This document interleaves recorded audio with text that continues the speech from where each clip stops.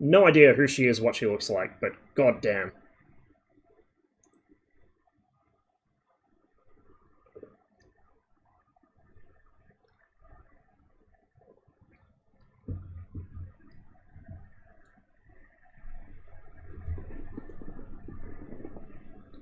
Yeah, Super knows what's good.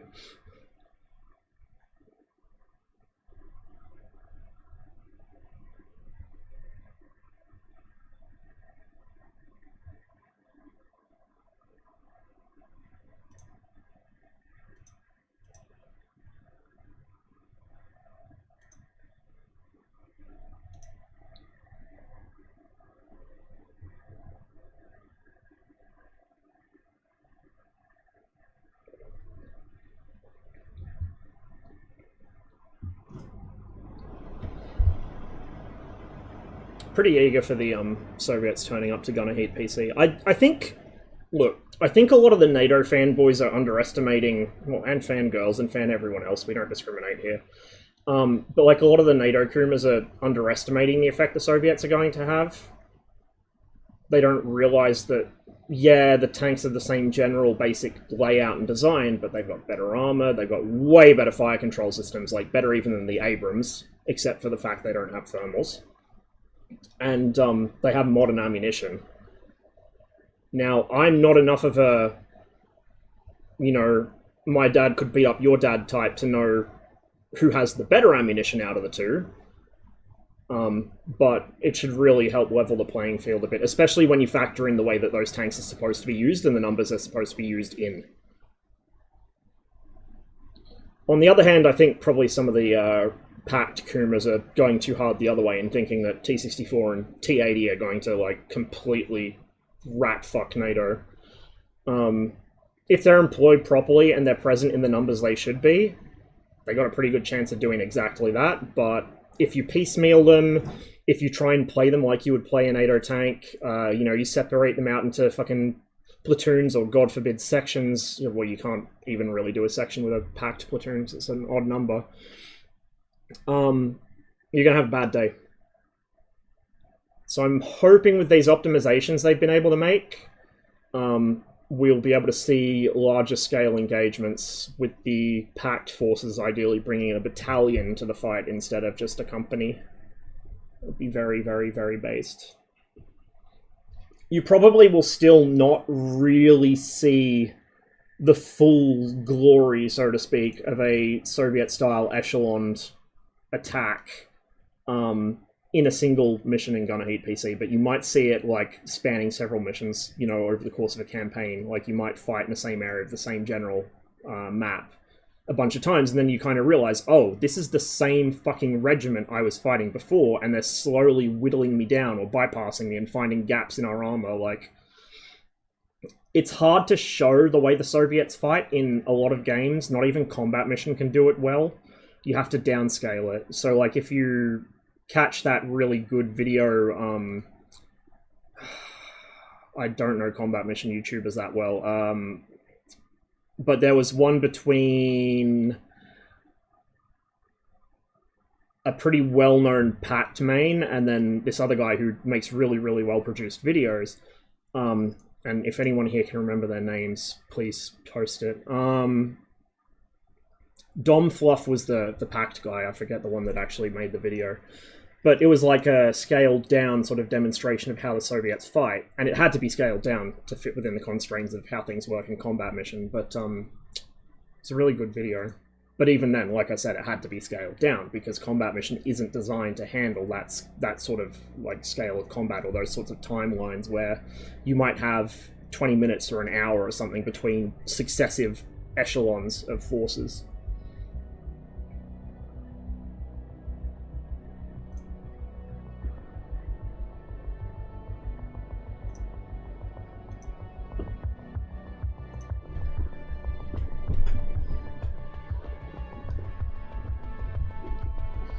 Leo 2 should be scary for a couple reasons. It also has, you know, the big boy 120mm gun, and not only that...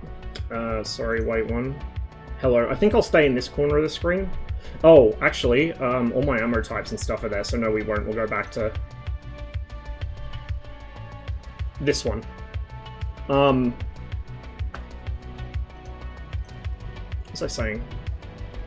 Oh yeah, Leopard 2. So you got the big boy 120mm gun, and it also has a far better commander's sighting arrangement than the Abrams, or, well, any of the American tanks of the era do. I don't believe the commander had thermals yet, but he did have an optical sight from memory, and did have, like, passive night vision, so better than nothing for sure. Let's go instant action. What should we start out with? I almost kind of wish there was just a button to choose a random mission, because sometimes it's hard for me to decide what I want to do.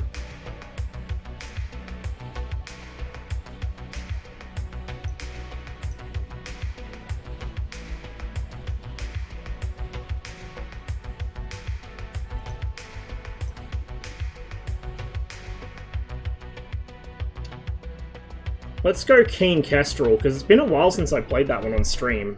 And I tend to get my ass kicked in it, actually, even though you get Abrams, just the setup for it. I need to figure out a better way to approach.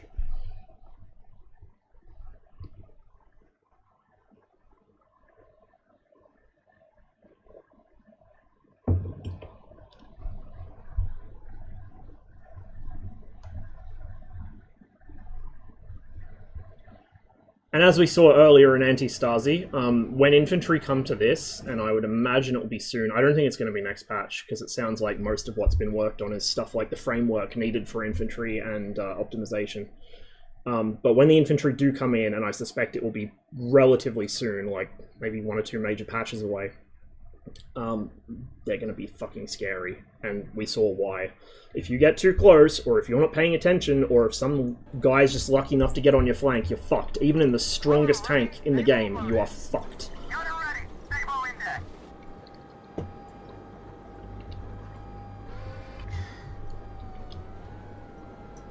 So, let's see. Try and figure out what to do. I might come up the right side here, I think. We'll attack the right first. We'll come up in a wedge, because I don't... Like, I'd normally go line to get all my guns online at once and make sure no one's, like, occluding anyone else's line of fire. But because I don't trust what's on my flanks, particularly my left flank, I'm going to stay wedge.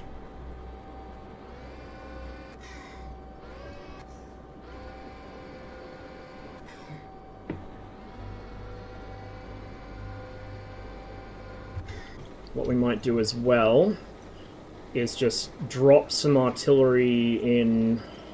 These markers aren't likely to be 100% accurate, but I suspect we probably would have some guys up in this tree line, so I'm going to bomb that, and then maybe bomb that one afterwards. We'll see how we go. I don't want to attack the guys I'm actually pushing into with artillery. It would be good to suppress them, but it also makes it hard for me to see what's going on, because of all the dirt and shit getting thrown up. So I'd rather just... try and... This is my Red 4 brain in operation, although I'm sure the Americans had similar ideas, is I'm trying to cut their line of sight from their bodies.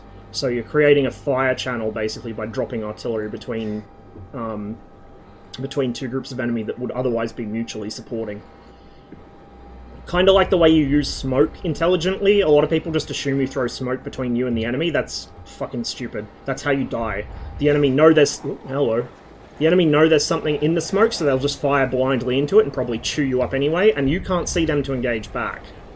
So, smoke between you and the enemy is generally bad no-no, unless it's, like, to send a... Oh, it's the Chad! Hang on. Just because this is the first time he's been sighted on stream, I think. I think this is the only aircraft in the game currently that I hadn't caught on stream, although I got screenshots of him off stream. The most based individual, MiG-17F. You can see the pilot's still missing. It's heavily work in progress, but... AS, note, afterburner.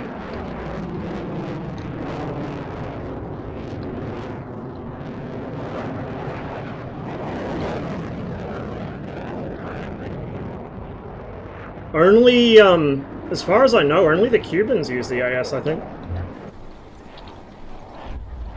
I could be wrong, though. I know the the Poles, and I think even the Germans, kludged on some extra weapons mounts for fighter bomber rolls, but I'm actually, like, not that familiar with the older MiGs. Shameful admission.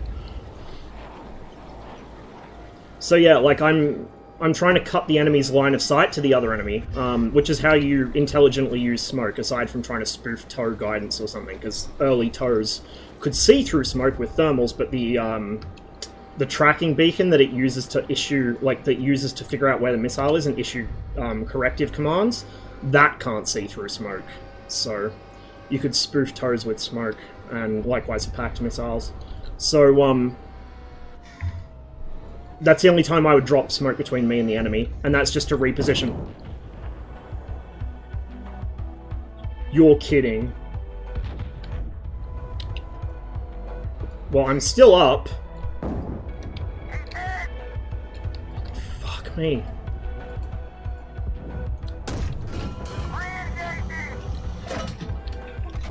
I would say that came through the gunner's primary sight. That's a fucking Malyutka.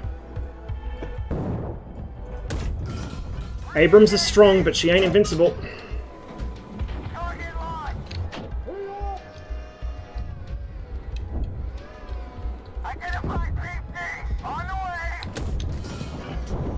Let's see where it went. Don't turn your side, please. I'm fucking them up with my berm drills. I should have told them to hold position before I started doing berm drills.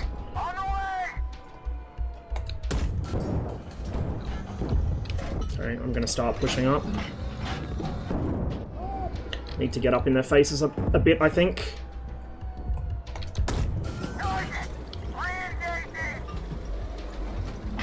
Okay, he's dead. It's a T-72. Shit.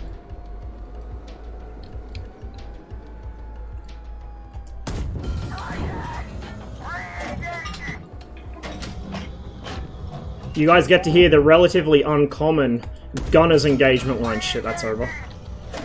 Just getting suppressed a bit.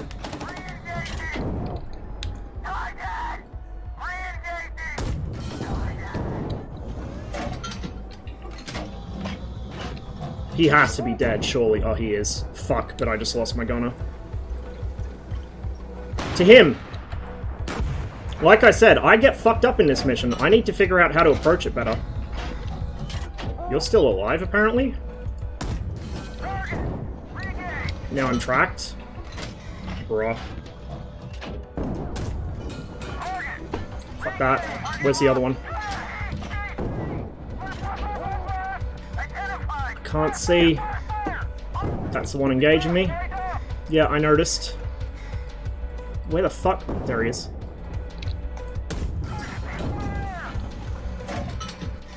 Well, this has gone well.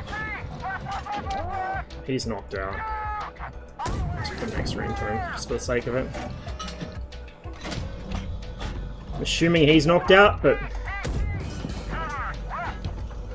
and make sure you're still up.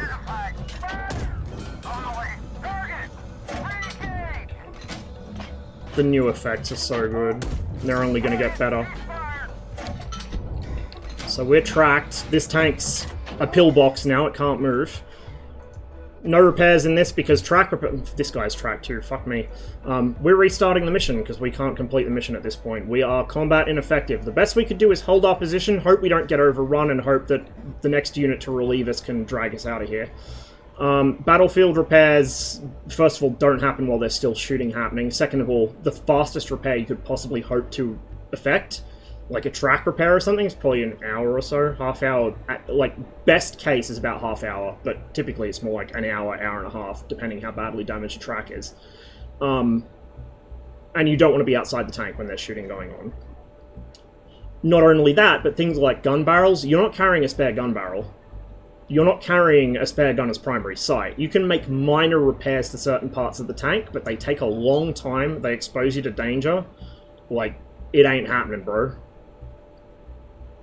What's your thought on depleted uranium and the claims it can cause cancer? Honestly, if it's getting, like, if it gets aerosolized when it impacts something, which it tends to, it could very definitely contaminate the environment around it. To what degree, I don't know. I'm sure there's studies that have been done scientifically on it, so I would defer to them. I have not done the research myself to be able to say one way or the other. It's like, it's certainly not good for people, put it that way. I think the issue is less so with tank rounds and more so with things like the A10's 30mm gun, because it's just spraying that shit everywhere. Whereas, you know, tank rounds, it's fairly concentrated. It's going to one place, you know what I mean? Dangers of it being a heavy metal are bigger worries? Yeah, like if it gets into the water table or something.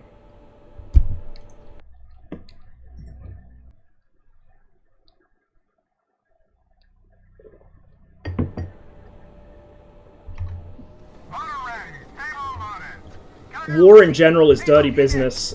So there's an area in France and parts of Belgium which is still so contaminated with explosive residues from World War I that you basically can't farm there. Like, it's just waste ground. There's nothing you can really do with it. There's too many toxic chemicals in the ground. There's arsenic from explosives. There's lead. Like, there's all sorts of unpleasant shit in there. And it will probably continue being basically waste ground for another, you know, century or something. Just because it takes so long for them to break down. And then if they leach into the water table, you're fucked anyway. Like, war is a dirty business, and people seem to forget just how long it takes to recover from it.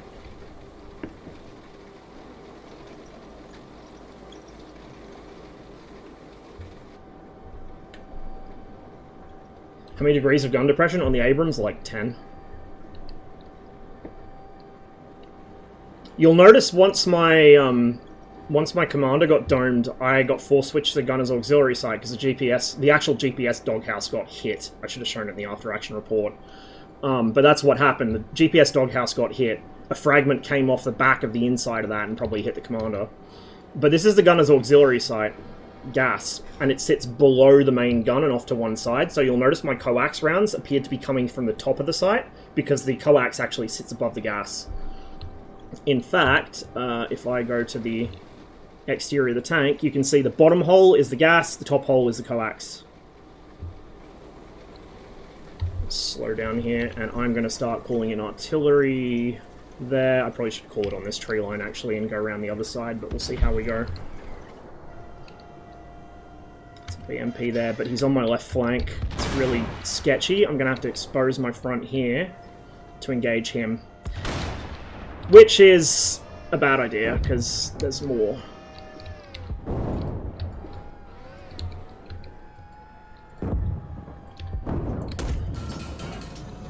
The fuck did that go?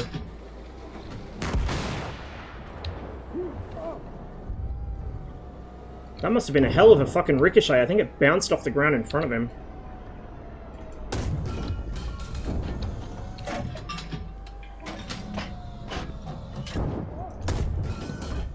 That was over. I have to deal with this guy on my left. I'm surprised my platoon mates haven't shot him yet. Where are these going? Oh, fuck. This is, I think this flank is like a no-go. Next time we play this, we'll go down the other side. Impact angle. These earlier heat rounds don't have shoulder fuses.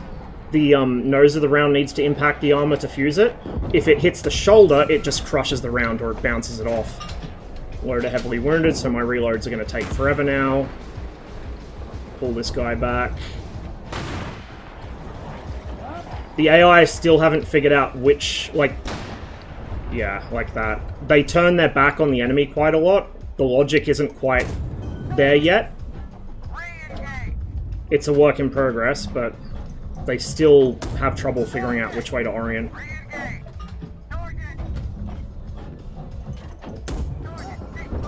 I think we've kind of fucked ourselves here, so what we'll do is we'll restart it again, and this time we'll attack the other flank. It might be obvious by now, but I don't play that mission very much. I tend to forget it exists, because the two missions immediately below it in the list are really, really fun M60 missions that I play a lot. So I kind of forget this one's there. Alright. Now, we don't want to metagame too hard, but, like, looking at the lay of the terrain, if we assume I don't know that there's likely to be enemy up there, there might not be because the missions are slightly randomized, but if I didn't know there's likely to be enemy up there, looking at the terrain, I'd still say that is a trap, which is why the fuck did I drive into it the last 2 times, so we're just going to dump party on that and push up this way. And we'll see if we have better luck. Probably not, but we'll try. But for all its reputation of being this amazing invincible tank, it turns out Abrams actually isn't invincible like any other tank, including T-80 or, you know, whatever. Leopard 2, none of them are invulnerable.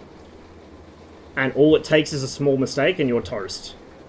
The Abrams has a lot more going for it than most tanks. It's a lot more, like, there's a much higher chance of the crew surviving a hit. But it's still not a 100% sure thing.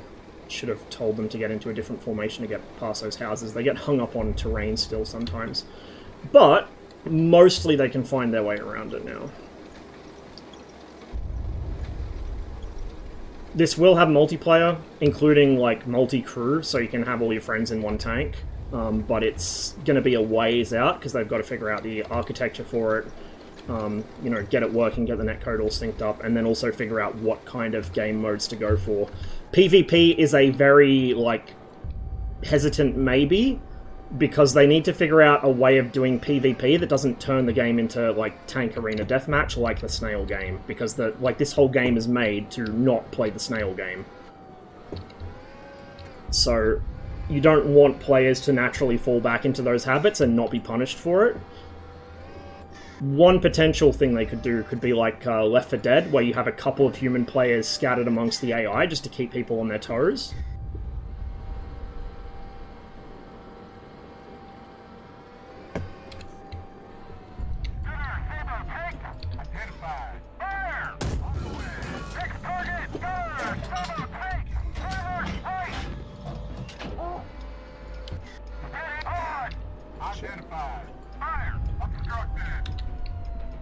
Switch into the gas to make sure the gun's clear of terrain. Now it is. Oh, that was a fucking mistake, dude. I just got gamed by a fucking Malyutka. God. It keeps happening, chat. Let me get this guy's front towards enemy. Hey, Bill Mace. It's been getting progressive improvements to the overall graphics as well as the maps themselves. Pretty much every other patch. So yeah, if you last played it or last saw it like a year ago, it will look very different. Oh, I see it. It's behind that bush.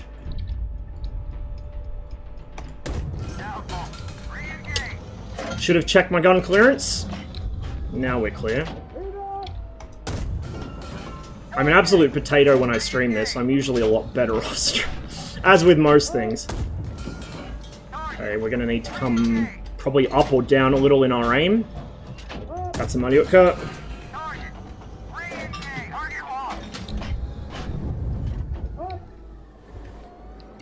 Don't want to get hit by that, because the Malyutka can and will kill an Abrams. Okay.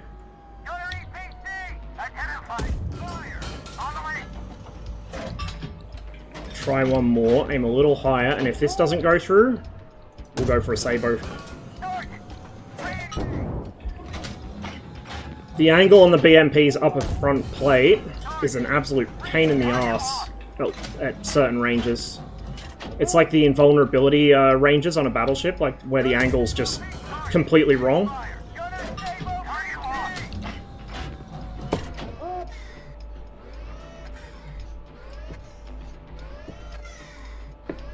Don't know where he was calling that other one. Probably behind another tree. Oh, there it is.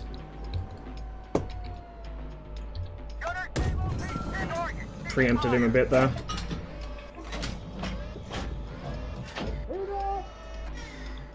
Okay. What do we got here? We got probably 3 tanks combat effective, I want to say. I hope. Let's dump another artillery barrage. Oh, they're in the further fucking tree line, aren't they? I artilleried the wrong fucking position. Let's dump some more arty there. Let's slowly advance.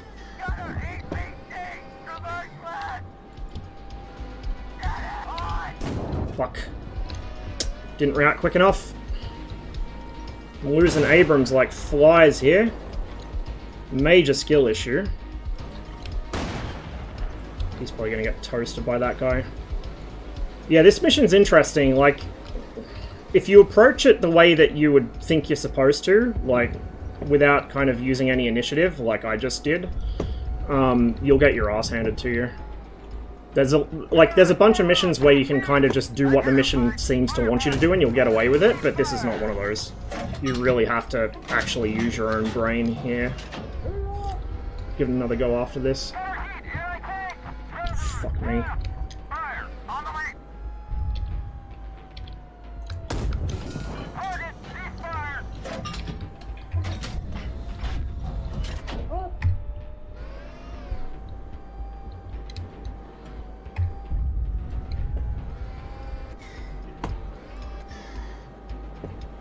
The engine's still the same, by the way. They're still on Unity, although they are looking to upgrade to a newer version of Unity soon.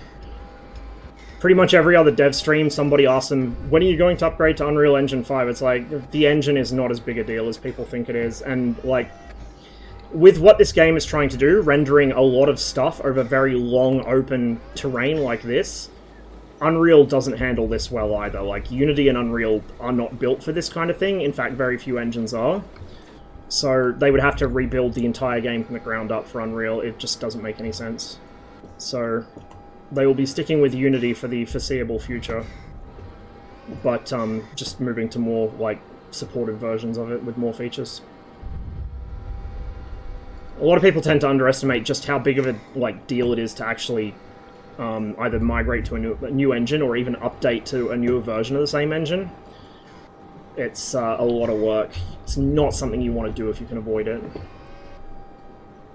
Yeah, Unity's fine if you're not stupid. Like, Unity gets a bad name because most, like, low-effort, asset-flip, shitty fucking projects that people do don't bother to disable the Unity splash screen. And so it just tars the entire engine with that brush. Whereas, you know, there are a lot of really amazing games made on Unity, but because the devs remove the fucking Unity splash screen, people don't realize, and they assume it's Unreal or something else. And it just never occurs to them that, hey, maybe Unity's not the problem here.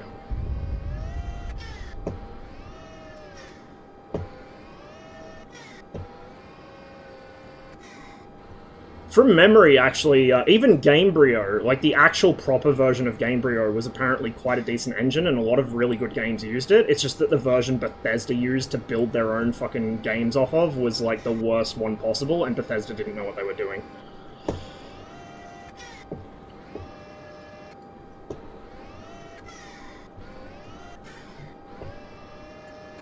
have a horrible feeling about this. You'll notice I'm scanning in wide field of view thermals, and then when I spot something to engage, I drop back to narrow field of view day sight, which I think is like 10 power magnification. He's dead. Gen 1 thermals are pretty shit. And depending on the time of day, they can be even worse than this. We've got decent contrast here, but particularly early in the, like, sort of around sun up and sun down, you get thermal crossover, and so the ground and things that you might want to shoot at don't stand out apart from each other quite so well, or like there's no contrast in the ground, so you don't have that sense of depth, because everything's just a uniform temperature.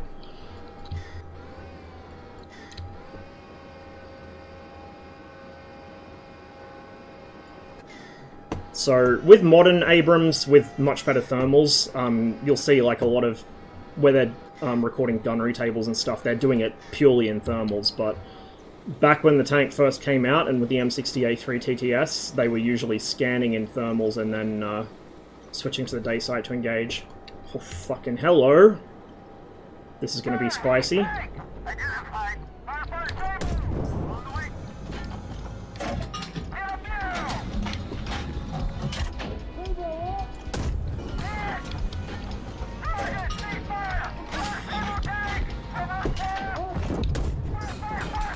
Driver's down. Shit.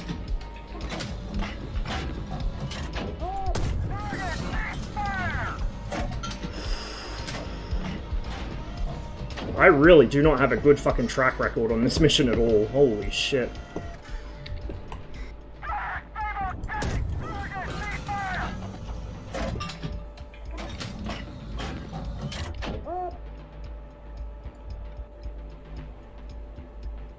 It also doesn't help that because I'm not the platoon leader, my buddies didn't push up with me. So probably at some point, I don't know how far in the future, you'll be able to transfer like platoon leader to tanks that don't have a dead gunner or a damaged gun or whatever. It's just not implemented yet. Like the platoon mechanic is pretty bare bones, as is the UI in general. So that will change at some point. It just needs to be like basically functional now to show the planned sort of features it will have in the future, and then those will get fleshed out with time.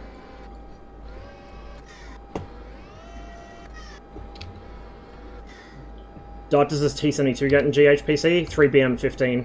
The East German, well, none of the Warsaw Pact states ever got any better. Only the Soviets had better ammo than that. So you're going to be dealing with obsolete 3BM15 from T-72s, and from the Soviet tanks, the T-64s and the T-80s, you'll probably be fighting fucking 3BM22 or maybe 32, I'm not sure which. Almost certainly 22, maybe Vant, maybe.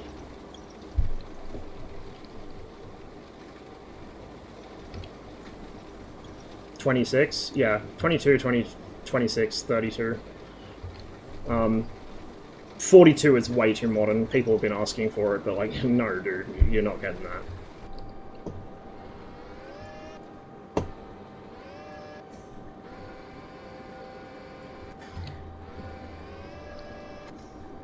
So while the thermals of this generation are absolute dog shit, they have a lot of utility still. At night, they're way better than passive or active night vision.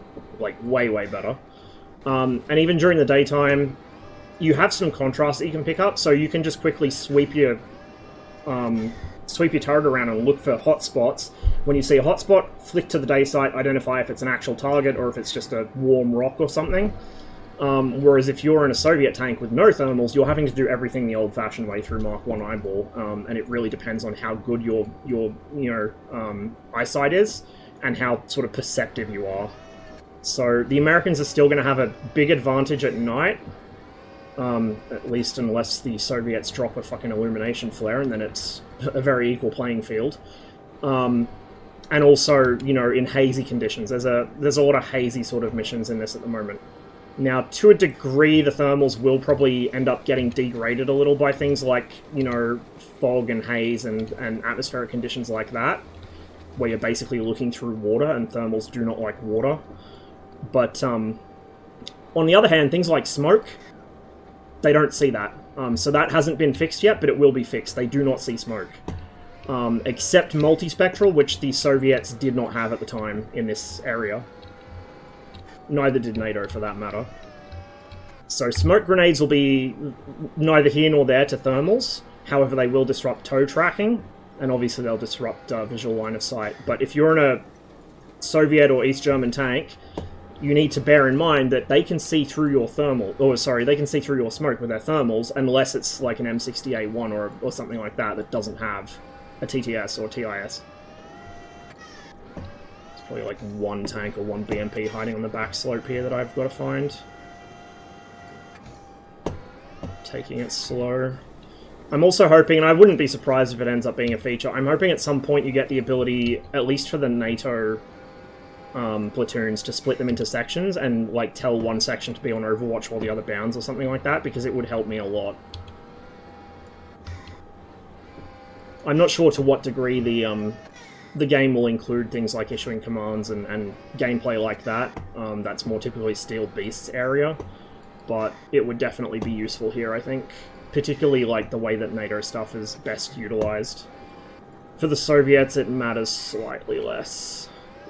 You wouldn't want to be breaking down units into like, not even platoons, let alone sections, but you might want to tell like a couple of tanks to spear off and scout ahead or something. Just because, like I said, you can't get quite the scale that the Soviets are supposed to have in a game like this. It just... There's no PC on Earth that could handle that many tanks all popping up online at the same time.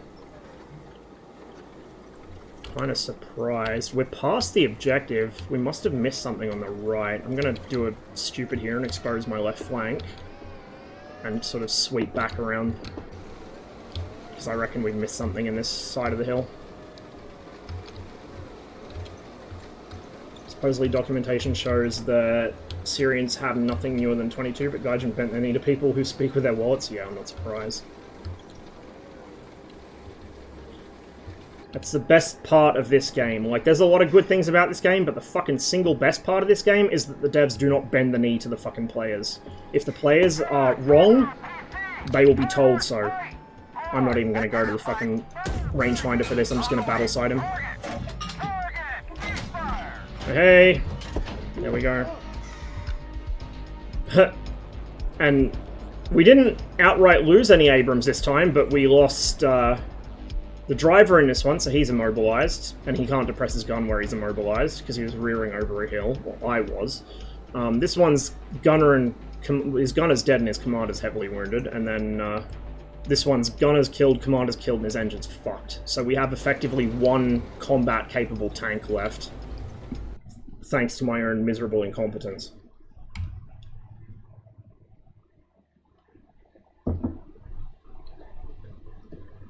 There's a nice center of mass shot. It's what you want to do. You don't want to be looking for fucking weak spots. You aim center of scene mass.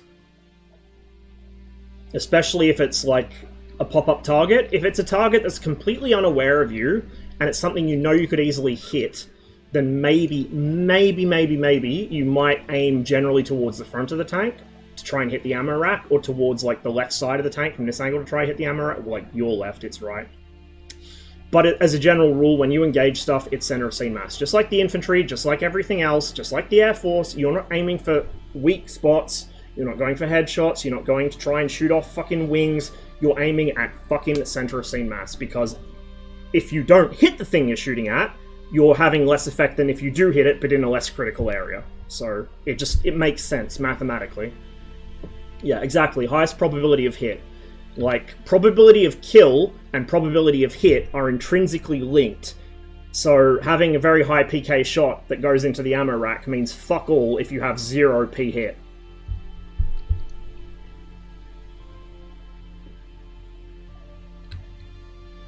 Fucking Honeka's weakest BMP gunner. What the fuck? Josh's action scripter has said that the BMP AI are a bit cracked at the moment because they engage with the maximum range of their like beefiest weapon system, so they'll engage with the Grom at like 3 kilometers, which is the Malyutka's maximum range. It will be fixed. They know about it. It's just low priority at the moment because there's bigger problems. But yeah, fucking Honeka's weakest fucking BMP gunner. Look at that shit. Man hookshot me between some trees. What a god. What a fucking god. Now, to be fair, did he have... Yeah, he would have had line of sight. Just barely. Like, it looks like he wouldn't have, but he would have just barely had line of sight because the gunner's primary sight's elevated. He would just be able to see me over the brow of that hill. Now, this is probably a little bit exaggerated, but we fucking skim the ground with it too. Malyutka operators had specialized training sims, like dank old analog electronics scale model kind of shit simulators, and they would shoot like thousands of shots per year on the simulator, and then a certain amount of live fire shots just to maintain proficiency on this missile. So like, while it is a piece of shit missile and incredibly hard to control, when you spend that much time practicing, you could probably pull off some pretty wild shit. Maybe not this wild, but, you know, you'd have a pretty decent hit rate. And, you know, like, before people get too carried away poo-pooing the Malyutka because of its shitty guidance method, ask the Israelis how that went for them at fucking, you know, in the Sinai against the Egyptians. I'll give you a hint, it didn't go well. That was the first big, sort of discussion around the tank is dead. Obviously it isn't, and it never will be. But that was what spurred the first, oh my god, the tank is dead, moral panic. It was Israeli tanks just getting absolutely fucking rinsed by ATGMs, Malyutkas, that the Egyptians were employing in Sinai.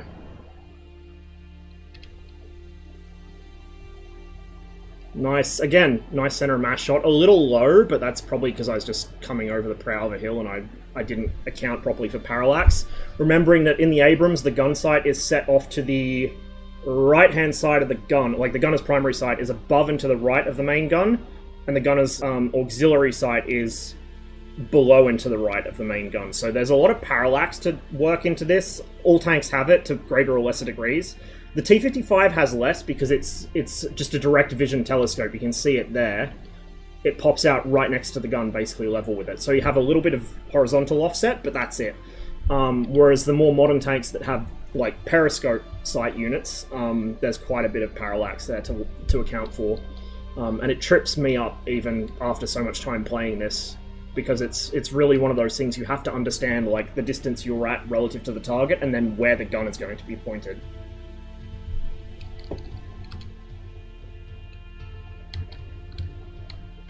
I mean, there's stuff like active protection systems, ERA is still completely viable. Like, the biggest problem tanks have is when they're not used well, and they end up being suicided into, like, infantry in trees or in towns or things like that. That's generally what brings tanks unstuck.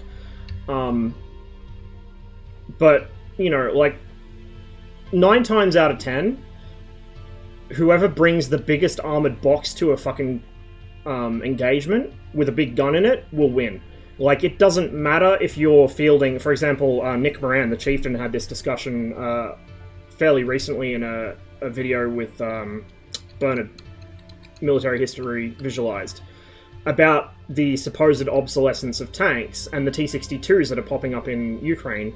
And it's like, yeah, against an actual modern MBT, it's going to get the shit kicked out of it. However, if you stick even, like, budget thermals on a T-62, and the other guy doesn't have any tanks, he might just have some BMPs or even, like, just infantry, that fucking T-62 is just going to hulk out, because it's still an armored metal box with a big-ass fucking gun in it.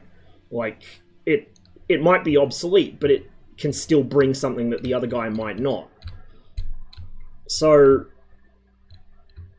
I don't think there will ever be a time where the tank truly becomes obsolete, and I think that's generally the sort of consensus among knowers, is that it's just, you know, sort of hot air. But the way that people use tanks will have to adapt to the environment. I mean, ATGMs have been around for, what, half a century or more now, and they still haven't killed off tanks completely. Every time a tank gets hit by one, it's like, oh, ATGMs have brought about the end of the tank. It's like, this is nothing compared to what was happening in the desert. Didn't kill him then, it won't kill him now.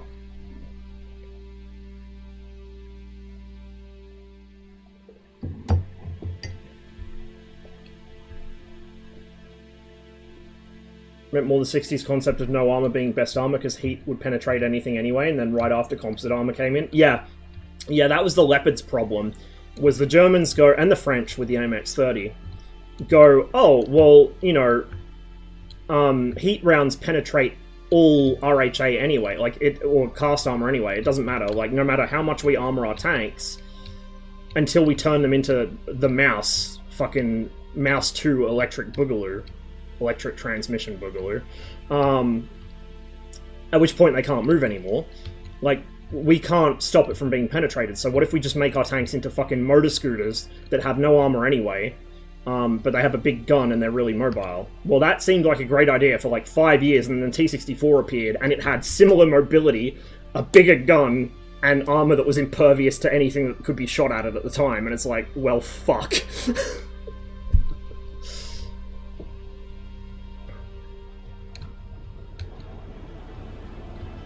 I want to see... Yeah, so this is a heat round getting crushed. So you see the angle it's hit at? It's just scraped itself off on the upper plate. Because like I said, these earlier heat rounds don't have shoulder fuses. It's only the probe on the end of the round that fuses them.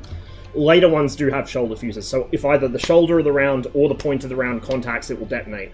But these, if you contact with the shoulder, it's just going to smush the round with kinetic energy into the vehicle. It might even detonate and then, like... But it, like, because it's going to be smushed and kind of smeared across the armor, it's not going to form an actual, you know, heat jet. You're not going to get your Monroe effect. You're just going to get a big firework show and a whole lot of nothing.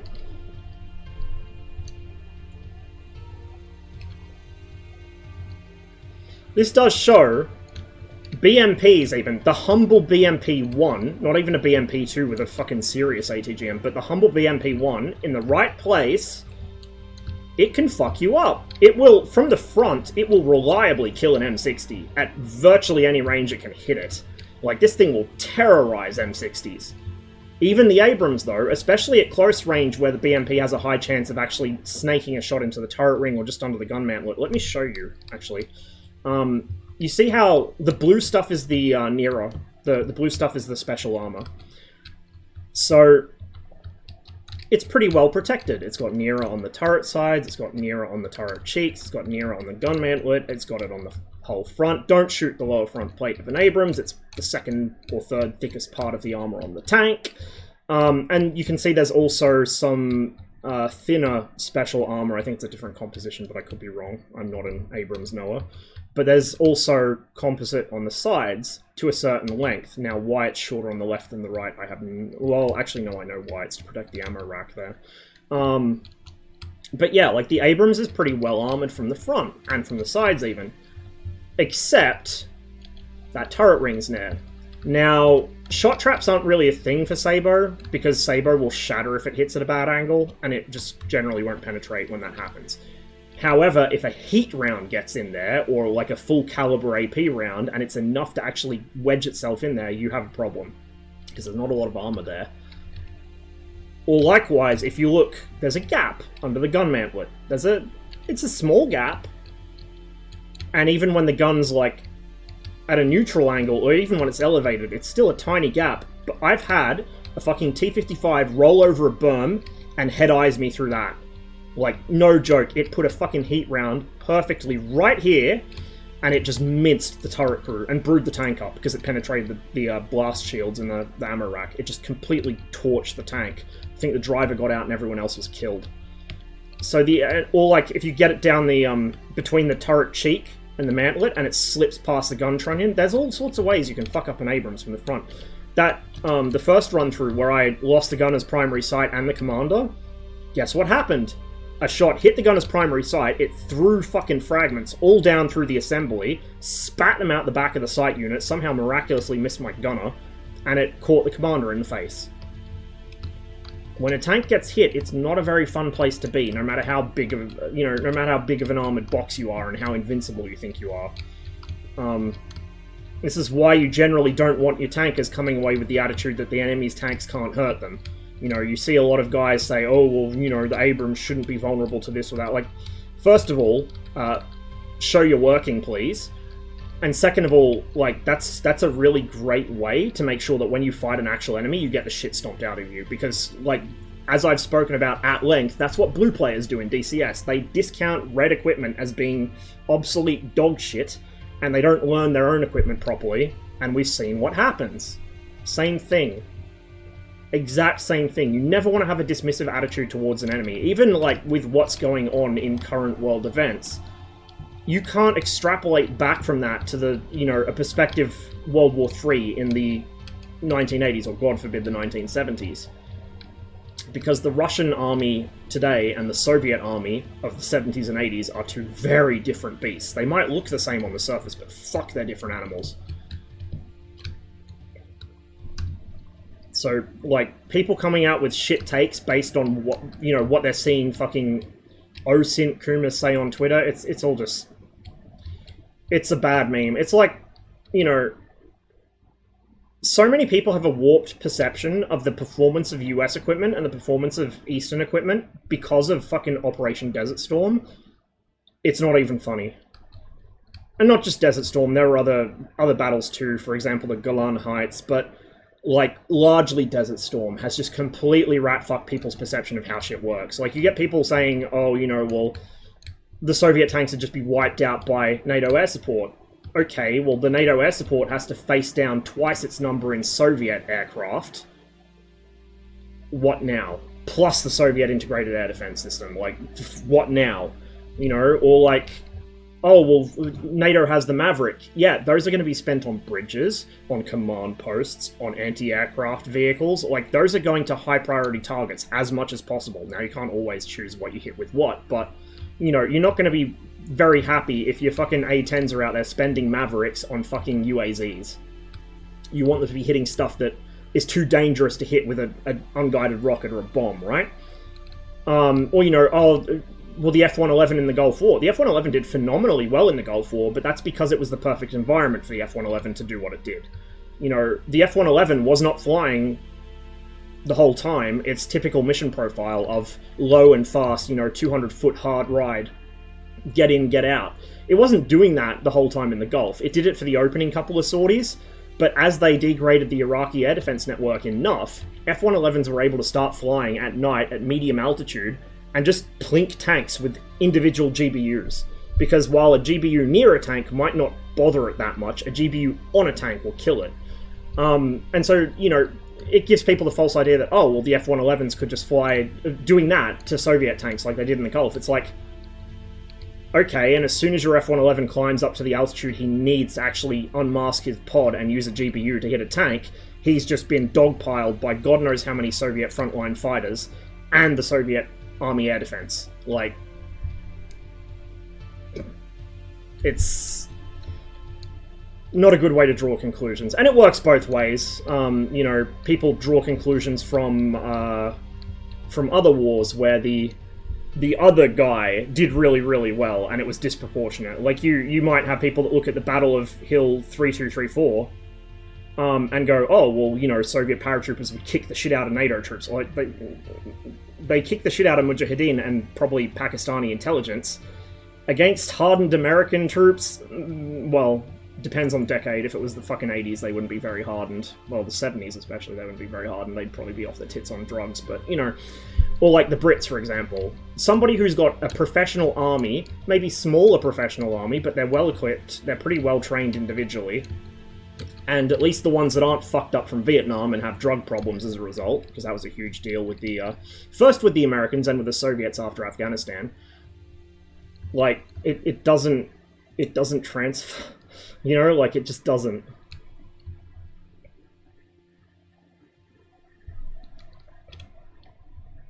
Tanks are seen as cannon fodder in Mech Warrior? Yeah, I know. Although Mech Warrior is kind of weird because the setting is that mechs are, like, relatively uncommon, super-duper elite shock force. Like, they're basically special forces. It's like the fucking Delta Force or SAS of, like, that universe. So, it's kind of,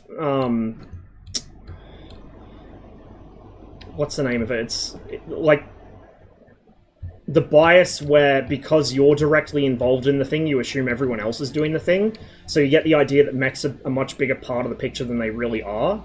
Like, in Mech Warrior, tanks probably get a lot more done than mechs ever do, but it's like, more diffuse in the universe, you know what I mean? Like, mechs get in and they punch hard in a particular area and they have this massive shock and awe effect, whereas the tanks just kind of quietly get the job done.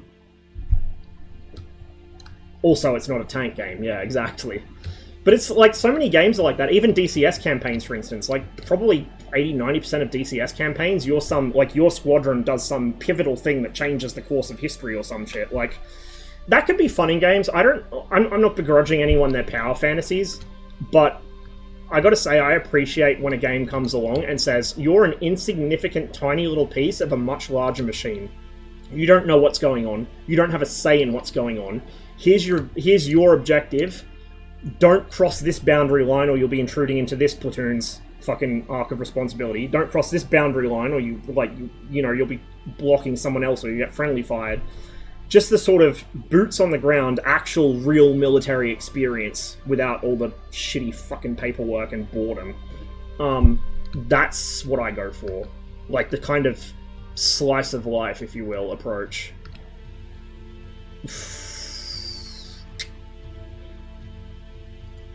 Screenshots of ATGM operators getting absolutely fucking toasted have become a complete cliche in the Gunner Heat PC Discord, but everyone still posts it, even the devs sometimes. Because, man, you just look at something like this and you're like, oh, man got turned into fucking aerosol. I just like to remind everyone that many dev streams ago, Harry explicitly said, when asked about gore, he wants to make us sad. The music's already making me sad when I think about all the people that are going home in plastic bags, probably multiple plastic bags after this engagement. Just imagine when you see that round hit him and ragged pieces go flying that are barely identifiable as human. Or, you know, when you hit a tank and a hatch flies open and out comes something that might have been a person at one point. Trailing flames. You know, like, it's fucking rough shit, dude. This is why I didn't want to be a fucking koala. Like, I really like tanks. But you're afforded a lot of protection by being in a big armored box, but when your big armored box meets another big armored box, or an ATGM, or an aircraft, or fucking anything else that's capable of actually killing it, I think I'd rather be on my own 2 feet. Because at least then, if I don't get to cover quickly enough, it's my own fucking fault. Like, I just feel, like, so powerless in a tank that's being shot at. Also, you know, if you're on foot, you might catch a round or two and go home, you know, recover and lead a relatively normal life. You might have an artillery shell go off nearby and take off a limb. You might, like, whatever. You might be somewhere on the continuum of it's literally just a flesh wound to how are you still alive? But if you're in a tank and that tank gets penetrated, you, like...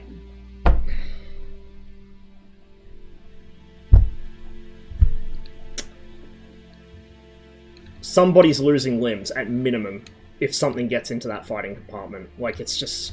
and there's usually fire involved. I'd rather not. I'd really rather not. Giant death machines, but they're also just giant coffins. Same with that. Yeah, exactly. Although, to be honest, more modern aircraft, especially, World War I not so much, but more modern aircraft, typically you're either killed outright by whatever shoots down the plane, like a missile impact or whatever, or you might be knocked out, or you might lose consciousness because of the spin is, like, G-locking you or something. Like, it might be relatively quick, but I mean, I guess it'd be quick in a tank too, but... just something about the violence of it, man. Something about the fucking violence of it. It's just... It's quick, but it's messy. And it might not be quick in a tank. I think I've spoken about this on stream before, and I don't have the link to it, and even if I did, I wouldn't want to, like... I don't want to traumatize you guys. But it was a documentary, per se. It was mostly just a compilation of footage from different units in the First Chechen War. And there were a few points in it that stuck out in my mind. One of them was a bunch of civilians trying to evacuate their tower block in the middle of a firefight between Russian federal forces and you know, the Chechen rebels. Just caught in the middle. There were mass graves. It was Chechnya. There was all kinds of horrible shit like that. In another documentary I watched, The Betrayed, it went into what happened at Samashki, the massacre at Samashki, and the aftermath of it. That was particularly chilling. But one of the ones that stuck with me was... it was I want to say platoon, or maybe a company even, of T-80s that had driven into Grozny without infantry cover. And they got ambushed. Now, the important thing to remember is the Second Chechen War was Mujahideen from wherever they could get them. That was the point where it had become a holy war as such. The First Chechen War was a war of independence by Soviet citizens, well, former Soviet citizens, Russian citizens at that point, but former Soviet citizens, many, if not most of whom, had served in the Soviet army. And many of them had served in Afghanistan. These aren't just podunk fucking insurgents that have picked up a rifle for the first time in their lives. These are hardened Soviet soldiers. They know how the Soviets fight, and therefore how the Russians fight, because the Russians basically just took the Soviet doctrine and then, like, you know, drank themselves into a stupor before trying to enact it and fucked it completely up. But these guys they know what they're doing. They know how the enemy's going to react, because the enemy was trained by the same people that trained them. Like, there are recordings of guys that knew each other from Afghanistan on opposite sides, trying to negotiate with each other, and they just couldn't, you know, because neither side would back down. But yeah, these T-80s had rolled into Grozny, and Grozny was full of commie blocks, and also the presidential, like, palace of the Chechen Republic. I think it was like an autonomous republic by that point or something. Which is a really tall building. Beautiful building. And so all these hardened Soviet Army veterans with access to Soviet Army equipment climbed up to the upper floors of these buildings and shot down into the relatively unprotected roofs of the T-80s. Now, the T-80 is a pretty fearsome tank, especially back then when it was still relatively new, but you shoot it in the roof, it's not going to do very well, or in the back, you know, as it rolls past you. Anyway, this scene was another Russian unit had come up to the position these tanks were ambushed to relieve them, and they were basically just doing so much of BDA as a cleanup.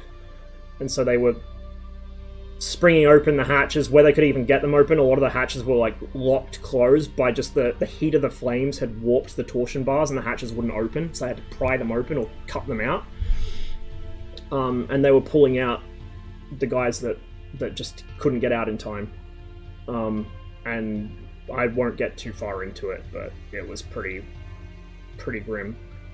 So yeah, that's why I'm fascinated by tanks. I love tanks, but I never served on tanks, and you could not fucking persuade me to. Like, my platoon staff at Kapuka at ARTC were all Armored Corps, except for one. I think she was from, like, Dental Corps or some shit, some random support corps. But they were all fucking koalas, and they were all baffled by how much I knew about the Abrams. Especially, like, we had guys in my platoon that wanted to fucking be tankers and wanted to serve on Abrams, and they couldn't name fucking a single one of its weapon systems, let alone all of them. And like, Corporal Vallis, who was my Sacco, great guy, like, just phenomenal fucking teacher. He was like, why the fuck are you joining the infantry, Ross? I was just like, I really love tanks, but I don't want to be in one when it gets hit. A friend of mine is a tanker, or was a tanker. He rolled over a giant IED and he was the driver. He knew things were bad when he looked down and his legs were sitting in his lap. Yeah, it's pretty rough. Like, the best case scenario when the tank gets penetrated is, you know, you get a fairly nasty laceration as a piece of spalling goes flying past you, or like what happened to that Charlie driver where it penetrated the lower front plate and it took off a couple of his toes. He got really lucky with that. I think it was just a normal warhead RPG. If it was a fucking tandem warhead, he probably would have been killed.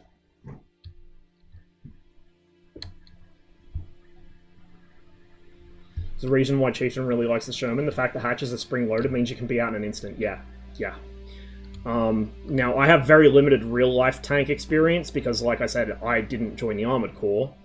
But a friend of the family that lives near my parents, you know, a couple dozen kilometers down the road, which is basically next door by rural Australian standards, he owns a bunch of tanks because he restores them with some mates. In fact, they do a lot of work contracted for the Australian War Memorial Museum and also for a lot of RSLs. His driveway is fantastic. Like, most normal farms have like poplar trees or fir trees or something lining the driveway as a windbreak.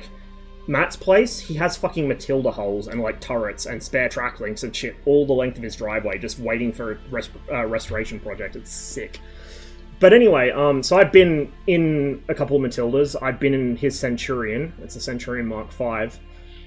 And especially the Centurion, for the size of that tank, it is a lot more cramped than you would expect. Like, it's not cramped, but, for instance, the gun recoil cage takes up so much space, I can't get from one side of the turret to the other. You have to get out of the tank and go over.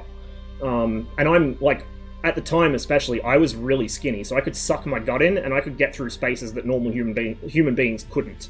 And I couldn't do it. I could not get from one side of the turret to the other, unless I, like, seriously risked life and limb by climbing over the recoil cage or under it. Couldn't get around behind it.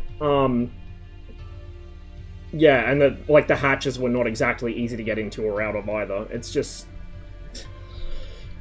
These are all real-life things that you don't notice when all you do is play video games. That's not to say, oh, you know, don't play video games. Obviously, I love playing games. But I think it's important to kind of have some perspective. You don't have to fucking autism out completely like we do in my Discord and fucking research shit, but just, like, think about it and try and look at how things work in the real world. You know, consider, oh, well, you know, in the real world, would I have such laser-perfect fucking accuracy out of my gun? If these guns actually have dispersion, it's just usually you don't notice, because the either you're getting parallaxed or, you know, the target's kind of not difficult enough for it to matter. But yeah, like, there's so many things that in games work ideally as they were designed by the engineers 100% of the time. It's like an engineer's wet dream. Things work exactly according to spec. In real life, they never do. A good example of this is the gill armor on the early T-72s and on T-64A when that comes. The gill armor was a good idea, Fairy Visit. It was one of those things where they figured, hey, if we put these angled gills on the side of the tank... Actually, I'll show you one in a minute. Let's just skip through the rest of these shots. We'll come back to this mission and try it again, but I want to show you what I'm talking about. This is going to probably turn into another 15-hour stream. Fuck my life. Let's go to Grafenwöhr, and I'll show you. So Hargo at OMM in Clackamas, and me and a friend sneaked into it since the hatch wasn't locked at night. Hargo is not very cramped for two Asian guys who are sub 5'5". Is that one of the many Japanese tanks that has fucking asbestos insulation on the inside of the crew compartment? Because the Australian War Memorial has one of the tanks that has that issue, as well as an aircraft that has that issue. I think it was it was one of the interceptors, one of the naval interceptors. I forget which one. Or actually, no, it might be a P1Y1 or something. They just have the fuselage wrapped up and then the wings are somewhere else. Yeah, like, that was something I said, like, we cannot let people into this. It has to be sealed up tight because it's full of asbestos. So let's go T-72M. And he's got his gills deployed. Good. It's randomized. Sometimes the gills aren't deployed. It's one of the nice little touches Gunner Heat PC does, and this is something Harry's really big, well, all the devs are big on, but especially Harry, is those little touches of personality. Every tank has a different crew. Every tank is an individual. So some crews will value different equipment over others. Some crews will want to carry, like, spare MREs. Some crews will... this was something that actually came up in the interview with Casmo that they did about a year ago, I think it was, is that some crews would carry a wooden pallet strapped to the back of their Abrams. Why the fuck would you carry a wooden pallet on your Abrams? Well, the answer is so that when you're in the desert, you can throw the wooden pallet down next to the tank, hang a fucking bucket of water over the gun tube, traverse the turret 90 degrees left, hang a bucket of water over the gun tube, punch some holes in the bottom of it, stand on the fucking pallet, and you've got yourself an improvised field shower without getting sand stuck to your feet because you're wet. 5,000 IQ. It's little things like these that you pick up in the military that, like, it's like esoteric fucking military lore. Like what I was explaining earlier with the fucking ciggies, where you know, someone will inevitably be trying to cold turkey themselves, or they just won't realize how bad of a durry punching habit they have, and so they won't buy enough. You go on X, and within, like, a day or two, they're jonesing, and they will fucking suck anyone's dick for a smoke. So you take along some fucking cigarettes, even if you don't smoke, so you can trade them and get all the bits out of their rations that you like, and give them all your shit rations. And they'll do it because they're so desperate for a fucking smoke. Or, like, why you take extra baby wipes, because inevitably someone will run out. And, you know, when you're out bush, baby wipes are the best hygiene you're gonna get. Anyway, gill armor. This was a good idea, Fairy Visit. The Soviets figured, our tanks are designed to be operating on the offensive, so we mostly want to protect them from shots to the front, but their side armor's kind of vulnerable, especially to heat rounds. So how do we remedy this, without beefing up the side armor and making the tank pig-fat, overweight, collapse bridges? Kind of, you know, German, basically. Well, some genius, who almost certainly had never been in a tank, at least recently, in field conditions, thought, what if we put these little spring-loaded flappy boys along the side of the tank? And so, from a frontal 30-degree arc, they will detonate the heat round early, provide enough standoff. So heat rounds aren't always perfectly engineered. The RPG-7, or like the PG-7 round, or the PG-15, they're great examples of this. They actually benefit from extra standoff. So cage armor, for example, like a Bradley might have these days, or like a Striker might have. The cage is there to destroy the incoming warhead, like basically to just smush it and shred it so it can't effectively do anything to the armor. However, if the fuse hits the cage and detonates on it, it actually makes it more capable of penetrating the armor. Like, it gives it the extra bit of standoff it needs, because the round wasn't designed perfectly with a perfect understanding of the Monroe effect, because it was, you know, an old round. It was when this shit was first being pioneered. And it will actually make you more likely to die. So it swings and roundabouts, right? You trade off for the most likely circumstance, but the trade-off you make is that the unlikely circumstance will almost always kill you. War is a very cold game of mathematics, and the Soviets understood that perhaps better than a lot of people. But anyway, these things are designed to give you enough standoff to not do that, so it is more standoff than the round can handle, and it detonates anything coming in from about a 30-degree frontal arc. If it's coming in from this angle, it's not going to work. If it's coming in from this angle, it's not going to hit the tank anyway, so it doesn't matter. If it's coming in from dead aside, like, good luck. But the idea was, from this roughly 30-degree arc, oh, you know, you pre-detonate the round, the tank is fine. Well, that sounds all well and good, but... And also, you know, it gives the frontal silhouette of the tank this extra space that might bamboozle the enemy into, like, not understanding what they're shooting at, like, underestimating or overestimating the tank's size or range or whatever. Sounds very good in practice. Or sorry, in theory. In practice, they were flimsy. They were notorious for falling off and snagging on foliage or on buildings or on other tanks during any sort of maneuver. They were an absolute headache. The crews usually wouldn't bother to replace them when they did fall off, or they would just not deploy them and they'd leave them locked against the side of the tank, for like they were for transport. And very quickly they were abandoned. So a lot of T-64s, in fact I think our T-64A, no, that one has rubber skirts. But a lot of T-64As in particular, you will see them with none of these gills, but you'll also see them with no rubber side skirts, because they hadn't put on the rubber skirts yet, but they also realized the gills were useless, so they just said fuck it and stripped the gills off completely and just left it bare. And decided to take the risk to survivability from side shots that meant, if it meant less of a hassle for the crew.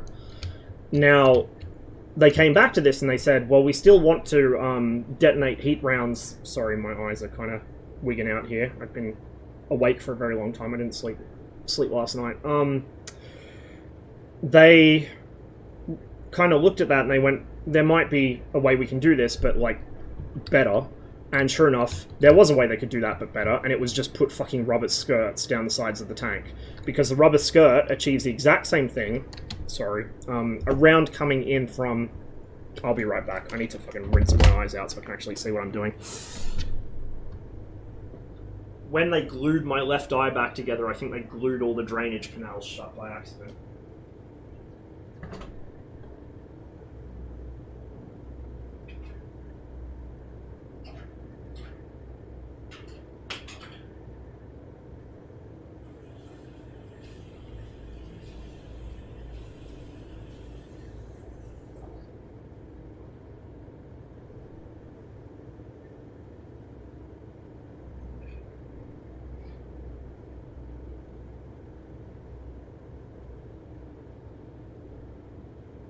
It also doesn't help that my hair's getting too long, so it's hanging in my face all the time. Alright, so, essentially the rubber skirts do the same thing. If the round's coming in from a 30-degree angle from the front, it will detonate early on the skirts. It will not have the penetrating power to get through the side armor. You know, cushty. That's exactly what you want. It's still not going to save the tank from a side shot, although it's going to be more effective than the fucking gill armor from a direct side shot, at least. It's not going to fall off the tank near as often, although it sometimes still does, especially when you hang ERA bricks off of it. But yeah, it's just a generally better solution. So sometimes the good idea fairy pays a visit, and the actual better solution is just the fucking obvious one. Figured the standoff in the 60s, I think. 50s heaters when they didn't have built-in standoff. Yeah, like, early heat rounds either didn't have built-in standoff or they didn't have enough. Like, they figured, oh yeah, this will get us through the armor of what we're facing now, but they didn't think, what about in 10 years? But then you see the Soviets coming out with tandem warheads and stuff to kind of make up for that. So yeah, like, little things like that, you kind of need the real-world context to understand why it happens. And the military's full of shit like that. Like, military procurement is just a dumpster fire. Some countries are worse than others for it. Let's not speak about Canadian military procurement, please. Oh my god. I don't want to be committed to a psych ward today. Yeah, much easier to replace. Here's T-64, my beloved. You may notice the NSVT is missing. I suspect she's getting kind of close, because that probably means they're reworking some of the model. What a beauty. T-64 is hands down my favourite fucking tank. It's just, something about it looks right. Like, the T-72 doesn't look bad, but the T-64 is just... Well, like, the small road wheels... For some reason, just, I don't know if it's because it kind of reminds me of the KV or the IS or any of the other great sort of Soviet heavy tanks of World War II and immediately after, but the small road wheels, the clean sides because the exhaust's on the back, the snorkel kit on the back of the turret, like, it's just a beautiful, beautiful tank, and it sounds fucking incredible. I really can't wait to hear it in-game. Hopefully they can get some good samples and do it justice. Get that pained 5-cylinder screaming going. Yeah, 64 has an autoloader. That was the one that introduced it, at least as far as serving tanks went. The IS-7 actually had an autoloader, but it was only like a halfway sort of autoloader, and also the IS-7 didn't enter service. I think T-10 had a semi-autoloader as well. T-62 didn't, but it had the automatic ejection mechanism. But yeah, T-64 introduced the actual carousel autoloader to the tank. It's a different design to what T-72 uses. T-72's is arguably a bit safer because it stores everything flat in the bottom of the tank, whereas T-64 stores the throwing charges in a ring around the base of the turret, like vertically, so it's a much larger risk of them getting hit. Still a pretty low chance because of how squat the tank is, unless it comes up against a particularly talented gunner. You know, in an open field or something. It's a different design, so, the T-64's autoloader and the T-80 shares the derivative of it. 64 led to 80, 72 led to 90. So bear that in mind when you're discussing Soviet or Russian MBTs. They're actually two distinct families. They look similar on the outside, but they're two distinct families. The T-64 type is like, I don't know if you've ever seen footage of like battleship guns from World War II, like the inside of the USS fucking New Jersey's turrets or something when it's firing. But it's basically that system, but downscaled. It's a spanning tray. So it stores the throwing charges almost vertically, and it stores the projectiles horizontally, and like my wrist here would be the middle of the carousel, right? The pivot point of the carousel. And as it rotates around, the whole thing gets into position, it finds the shell it wants, or the round it wants, and then it pulls up from the center, like it pulls up from the center to lift the projectile, and then the spanning tray flattens to bring them into line, and then the rammer pushes them both into the gun. So it's essentially just a miniaturized battleship gun loading system. The T-72 and T-90 use a different system where, because the throwing charges and the projectiles are stacked one on top of the other, I think the throwing charges are... I'm trying to remember if they're above or below. I think they're below the projectiles. It comes up, it's got two platforms, so it picks up these two components, it loads in the projectile, yeah, it's the... actually, the projectile's on the bottom, sorry, because it loads in the projectile, then it drops down and it loads in the throwing charge, and then it goes back down. So it's it's a different loading process. There's differences in the mechanism too. Like, I think one's electric, one's hydraulic. I don't remember which is which. I think the T64 is hydraulic. And also, the T64 past a certain year of manufacture, its autoloader could rotate both directions. It had a sequence mode where it would automatically seek the next round of the same type without having to be told to reload, whereas the T72, you press the AZ button to reload it. You have to manually tell it, hey, I want you to reload, and then it will do it. So there's a few differences like that as well. These T64As by 1985 have the applique plate retrofitted. I think there's been some back and forth over, like, specific variants of the T64 that are likely to be present, so I'd say they're probably going to rework a few things. The applique plate was one of the things that was mentioned. I don't know if they're going to give it one or not. I'm trying to remember what the other thing was. I'm kind of hoping we get gill armor on the 64 as well. I'm pretty sure we probably will. You can see actually that 4-screw hole mounting point, that's for the gill armor there. Showed it in the T80B? Yeah, well, the T80B is a different tank, I remember.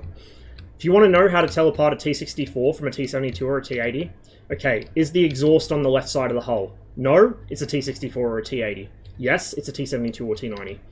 Are the road wheels small or big? Small, it's a T64, that's the only thing it can be. If they're big, it could be a T72, T80, or a T90. If the exhaust is in the center of the back of the engine deck, it's either a 64 or an 80.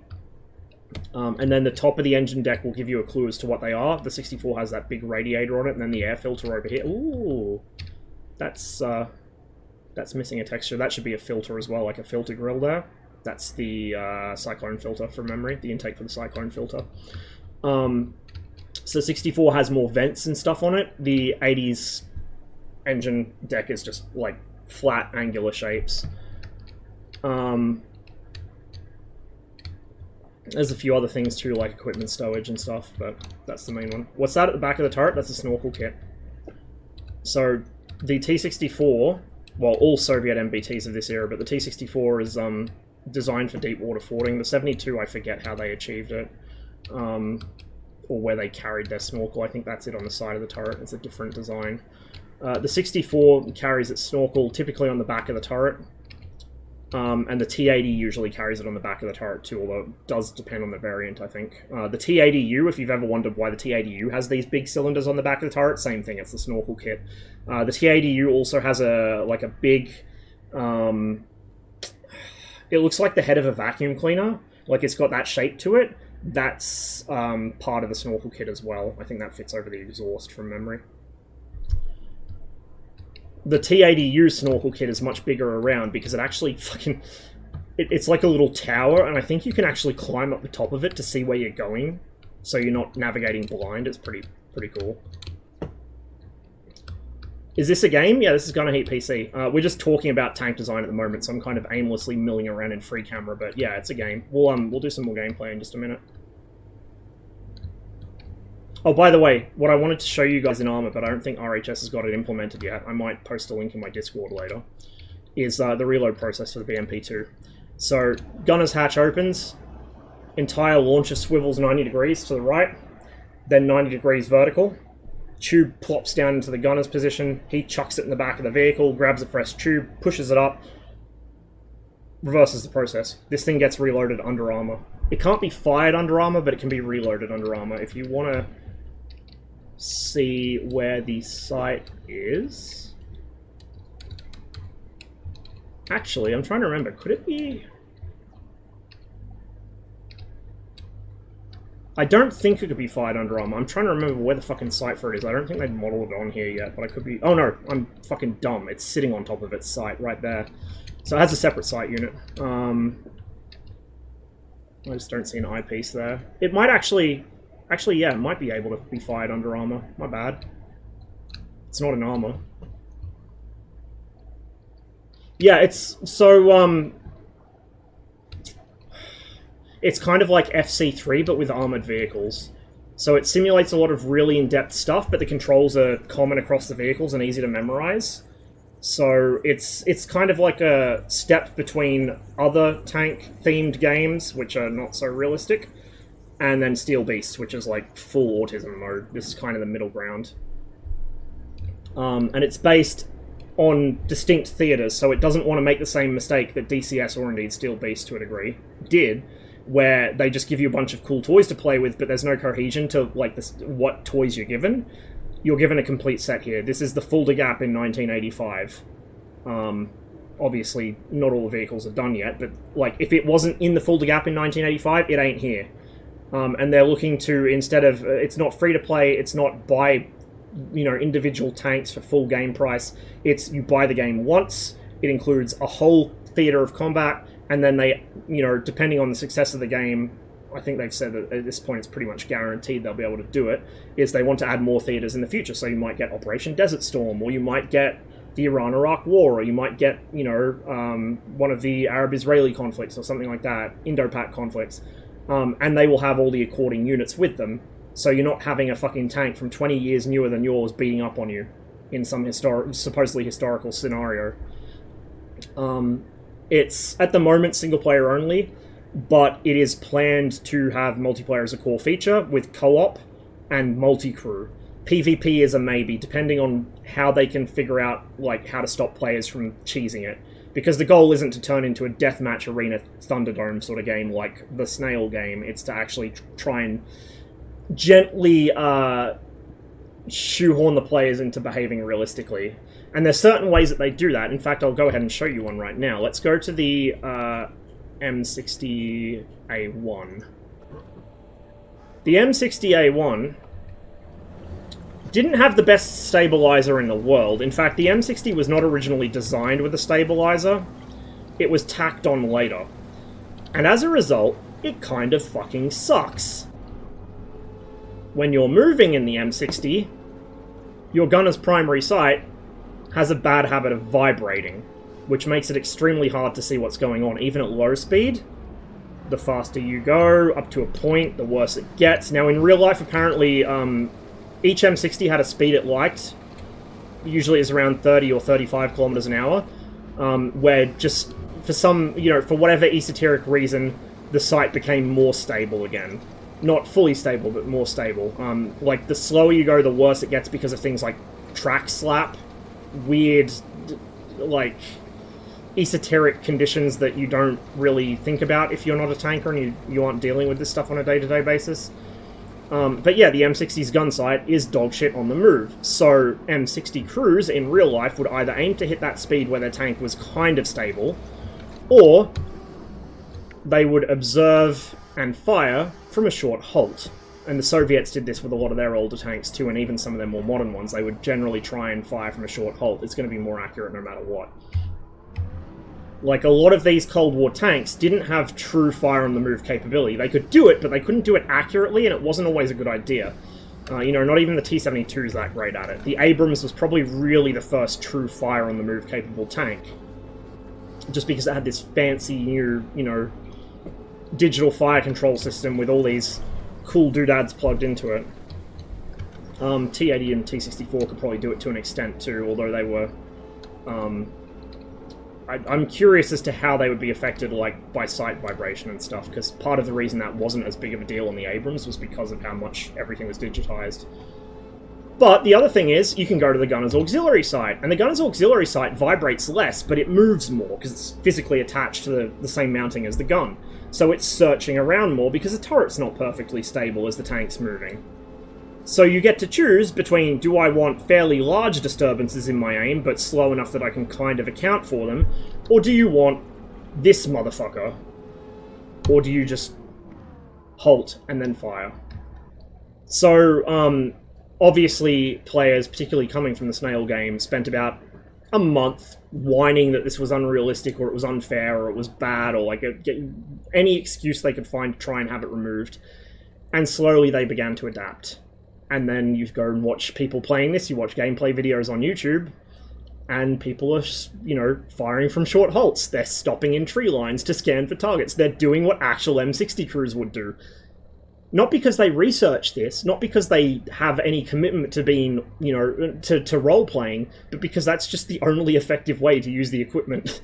That's the only way you can really get it to work properly. And so the devs behind this are quite clever in the way they do things like that. They try and gently push the player towards behaving realistically by including little realistic foibles that most tank games don't include, or most people don't even know exist. Other things, this thing has a split image coincidence rangefinder. It is not very fucking pleasant to use. You can get good with it, sort of, but it's going to be unreliable on that tank. It has its moments. It seems to struggle with skylining targets near the edge of the skybox, because that's definitely not more than 4,000 meters. What it probably is about 1900, because you see, if I scroll back, see how the two ghost images are completely misaligned? If I scroll all the way forwards, they're still not perfectly aligned, but you notice, look on the right side of that target Hulk, right there. You see how there's a perfect overlap? If I go too far this way, it's still a perfect overlap, but there's no way that's 4,000 meters away. If I go too far this way, you can see that it's ghosted. So you roll this forwards to, we'll call it 19. I'm going to fire off my Sabo round and go to heat, because heat is more affected by incorrect ranging. Sabo's kind of easy mode for this. The point blank range for this thing's Sabo is 1,200 meters. So we're going to try it with a round that really drops off quickly and requires a more precise range find. Hit. It's a skill to use it. Like, it can be frustrating and difficult, and if you're in a really, like, close quarters engagement, you need to get shots off now, your best bet is to not use the rangefinder. But, you know, if you've got time to maybe range a distant building or tree to figure out, okay, well, that ridge line is 2,500 meters away, that gully is 1,500 meters away, you can start to build a mental picture of where your, like, different ranges are. You can build, like, a mental range card, and then you don't need to go back to the rangefinder each time and dial it in. You can just go, oh, okay, that's 25, that's 15. Also, in this tank, in the M60, the commander has access to the rangefinder, the gunner does not. The gunner has to wait for the commander to tell him which range to feed into the ballistic computer, because it's a fucking stopgap. There's a lot of little esoteric bits like that people just don't know about that really heavily affect how you use these vehicles. And like I said, each tank has, like, unique gear on the actual exterior of the tank, because each tank crew is a different bunch of individuals. They have different things that they consider important. They have different creature comforts they like. What else can we show on here? I mostly just came on this map to show the fucking gill armor. Show the T-72 fire control system. It's World War II with extra steps, basically. Very different to what the T-64 and T-80 will have. That red ring is my laser rangefinder. I have lucked out today. I'm the luckiest tanker in the German National People's Army. Because for once, I have a fucking T-72 where the laser rangefinder is actually pointed at the center of the gun sight instead of off to one side or down or up or God knows where. Every single tank, well, every single T-72, that is in a different spot because it's just tolerance different from the factory. It's like, fuck it, it's close enough. Throw it on there, they'll work it out. So with the T-72, I put that on the target, I hit lays, it winds down, I have to manually super elevate the gun. It's like World War II tech. This is essentially World War II tech, but with a laser rangefinder strapped to it. Has no capacity for auto lead, later variants did. But it's really, really basic bitch stuff, which makes it fun. It's cool to use. It's kind of janky and charming in a bad tech kind of way. Like, it's not awful, it's not unusable, it's certainly better than fucking nothing, but it's just like, if you're coming from something like an Abrams, it's going to fuck you up. What it does have, though, is as the tank moves, notice how the range wheel is winding upwards slowly, because it reverses like fucking molasses. Delta D, the tank is aware of how far it's traveled since you lased something. And so it doesn't need you to constantly relays when you're on the move towards or away from a target. The tank will account for you. The M60A3 TTS can do something similar. The Abrams can do it to like an extra level. The Abrams is just fucking phenomenal with its fire control system. All these little quirks are things that you just don't think about. but they really affect how you use a tank. Again, like the reverse speed on the T-72 and most Soviet tanks is fucking miserable, because reversing is generally not something they're supposed to be doing. You know, they're typically going to be attacking online into the enemy, or if they're in a defensive position, they're going to be dug in and in mutually supporting fucking positions, and then they're going to counterattack. So you aren't supposed to be reversing up a whole lot, especially in combat. The turret traverse is kind of slow. There's no backup sight in the T-72. This is the closest thing you have to a backup sight. It's the gunner's unity sight, just so he can see what's going on immediately outside the tank. As you might notice, there's no reference for where the gun's pointed, besides somewhere generally to my front, and just follow the traces, bro, it'll be fine. Like, all these little bits that you don't get from other games, because they're just not modeled, because the player base either would throw a tantrum, or they don't think it's important, they don't realize how much character it adds to each tank.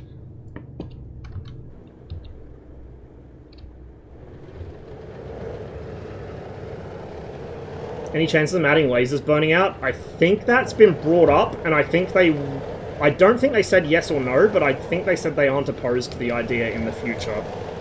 There's a lot of little things like that that are maybes.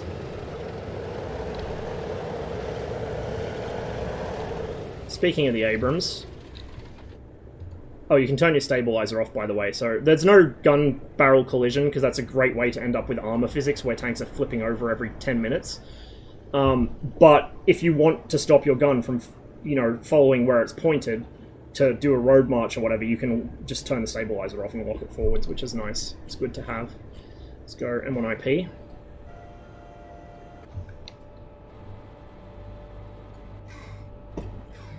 Day sight's nice. Backup sight's pretty decent.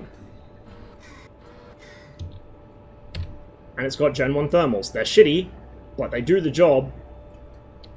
Find a hotspot, switch to day sight, engage. And this thing is, like, the fire control system on this is phenomenal. You'll notice, though, it won't happen with such a slow-moving target. But if I say, let's imagine we're tracking a target moving right to left here at, like, this speed. I'm going to laser it. See how the reticle jumps? It's like a gyro sight. Like, DCS players will recognize this. It's like a gyro sight. That's because the gun sight only has a single mirror axis in it, so it can't account for that drift visually, like you have to aim off. Whereas the T-64 and the T-80, the versions with the 1G42 and 1G46 sights and the 1A33 fire control system, they have a second mirror that accounts for that. I think the Leopard does too. And the more modern Abrams, M1A2 definitely does it. I don't remember if A1 does. And so in T-64B or T-80B, it's literally laze and blaze. You put the fucking thing on the thing, you hit laze, and you just keep aiming where you're aiming. And you'll see the gun barrel will appear to move ahead of or behind the sight. It's actually the sight that's chasing the gun barrel, but from your perspective through the sight, it looks the other way around. All these little different, you know, little sort of differences between tanks. Subtle differences, but they add up. Anyway, enough waffling, let's play. Let's attempt that mission again so I can embarrass myself. So, we were playing a mission that I rarely play, not because it's a bad mission or anything, just because, like, the two missions immediately below it, well, three missions, really, are, like, some of my favorites. So, Keen Kestrel it is. We're given a platoon of M1 Abrams, and a bunch of East German tanks on top of a hill that's kind of split by a forest down the middle, and we're attacking into them. It's not as easy as it might sound. Hey, Lumber, good to see you, man. We're going to go... I could come up that angle, even. But then I'm exposing my... Like, this is the thing. This is the problem when infantry come. To attack this position, that's a choke point. This is a choke point. That's a choke point. Like, my instinct is telling me, cut down here and come in through this tree line. But what if there's infantry in it? I know there's not now, but when they're added, what if there are? That's a death trap. But if I drive up here, it's a death trap because they've got positions in this tree line, and possibly in that one. And then that cheeky little shit BMP that was hiding behind there. If I come up this side, then I'm just exposing myself to all of these guys, plus a bunch of guys that might be sitting back here. So you look at this, and it's like, how do I attack this? Well, let's try going around. Let's say, okay, well, I don't trust there to not be infantry in that tree line. We can safely assume they're not in this bit, or they would have already shot at us probably. So let's just hit this general area with artillery, and we might walk it further back as we get closer. I'm going to set up my optics the way I like, so fully zoomed in on the day sight, and then fully zoomed out on the thermals. Thermals for target acquisition, day sight for identification and engagement. Oh, we got some flyboy friends. Well, they might not be friends. I guess we'll find out.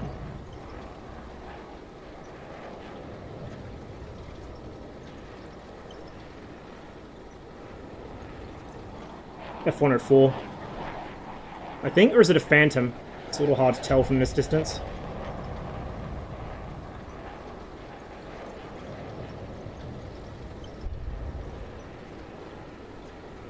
F-104s. They'll be Germans.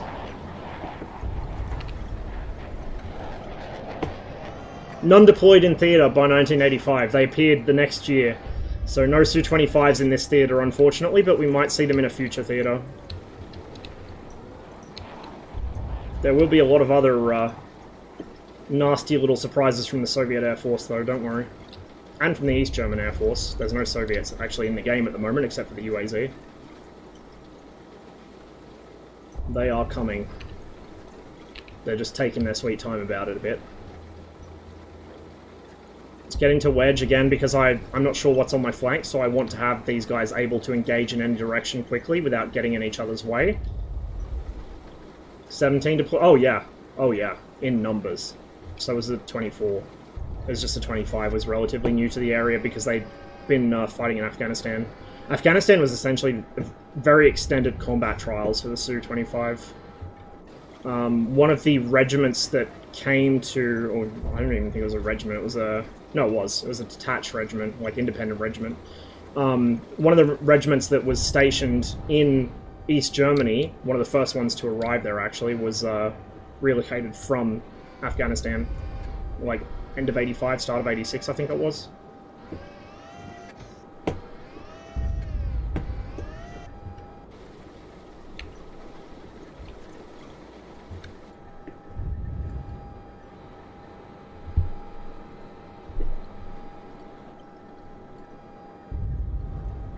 Taking my time, don't want to rush this. Just because the Abrams can go 70 kilometers an hour doesn't mean it should. Really doesn't mean it should. Your front armor is really, really good. It's not impervious, but it's really, really good, but your side armor is pretty vulnerable. Even a BMP will penetrate it from most directions.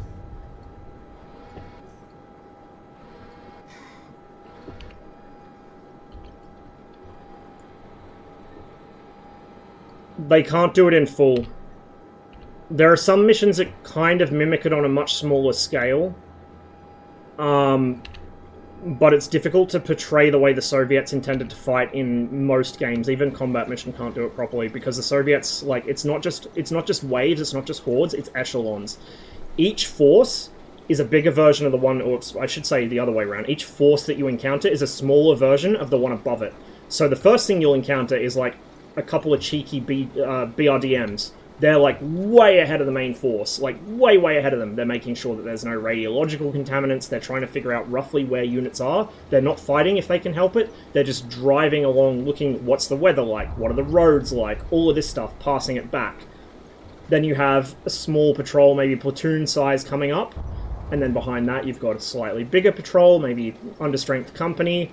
Then you've got, behind that, like, you're getting into more like battalion size, and it just keeps getting bigger and bigger as it goes back until you hit the main body of a regiment. Like, the way that the Soviets planned to wage war in Europe was very mathematical, scientific sort of thing. Very big picture. There's a really good video, if somebody could actually grab the link, there's a really good video that uses Combat Mission, obviously scaled down because the game can't handle it in its full, you know, size. Hello. That's not really a clear shot, so I'm not going to take it, but we know that he's there now. There's a really good video in Combat Mission that demonstrates it on a smaller scale, the way that they plan to fight. Okay, fuck it, let's take this one.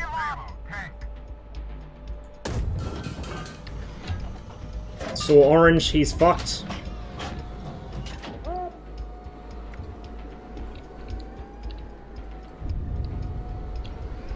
Slowly advance over this crest. That's the wrecked tank there. The other two will be past us on the left. I don't want a skyline on the right-hand side, so I'm going to stay kind of to the left. It's still his wreckage. Make sure my bodies are still with me, which they are. So we're going to be coming up on their flank here. This is where we're actually supposed to be going, objective green. It's that tree line.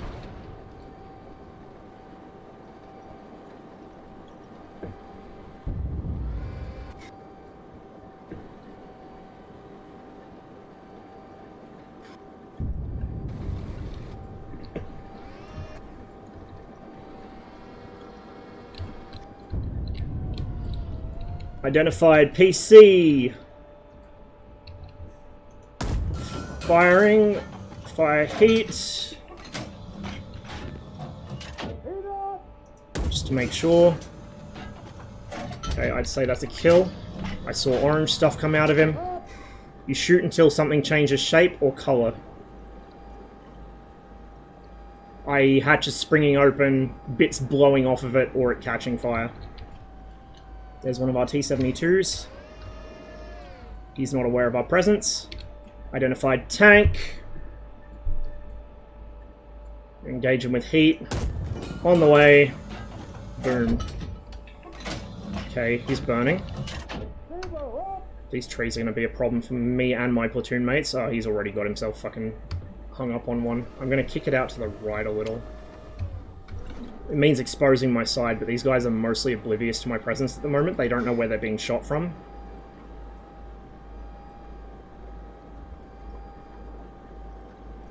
Once we're clear of these trees, I'm going to hook in and... the reverse logic still needs work. I'm going to hook around these trees and come over the hill, probably like behind or abreast of their positions. What I'm going to do is drop some arty on my right-hand side, on the tree line overlooking my right side. Because if I'm going to take fire from somewhere, it's very likely going to be from there. In fact, what we might do, we'll just scan left and make sure that that other T-72 isn't going to have a shot on us. And we might actually push left first, and then, correction, push right first, and then come back for the left. Because I just don't trust having that tree line on the hill overlooking me.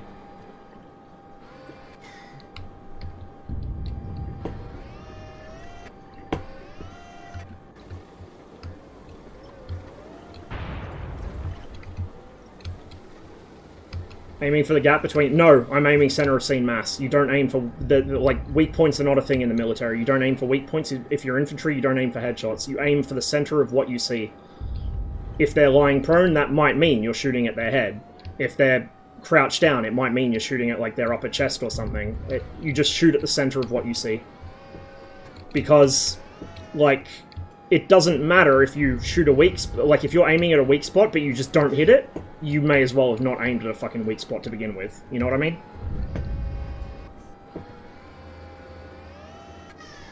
Probability of hit is more important immediately than probability of kill. Okay. That tree line looks clear enough for now.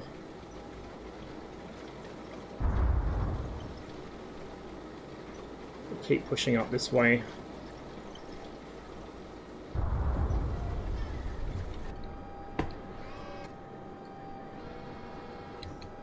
Yeah, we're back on this again. But, you know, it's fair. Like, it's not something you would know if you hadn't been trained to do it. Especially because, like, the sort of popular perception of stuff that you get reinforced by movies, games, whatever, is, oh yeah, you aim for weak spots, or oh yeah, you aim for headshots. Like, it just doesn't happen.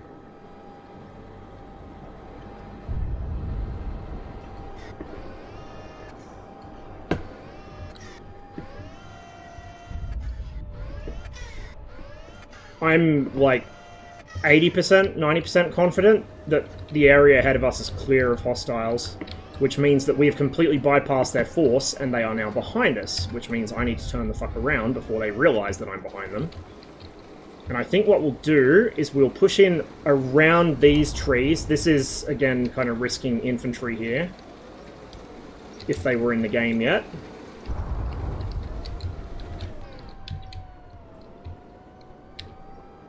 Identified tank. Gunner, Amo, tank. Yeah, come on, I've seen it too. Fire. On the way. Target, cease fire. See something else there. Identified tank.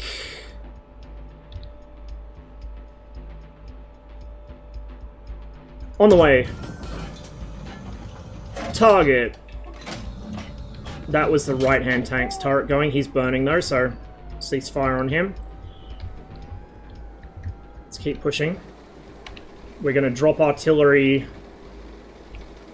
Where is that? Drop artillery in that tree line just in case. And we're going to push around this. Just going to scan right to clear my flank.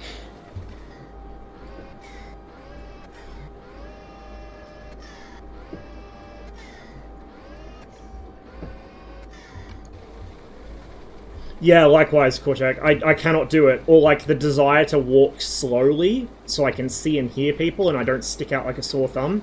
Sometimes it actually is, like, a pro gamer strat, but usually it's not. Especially not in Twitch shooters. But yeah, I cannot aim for headshots at all. Just physically cannot. The harder I try, the worse I get.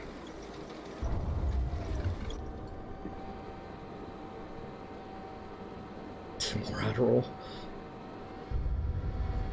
Quite sure that would have the desired effect. It will have an effect, but I don't know if it'd be the desired one.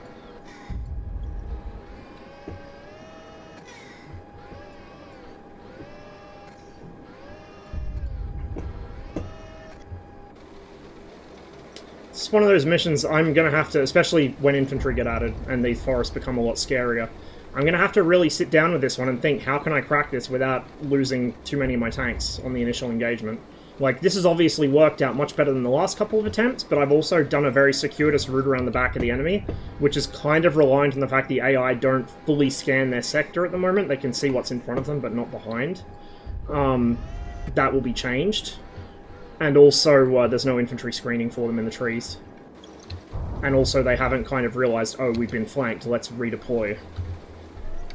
So there's a lot of stuff that will very likely change as the game develops that I don't want to get too heavily reliant on, because before they added the sight shake and stuff like that, I got very heavy, and more dust and dirt being thrown up by gunfire. I used to be very heavily reliant on my gunnery ability, and just shooting quicker than the other guy, and more accurately. I can't do that anymore. BMP. Hello, little friend. I'm going to switch the gunner's auxiliary site so I know I've got clearance over the berm. Gunner, Amo, PC. Identified. Fire. Fire heat.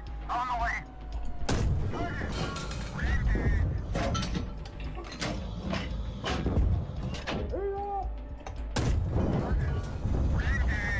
Re-engage? Fuck me, we'll give him one more. Bro. No way. How is this? Okay, we'll roll up slightly and give him one more. I'm worried that there's another one covering him. That got him.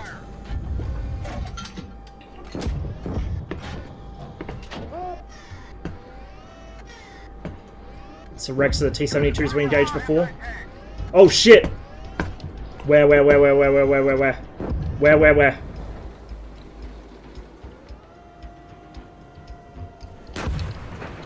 Don't turn your sides to it, please.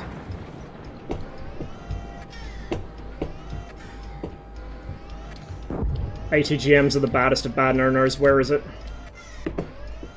The fuck is that? Is that another BMP? No, it's a turret off that tank. Gen 1 thermals.txt. Hey there, buddy! Identified PC.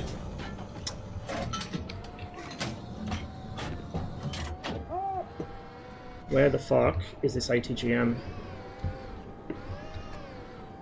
Probably near these guys, because he would have deployed from them.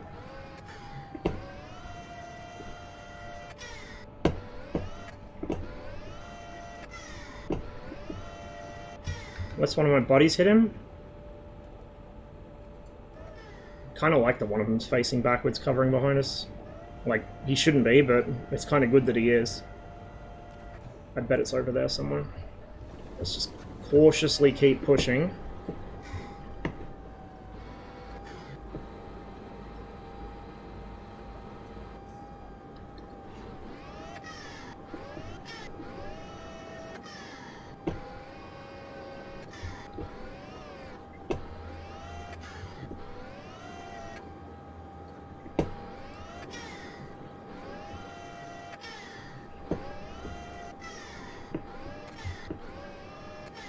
A lot of scenarios in the game at the moment are pretty much knife fights by tank standards. They're very stressful, in a good way. This game has probably shortened my lifespan by 5 years, but it's worth it.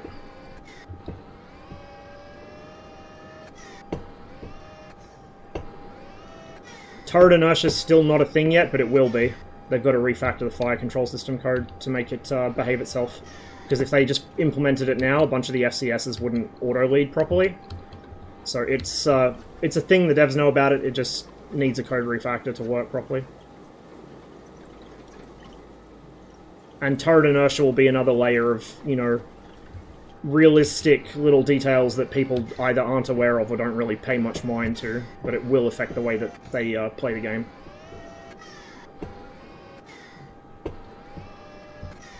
Where is this fucking ATGM?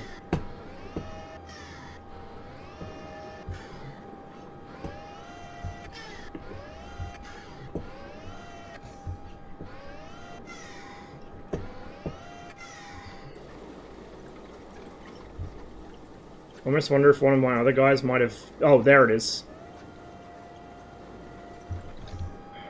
I'd say he's been dealt with already. Just... Yeah, I think the gunner's dead. I'm kind of turning my back on the expected enemy direction here, but... Yep, gunner's dead. Okay, good. It's one less thing to worry about.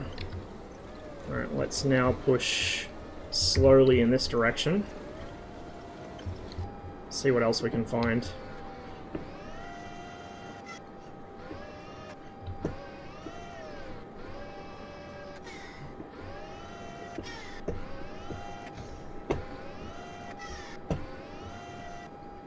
I'm just waiting for the shot to come in through the side of my fucking fighting compartment and wipe my whole crew. It happens frequently to me on this mission, no matter how clever I think I'm being. There will always be one BMP I didn't account for. And he will always hold his fire until he's got the perfect shot lined up on me, and then fuck me completely. Gunner GHPC. Traverse left. Identify. Fire. On the way. Target ceasefire. Hey, there we go. I assume he was the last one, but let's double check.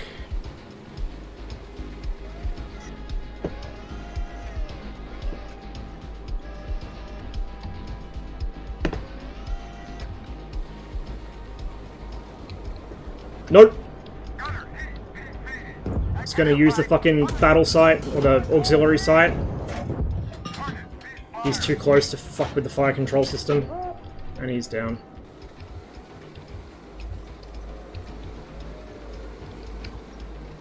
I think that's it.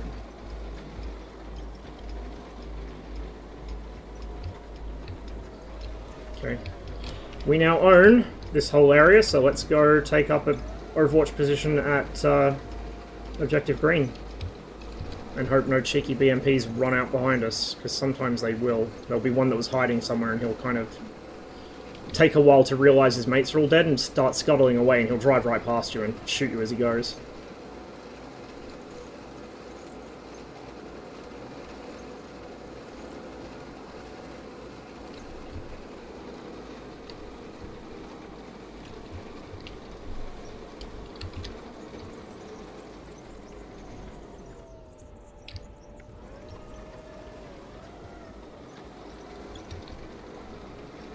This is where I'd like to be able to split off tanks from my platoon, tell like one section to come over here with me and then the other section to go down there to the other side of that quarry. Hold positions there.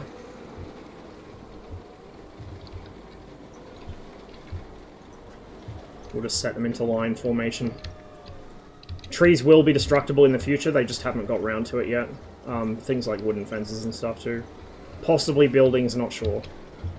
But they know that tanks should be able to knock down trees, it's just that there's been a lot more important things that needed to get done first.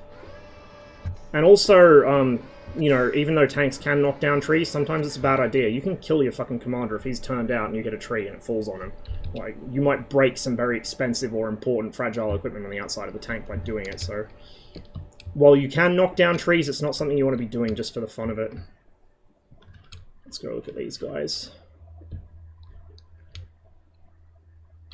So here's a BMP. He's a bit of a crispy critter. The vehicles will become charred when they burn, as you can see.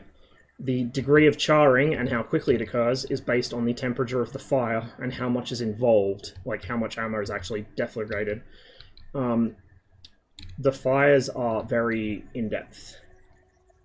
Sometimes it will be a very sudden, violent, explosive fire, especially if, like, all of the ammo sympathetically detonated and all the hatches were closed. There was nowhere for the pressure wave to go, so it just threw the turret. Sometimes the hatches will already be open or partway open, or there's a penetration hole that the fire will come out, and it won't burn as hotly, or maybe not all the ammunition will burn, or it might just burn rather than blow up. So you get completely unique destruction on each vehicle you kill. In fact, let's get to this guy while he's still burning before the fire goes out. Some will smolder for a long time, some will go out relatively quickly. There's T-72 that threw his turret. See, this guy's already smoldering. I saw fire come out of him when we hit him, but he's now smoldering. This guy, on the other hand, is fully involved, as they say. And what do you notice, guys? What do you notice? Where did I hit him? I hit him there, didn't I? And then one of my platoon mates hit him in the back corner of the turret, like kind of winged him off the top of the turret. Look at what is happening. The fire is venting back out of the hole that the round came in through.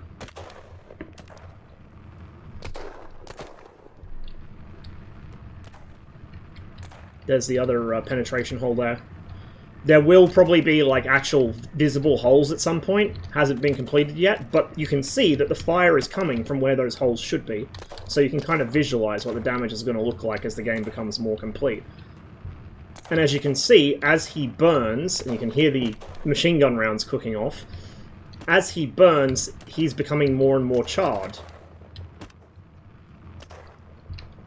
This guy's just kind of smouldering. There's a little bit of smoke coming out of him, but that's it. You'll also notice, look at his suspension. This guy as well, he's already collapsed. The torsion bars and the suspension will collapse from the fire melting them and detempering, like, destroying the temper of the springs. Or the bars themselves. The torsion bar is just a spring, I guess. So the suspensions have collapsed. And if you're quick enough, you can actually see it happening in real time. You'll hear like a sort of popping or snapping sound, and suddenly part of the vehicle, like the arse end or the nose end of the vehicle, will just drop suddenly because the suspension's given out. Because the metal in the torsion bars lost its temper. I'll find some of the other T-72 wrecks. You can smooth out the camera movement by holding right mouse, which is the same way that you slew turrets around, but just for, like, demonstration purposes, I don't really use it. I only use it for, like, cinematic stuff. This guy chucked his turret. You can see he's pretty well burnt out. This guy also chucked his turret and is also pretty scorched. I think there's still a bit of a bug at the moment. The 72s are throwing turrets more often than they should be. And it's kind of leaning into the meme of, oh, T-72 throws turrets every time it gets hit. It doesn't. And in previous versions of the game, it wouldn't necessarily do it at all. But at the moment, they tend to be a bit Turret Olympics happy. Again, it depends on the circumstances of each individual tank. If the hatches are open, or if there's somewhere for the pressure wave to go, or if the ammo doesn't all go off at once, the turret isn't going to go anywhere because there's not enough pressure to push it out of its fucking ring. You know, pressure waves are going to want to find the path of least resistance, and the turret is pretty heavy. So if there's a hole that's already there, they're going to force themselves out through that rather than out through the turret.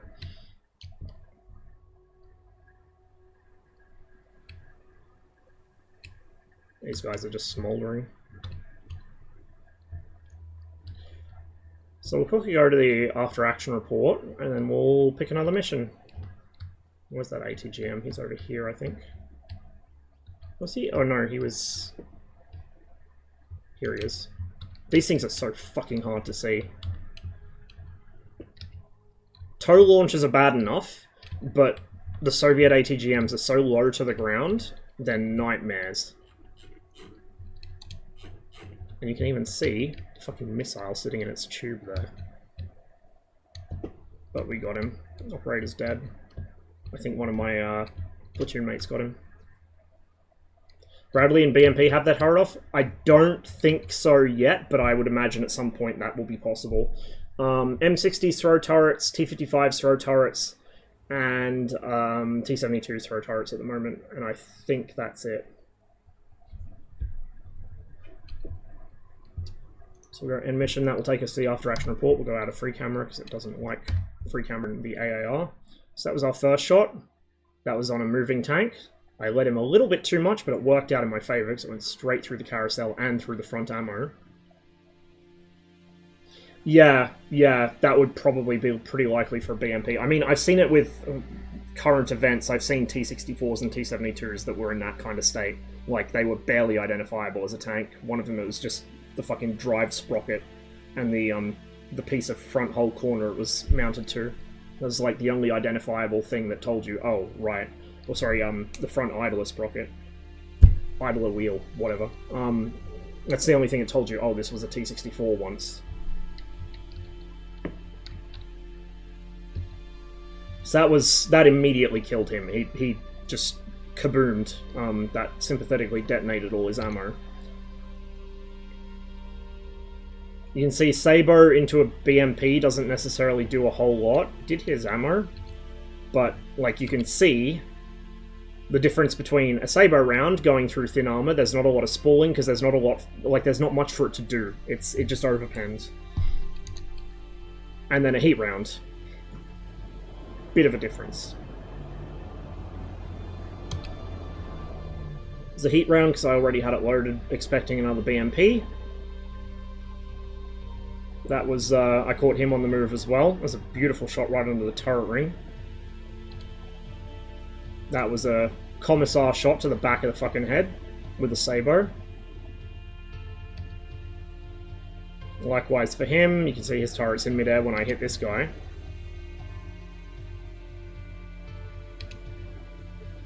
And here you can see the Sabo is just, like, it's killed the gunner, but the driver and the commander are still fine. And the vehicle's still operational aside from the fact that Gunner's had his fucking, you know, grey matter painted over the inside of the fucking turret. So that's why I kept being told to re-engage until finally here we hit the commander as well, and I think we might have got something into the ammo. Oh no. One of my platoon mates got a shot in as well.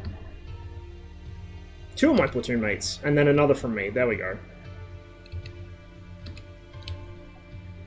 And we're still going. That was the one that actually killed him. And it went into the ammo rack. Like, you don't necessarily know you've killed the gunner, right? So you just keep firing until you see it explode or catch fire. You know that they're dead. That's what killed him. He got absolutely just fucking rolled up on. That shot came in a little high. Gun, please. Please, no. Good to see you, man. Hope you had a good day.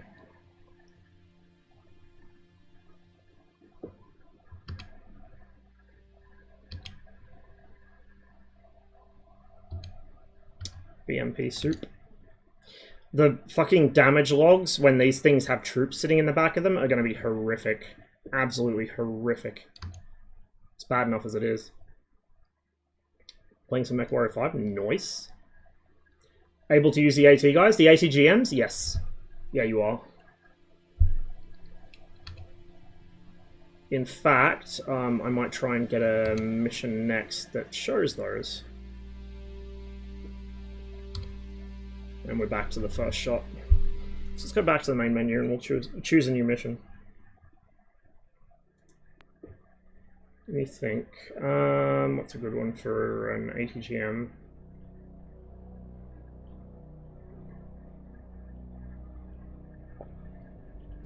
Ambush is probably the best one, because it's just a simple setup, so get the tow and get at it. I could play actually Bold Limit with it too, we might do that next, because I always play Bold Limit with the Abrams, which it's generally designed for, but doing it with the tow crew might be an interesting challenge. Online PvE co-op and multi-crew, so you can play with one of your friends driving, one of your friends gunning, whatever. Those are planned as core features. It's night. Excuse me? Oh, and I forgot to set it to... Oh, no, I'm dumb. This is ambush. I meant to play alternate route, but we might come back to ambush, because that's a good demonstration of shitty active IR night sights. Alternate route's the one I want. We'll play as blue. PvP is maybe. They don't want players to kind of turn it into yet another tank team deathmatch arena sort of thing. So whether PvP becomes a thing depends on whether they can figure out a way to make it play like similar to how it does in single player, essentially, just with, you know, actual players as opposition.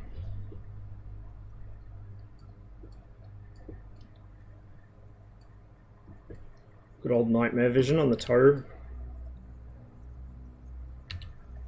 So we're expecting an attack around that corner.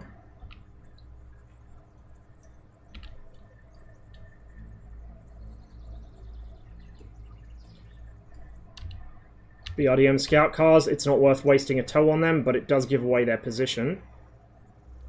So we're going to go ahead and drop artillery on that choke. We'll let... Hello? Is somebody going to deal with them, please? I might have to fucking waste tows on them. Come on, man, shoot them. I'm going to hold this for the tanks.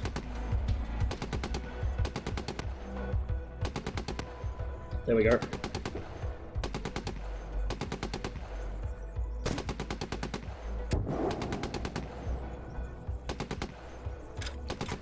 There's one.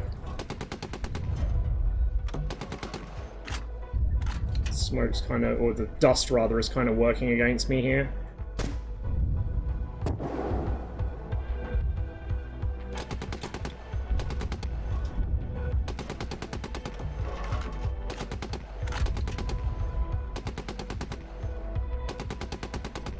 It's a T-72. His buddy's gonna fucking... Oh no, I was gonna say his buddy's gonna do a get down, Mr. President, but he didn't quite make it.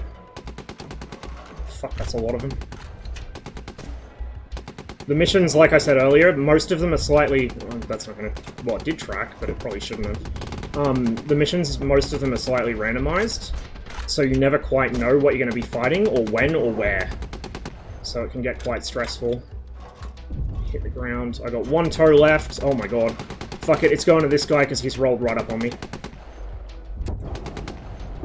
Now we need to bring in the M60 to salvage this.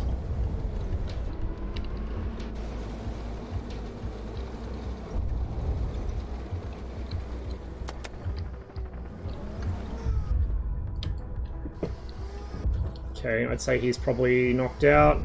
Got a tank rolling up on the right side. 2 tanks rolling up on the right side. 3 tanks, fuck.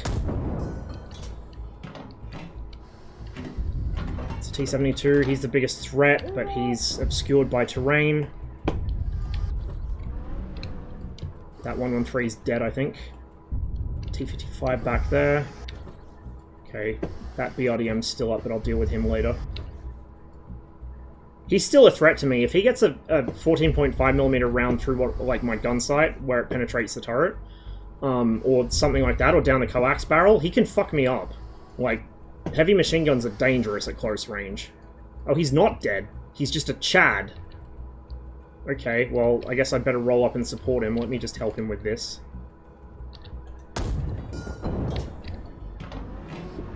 He's gonna get fucked by that T-72 or the T-55 there on the flank. See that sight vibration I was talking about earlier. Even the M60A3 TTS has it. Shitty stabilizer, added as an afterthought, after the tank had already been designed.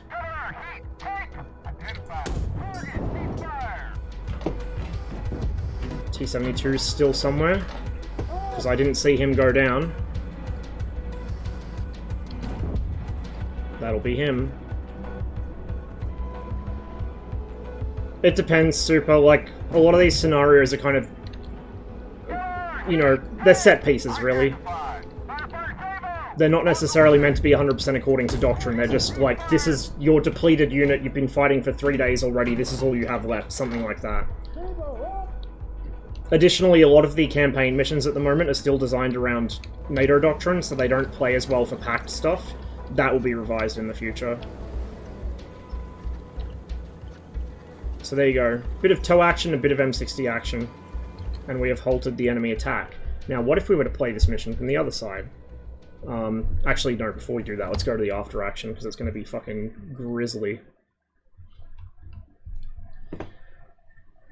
Like I said, grisly.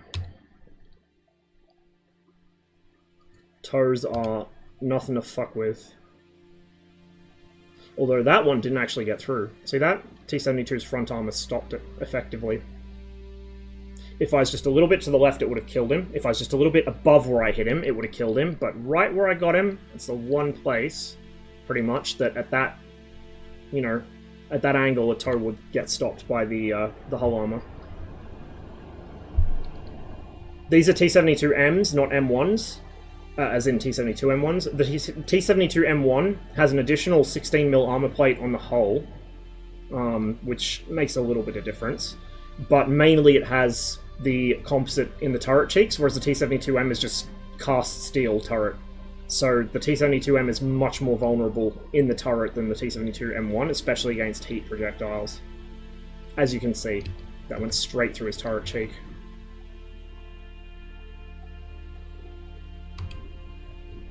Did NATO know about it, have a proper counter to it? NATO knew about it. They had theories on how to counter it. Max is the better person to ask about doctrine, because Max is more, like, studied in doctrine than I am. I'm, like, basic bitch tier knowledge.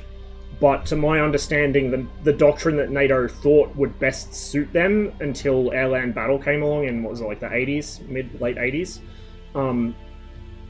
It was not really the best way to try and counter what the Soviets are going to do, unless you wanted to end up using nukes. Like, you're pretty much going to end up backing yourself into a corner and having to do it.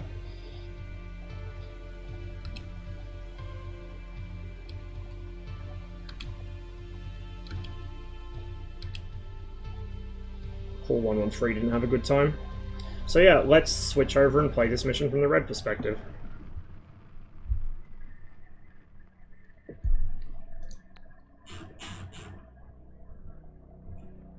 Alternate route, red, let's go. Let's see what it gives us.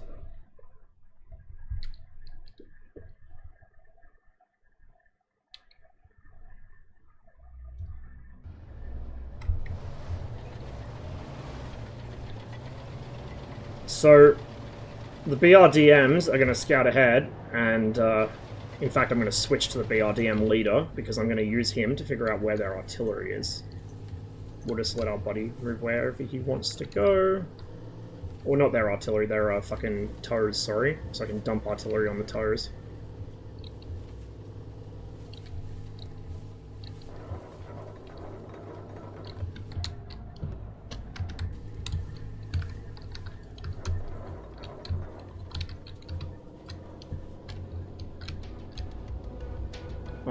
I bumped up against a tree and lost my speed. I see something big moving in that tree line. Might be a tank. So I'm going to dump artillery right up there. That might not be perfectly targeted, but it should at least be close enough. I'm going to get this guy into some sort of oh my god, I fucking completely whiffed it.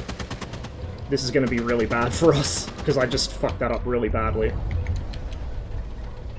Okay, I'm going to battle sight this for about 800 meters. It's probably closer to 6, but we'll set it to 800 meters.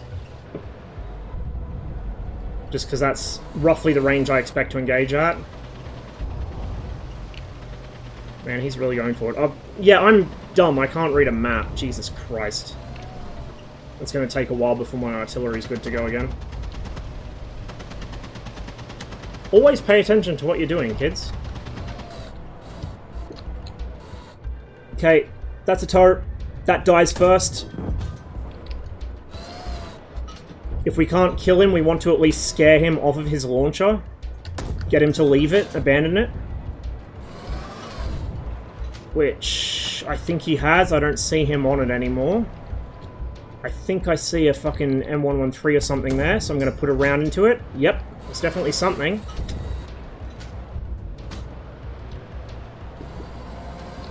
Another 113. It's over.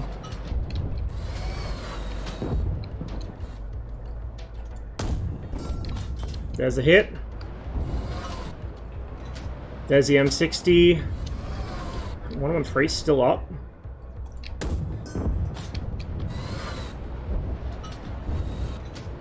Hey, buddy. What you're selling, I don't want it.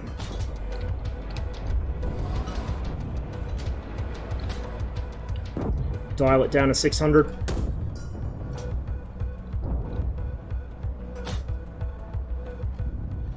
Okay, his crew's jumped. Hatch has popped open. How is he still up? There we go. So we whiffed our artillery completely like a moron, but we still got away with it. We'll see how many vehicles we lost. We'll just put one more into him to be sure. And we will push up on this position. Notice the M60's crew has jumped. The driver may even be dead. In fact, he probably is, considering where I hit him. He's still driving. Because the driver is just a Ghost Rider at this point. It's one of those little horrifying details of this game is quite often, especially in hilly areas, after you see a tank completely ripped end to end, and either the hatches pops so the crew have bailed out, or it's just blown up completely, it will continue slowly rolling in the direction it was traveling until it hits something or runs out of, like, it, you know, friction stops it. So he's going to stop up there, I guess.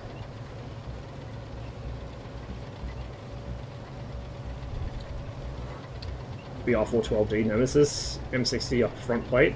Yeah, the upper front's not too bad. The fucking turret face is the nasty one. Right, the turret face is a pain in the ass to get through, even with heat sometimes. So you'll notice he's not cooking off, but the crew bailed out of the tank. There may have been a flash fire in the ammunition that went out really quickly, but they saw fire and they said, fuck this, we're not being paid enough for this shit. And they bailed, and then the fire went out. There may not have been a fire in the first place, it might have just killed the entire turret crew, or like, except one guy. Like, it might have killed everyone except the loader, in which point he's like, fuck this, I'm out. If the tank is unable to continue fighting, or unable to escape at the same time, or, you know, if it catches fire at all, the crew are going to jump. Likewise with the ATGM guys, near misses will often cause them to just say, fuck this, I'm out, and get up and run away from their launcher. The animation of them running away isn't there yet, but that's what will be happening. And functionally, like, it's not a factor anymore because they just leave. They up and leave. Let's just hold here. Speaking of crispy critters, I bet we got one in here. Oh, we do. We do. They added Scorching to the crew, like, what, 2 patches ago? Something like that? 1 or 2 patches ago?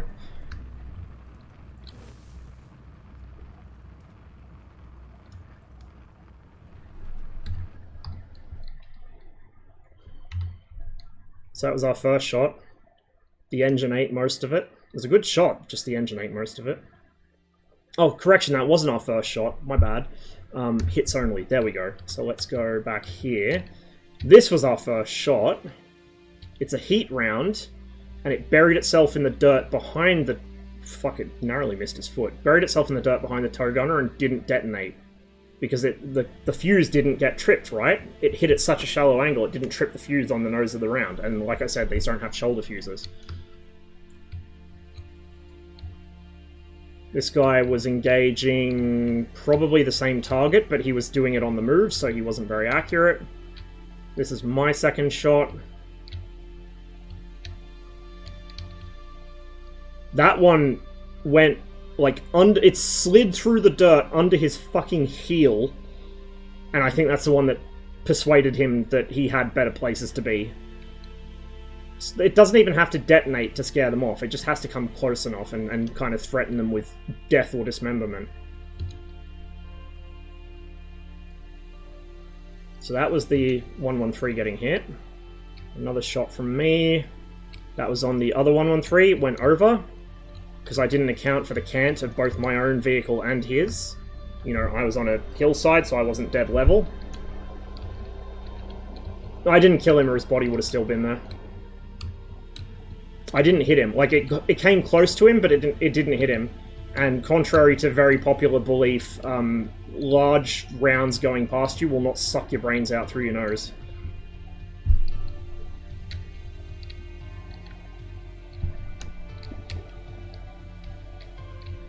Another miss, and that was where I finally dialed it in.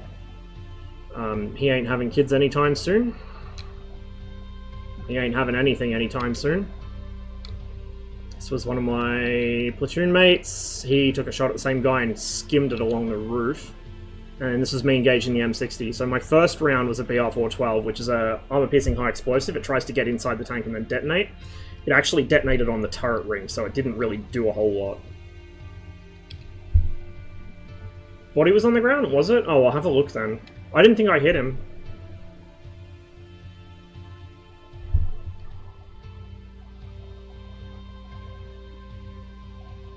That's, oof. Okay, so we did take losses. Those guys got skewered.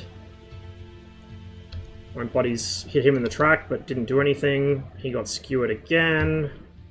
And then that was my... Actually, my platoon mate put one through him, so that would have killed the driver. Severely wounded or killed the gunner. And severely wounded or killed the loader. So yeah, the commander would have just said, fuck this, I'm out. And yeah, my BR-412 didn't actually penetrate the upper front plate. They both detonated outside the tank. Failed to penetrate. You're right. Yeah, you're right. I did kill him. I don't know how. Because I don't think those rounds detonated, so it wouldn't have overpressured him. Maybe it counted as a hit and it took his foot off or something. Don't know. The joy of an after-action report. You get to see all the ways in which I'm wrong about what I think happened. Alright, so let's switch to another mission. Let's do Bold Limit, because this is a pretty good shoot 'em up mission with the Abrams. Shows just what the Abrams can do for long-range gunnery. But it can get a little bit stressful as well.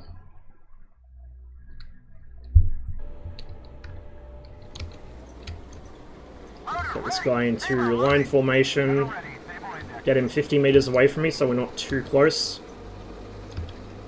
We're going to push up to this hill in front of us, take a position up in this tree line, and look down towards that contact report.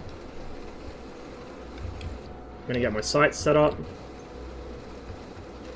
Okay, I'm going to go to the left of this little copse of trees here. That one's a bit too far to the right, and it's going to be screened from this forest. So if I go here, I've got a much clearer line of sight. If I go here, this line of trees is blocking me here.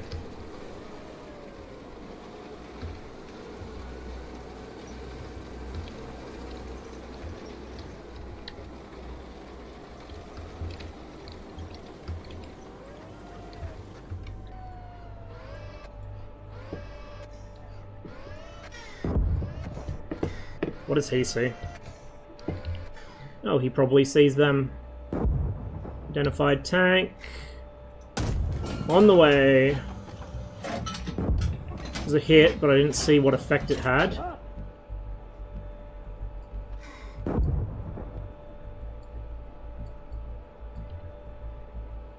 That one's... okay, he's fucked.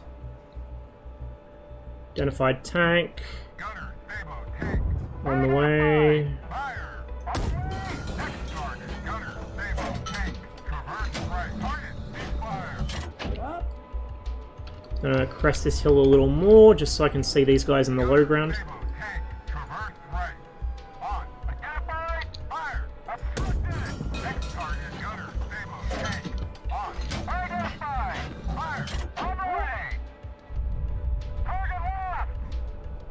I got him back. Terrain's not making it easy.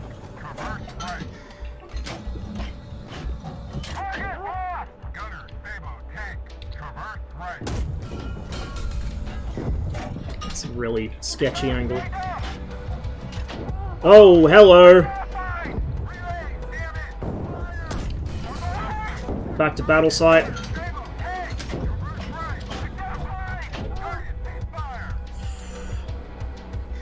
Bomb rush by T-55s.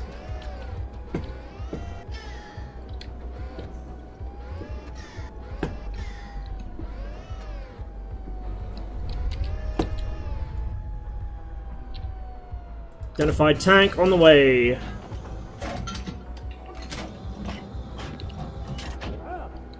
Didn't see the effect. Oh, now I see the effect. He's cooked.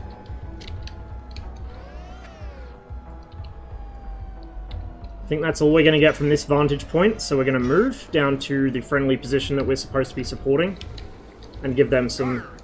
Whoop, never mind. Hello? What are you doing down here?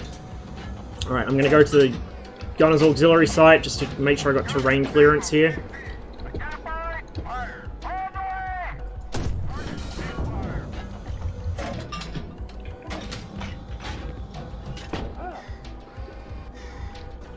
Okay, let's go, buddy. We'll pull him in close again to 25 meters, just so he doesn't get snagged on trees or anything. And so I know where he is.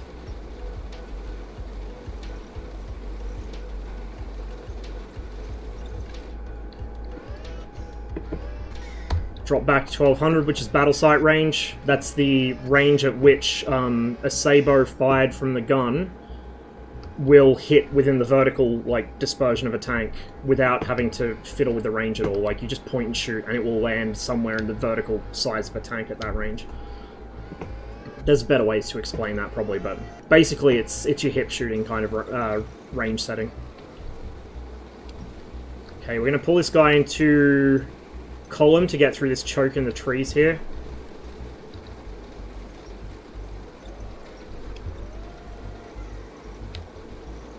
Make sure our left's clear. Don't see anything there.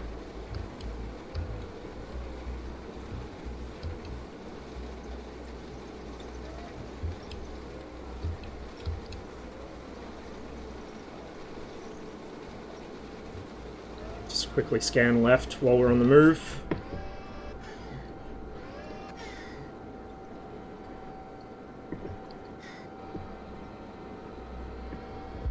Looks clear, but I hear gunfire ahead.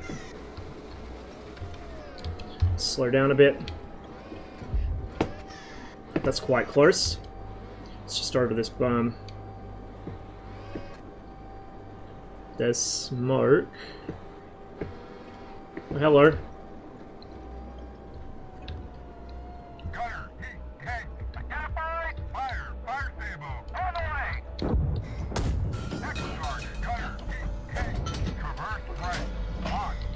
How does he see that? I sure don't. Oh, there we go.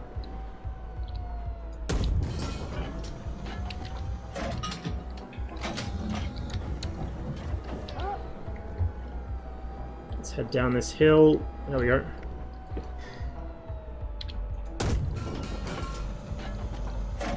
Okay, he's burning.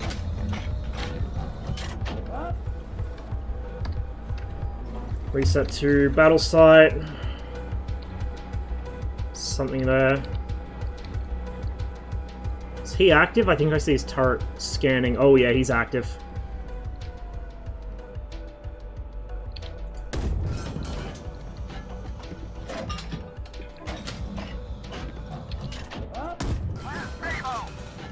I see orange. He's cooked. Let's keep pushing. We'll get him back fanned out into line again, so we can cover our front better.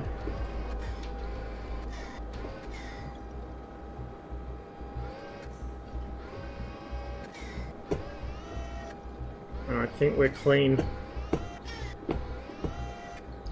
Not sure what losses our forces over here took. At least one M60, that's an M60 wreck there.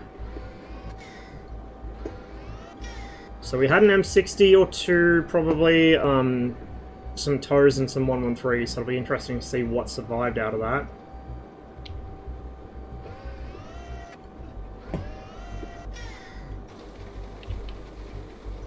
We might just take up a defensive position somewhere back here, in that tree line actually, I think.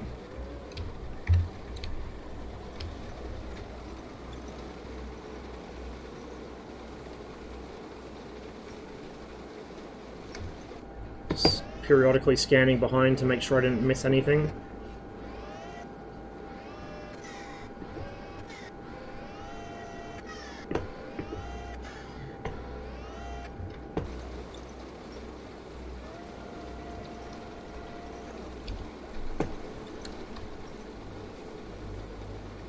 Okay, he can stay in line, because I'm just going to do an about face once I get through this tree line. In fact, there's even a little berm here. Does it have a reverse slope on it? No, it's just a... it's flat. This, this position would work better facing the other way, but it'll do for now. Get in amongst the shrubbery, and although I'm on a forward slope here, I'm kind of concealed. And if I need to, I can just reverse quickly, because the Abrams reverses like a champion. There we go. So this would be my new position to make sure that the follow-on forces don't fuck us up. Now let's pop back out, and while these guys are still burning, let's grab the free cam and have a look around, then we'll go to the after-action report. The fact that there's only fire coming out of the driver's hatch and not the turret ring itself is also a bug that popped up in the last patch or two. That's a known issue and will be fixed. The fact you just saw the tank moving there, like it kind of rocked on its suspension, that was the torsion bars collapsing from the fire burning them out. It's the inside of his turret. Another one here. Again, torsion bars are all burnt out, its suspension's collapsed.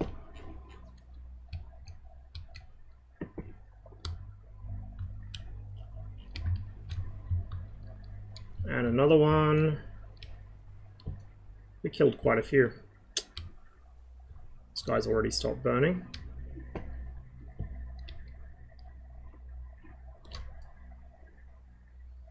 Might go to that M60 and see what happened to him.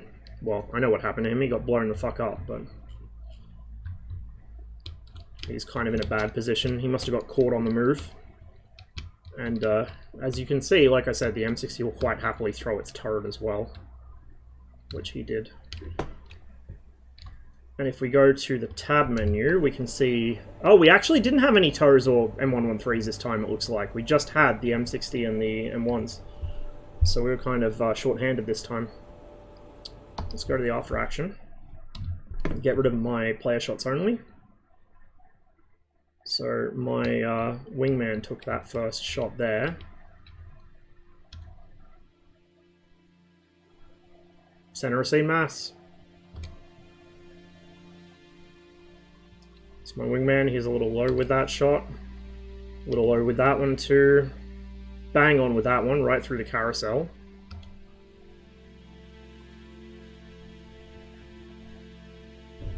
It wasn't just T-55s rolling up on us.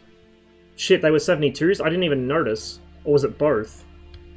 Fuck, I had a brain fart moment. Good thing he took that more seriously than me, hey. I would have been dead. Yeah, it was 72s. See, I was still shooting these guys.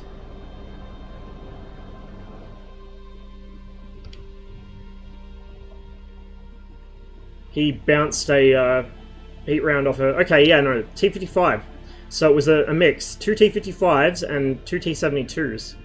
I never even saw the 72s, dude. Never saw them. They were right in front of me. BMP that took 3 rounds. There weren't any in this playthrough, I don't think. I didn't see any BMPs. Just tanks. Yeah, so I got that 55. Oh. Oh. Oh. Oh, thank you, Abrams armor. Holy shit. If that had hit any higher up, it wouldn't have detonated, because it wouldn't have had enough angle, but because it caught on the top of the fender, it did. And it nearly got through. Yep, saved by the fuel tank. Nice shot there. Perfect center of mass shot there.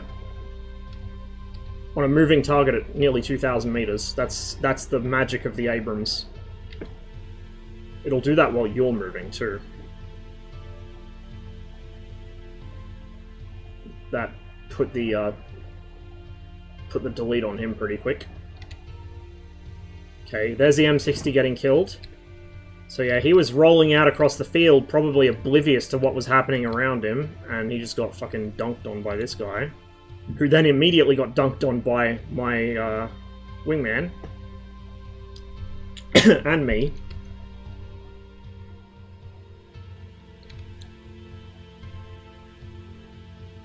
See the composite on the T-72M1 compared to the T-72M? Turret's much stronger. He tanked a fucking M833 round at less than a kilometer with that turret cheek. Less than a fucking kilometer. And that's the best ammo the Americans have.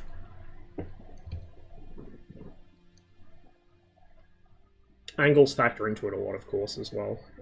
And there's a slight element of randomization. People, you know, you generally don't want to bring it up because people go, ooh, RNG, ooh, it's just like World of Tanks or War Thunder, ooh, RNG's not realistic. It actually is, because engineering tolerances aren't fucking perfect for every round and every gun. There's a slight amount of variation in penetration values, but it's quite small, and it's, like, attested to in documentation, so you can't expect, just because you penetrated a guy once with a particular round in a particular place, you can't expect it to happen every time you shoot them there. Back to the start on that.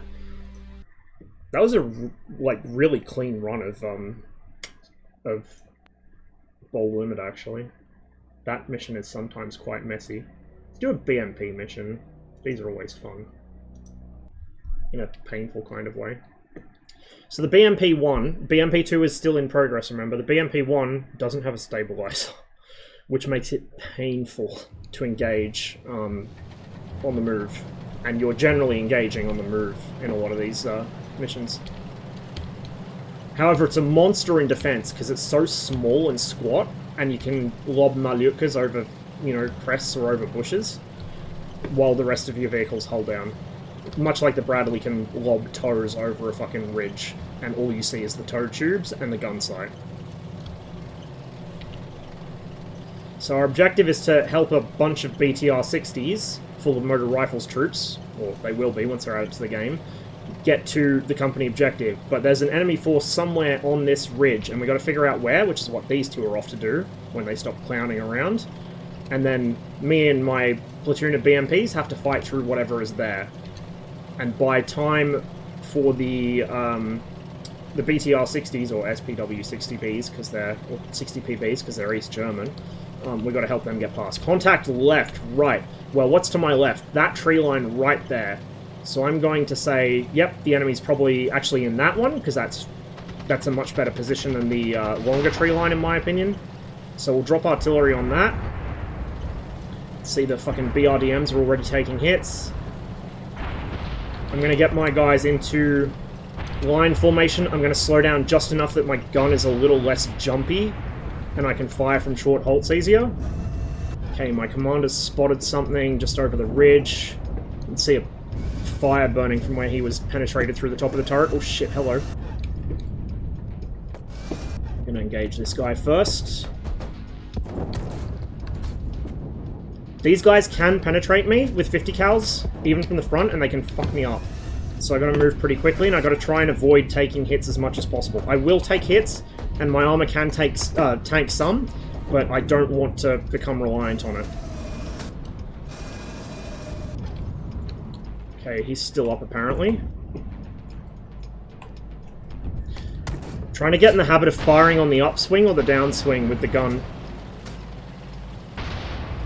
I was wrong, they actually were in the long tree line, not the short one.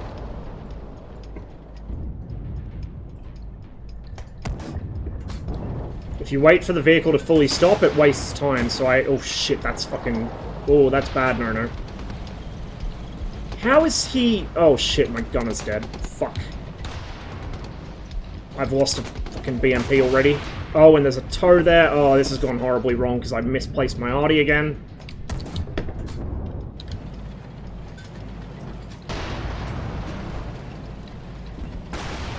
Shit.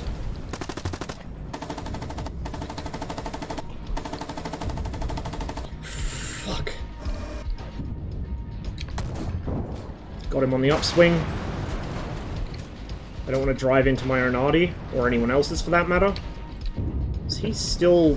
The driver might still be up. Not anymore. Oh shit, hello! Hello! Fuck. Not quick enough. Well. Now we watch the carnage. Some of them might make it. In fact, most of them may even make it, but it's going to be messy. Especially if they drive like that. AI pathfinding's an ongoing work in progress. The devs are aware. But also, it doesn't help that when they drive close together, one of them gets knocked out, it jams up the whole lot.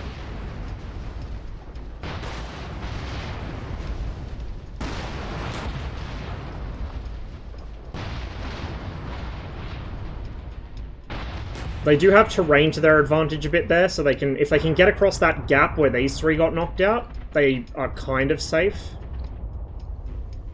But they've got to get across that gap first, which is easier said than done with an angry M60 watching it.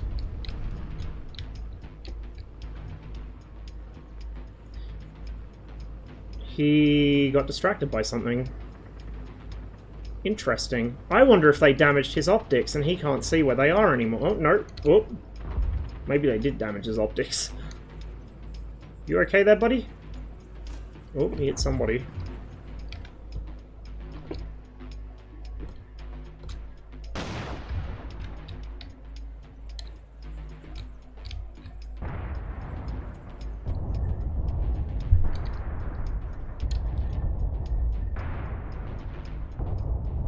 Oh, they're gonna crash into each other. Uh-oh.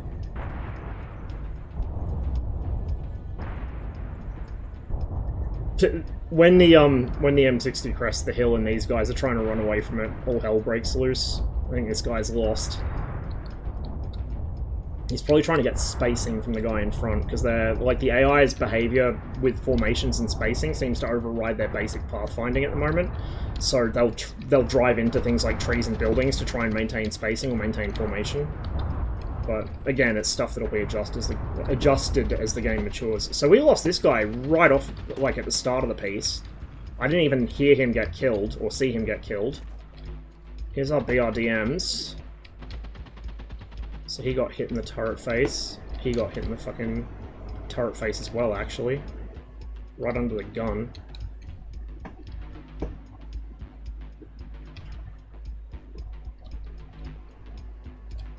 Surprisingly, the 1-on-3s didn't burn today. Quite often they will. They'll brew up, but I guess I just didn't hit the fuel tanks or the ammunition. We certainly fucking brewed up. That's my last surviving BMP there. He just got completely wrecked. You can see where the shot went in through the front corner of the hull.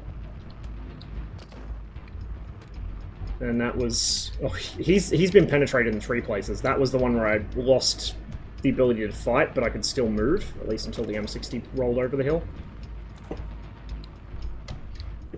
So I wonder how many BTRs got past that. Oh, there's another 1-on-3 down there. Holy shit. He's doing doughies. He's lost as well. We might actually still achieve the mission, because at least part of this motor rifle company is going to get to its objective. There's, what, 3 BTRs there, and I just saw a 4th. So, 3, 4, 5, 6. 6 of them.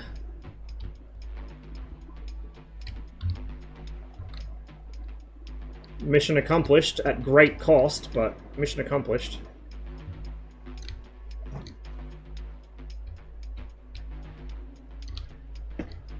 Seven. I think. Or is that 6? Am I double counting? Yeah, 1, 2, 3, 4, 5, 6. Okay, yeah, 6 of them. Hey, not bad. So it's 6 out of a total of 7, 8, 9, 10 is completely... He's just freaking out. This man's having a fucking mental breakdown over here. So what's that, 10? It's more than half. It's more than half. I'll take it.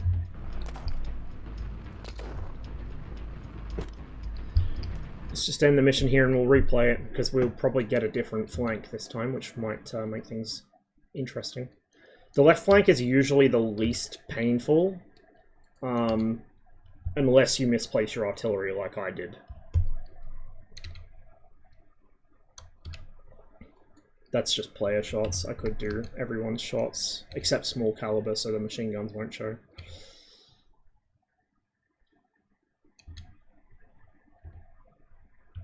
This guy got lucky. Just nicked the top of the troop compartment. I mean, if it had troops in the back, at least one of them would have been wounded by that, but not too badly, at least.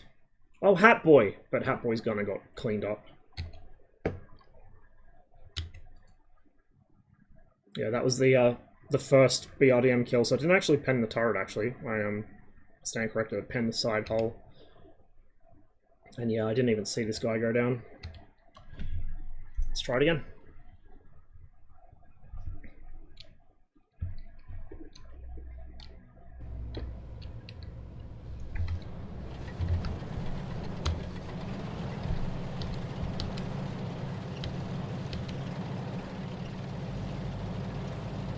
If you're wondering why the commander's external view is down here instead of on top of the turret, it's because this is where the commander sits in a BMP. He sits in, well, in a BMP-1, he sits in front of the turret, in the hull, behind the driver. The hatch on the turret's for the gunner, it's a one-man turret. And on the BRDM and BTR, there is no hatch on the top of the turret.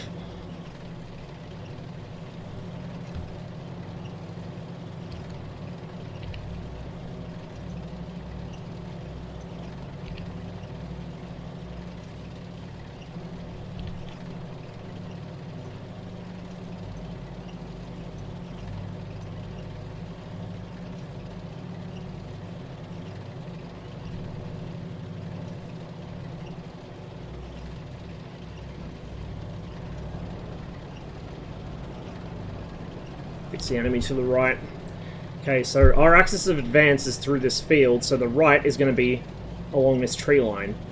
There's some nice low ground nestled in behind this little hillock, so I would say if I was going to sight an ambush, that's where I'd do it, right along there.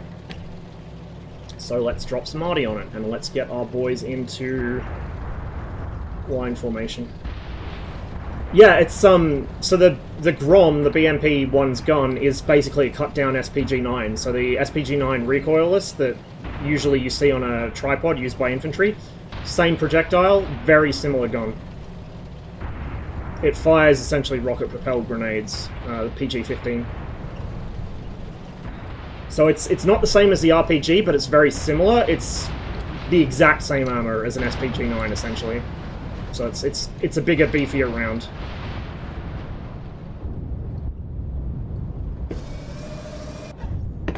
So that's enemy artillery up there.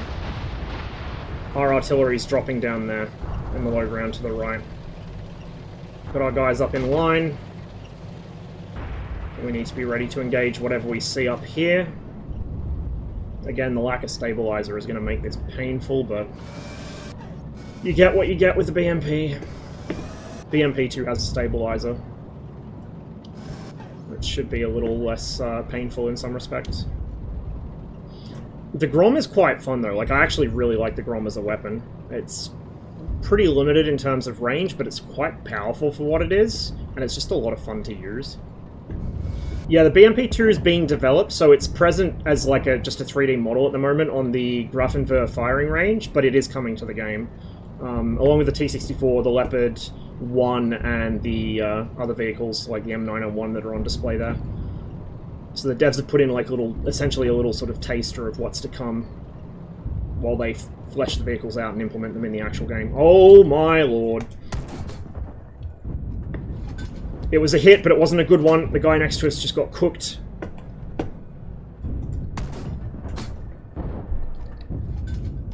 I see orange, he's dead.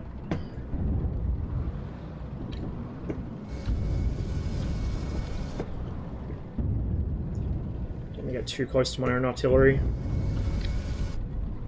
Hey, bud.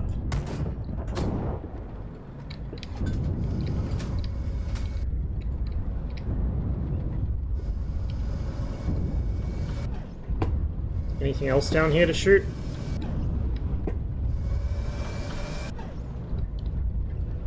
Don't see anything.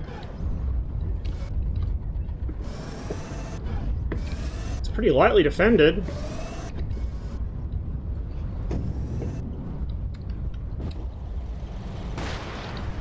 So I'm sure there's a nasty surprise hiding somewhere. Okay, no, we lost a BMP. What the fuck killed him? That! Toe.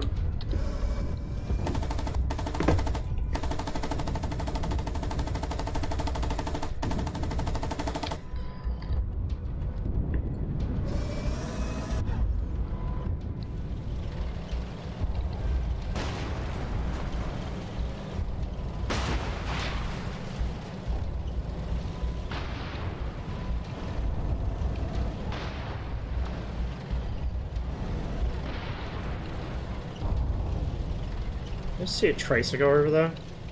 Oh shit, hello! There you are! What the fuck are you doing down there?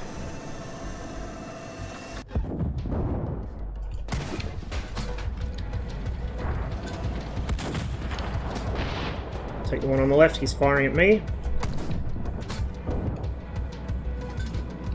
Okay, he's brewing up. We'll take the one on the right, his gun is still up. Come on, come on. Oh, whiffed it. Tap the brakes too quickly. I feel like binding up your brakes on an analog axis... He's doing doughies. I feel like binding up your brakes on an analog axis will actually be like a pro gamer move, because then you can gently apply brake to avoid that sudden bunt forwards as the vehicle stops. Oh yeah, infantry are coming soon. Infantry are a big ticket item and they're coming soon. They're going to make a lot of people reevaluate their idea of how tanks are supposed to work and what you want to do in a tank.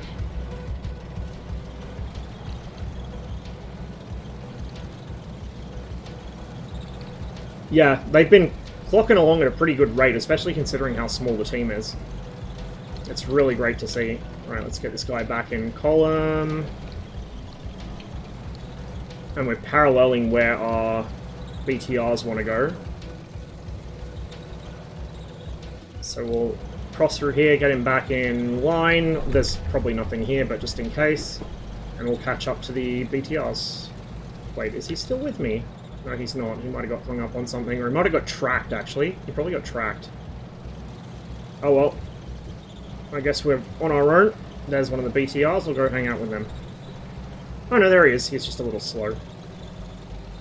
BMT... Yeah, the BMP-2 has the same ATGM that the little shits on the ground are shooting at me. Or a very closely related one. I can't remember if it's the exact same one. Conkers, yeah. The ground mounts, the fagots, bassoon.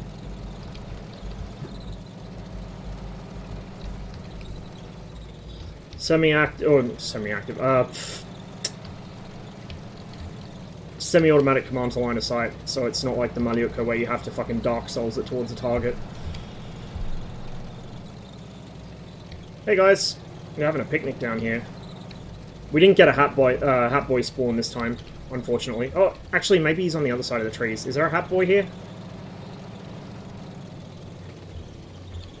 Hey, bud. Where's Hat Boy? Let's get the other BMP into column with us. Oh, no Hat Boy.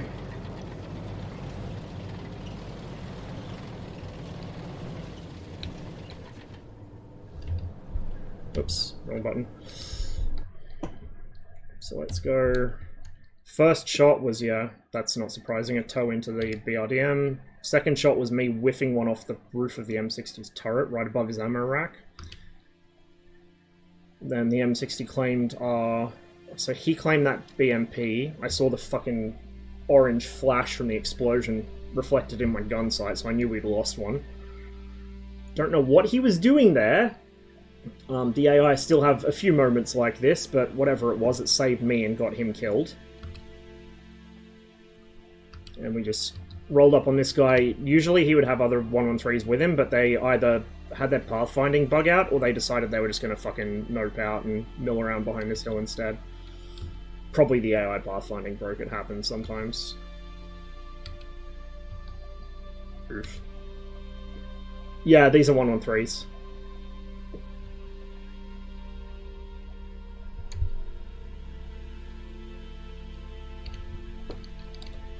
Metal boxes. Let's do another mission. We'll do the ambush mission, the T-55, learn T-55 at night, and then we might do like one more packed mission, I think, and that's going to do it for the stream, because I said I wouldn't make this a long stream, and it's been nearly 11 hours, as usual. So, let's go ambush, and we'll see how we go on this. This one can either be a one-sided massacre in your favor, or you can get popped, like, immediately, because the M60s you're fighting are TTSs, and if they turn to look in your direction, they will see you. Whereas you will struggle to see them, even with your spotlight on. I'm not going to range my gun out to anything, because we're going to be using the fucking night sight, which doesn't matter what I range it to. We do have illumination flares. Now, I could use the illum flares to make this basically an even playing field, but we're not going to, because I specifically want to show you guys how dog shit this night sight is. And also how to engage with it. The different points on the reticle are different holds for different ammunition types at different ranges. I need to roll forwards more because I don't have gun depression, T-55 problems. What have I got loaded? Heat. So I want to put them basically in that chevron at this range. If you can see them, particularly without the active spotlight, then just put them in the middle of the chevron for heat, or at the top tip of the vertical bar for Sabo.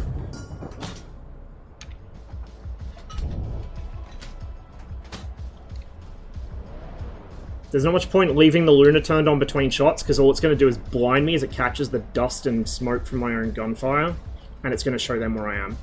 Okay, he's behind a tree, so we're going to re-engage this guy. Oops, that's the wrong button.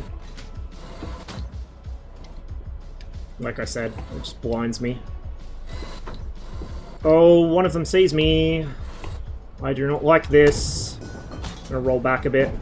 Right track destroyed, now I'm fucked. Especially because I can't see them at the moment.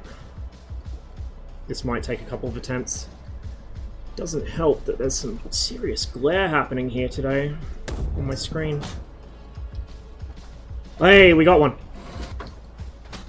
I think I saw another there. Once the dust clears. Oh, I did. Okay, so we're going to aim with the tip of the... Well, we're going to put the vertical bar on him, basically, at this range. We want it basically on him, center of mass. I saw sparks. That's good news. I'm trying to get out the habit of glancing over at the damage readout, because that's basically a debug tool and it will be going away. Still see his silhouette even without my Luna, so we'll give him another. Now, because I'm tracked, I can't reposition to hit the other guy who got into cover, and it's going to be difficult to deal with these 113s once they get closer. Is that a... Yeah, that's a 60 there, I think. Put another round into him. Okay, let's switch to BR 412. Start looking for 113s. One of them's just rolled up the top there. BR 412, you aim more or less the same place you would for heat from memory. He's just sitting there. I almost want to say he looks like he's flipped over. I don't know how he would have done it though, unless he rammed someone. Yeah, I'm not really in a position to continue engaging these guys, because there's a tree line blocking my line of sight, and I am tracked.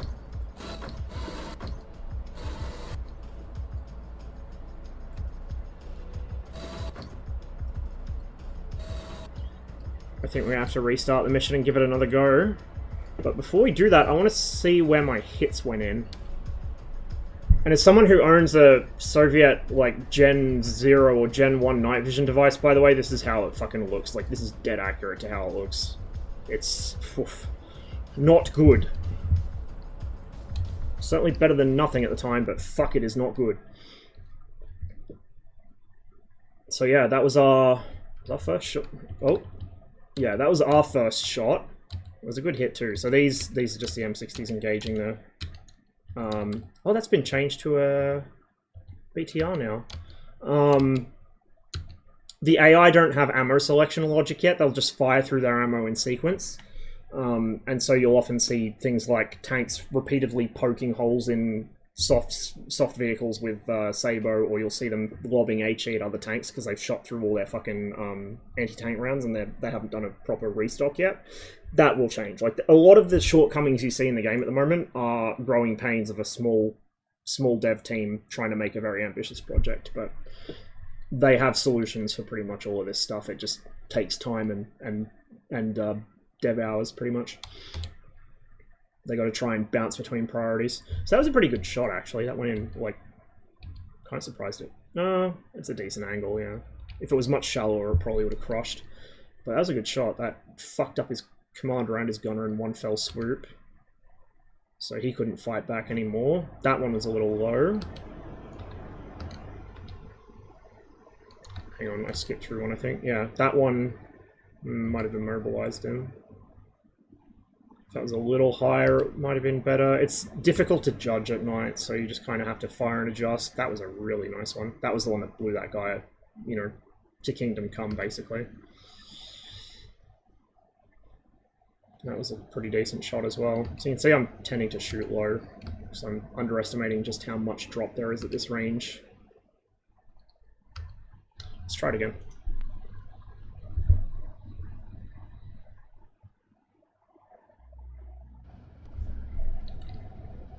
TTS, tank thermal sight. Scary shit, because it can see in the dark. And through smoke. Yeah, Korchak, it's pretty baller. I've seen multiple vehicles get killed by a single shot. Like, when they just happen to line up, you know, fortuitously. Convoy lights off. That's a lead tank. Oh, fuck, that was beautiful. Can use their own muzzle flashes to kind of gauge where they are, even when they're obscured by my smoke. Right there. I think I held that shot a bit long. He rolled forwards away from it, so it would have hit him, but it probably tagged his engine. Oh, he's smoking. Shit. That was a hit. If I can get rid of the M60s, then I'm home free. I can just engage the fucking 113s at will. I need to... Oh, that was good. I was going to say, I need to give these more lead, I think, but that was fucking perfect. We're going to pre-select BR412, which is armor-piercing high explosive, because that's really good for killing 113s. It's really good for killing anything it penetrates. Probably a little too good, because the explosion doesn't throw out the spool in a cone at the moment, it throws it out in a sphere. I suspect that'll get adjusted at some point.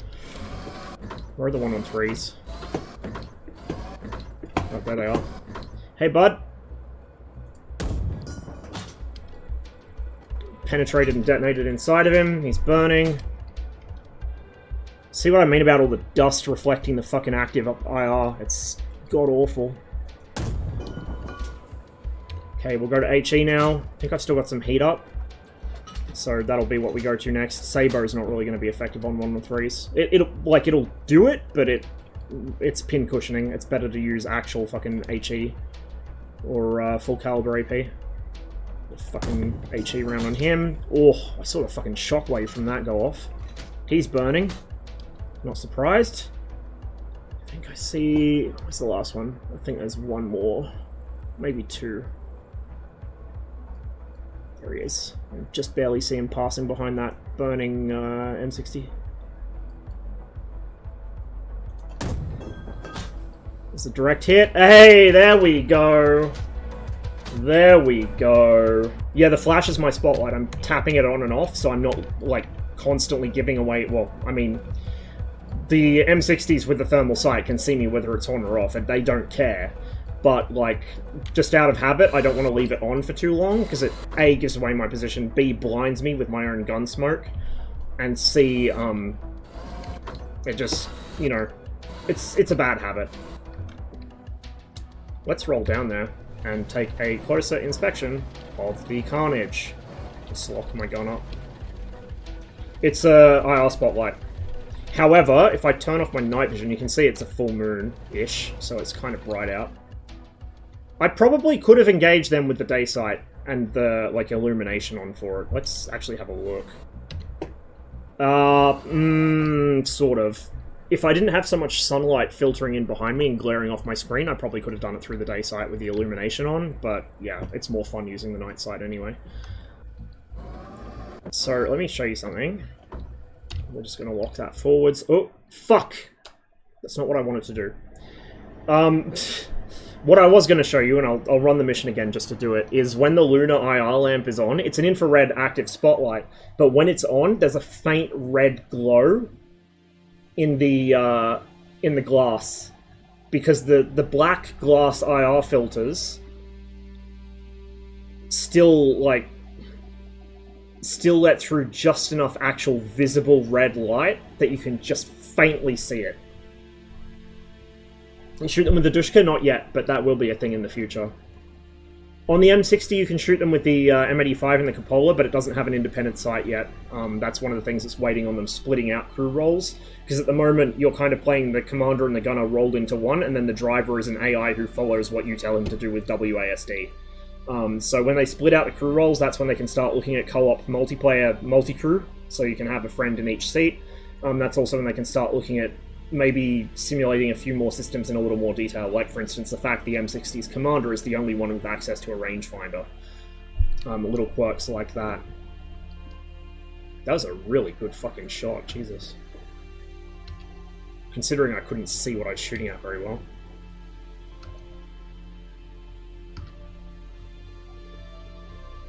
There's a BR-412, yeah, rolled in and detonated right behind the driver. That one detonated next to the driver. And these are all HE frag.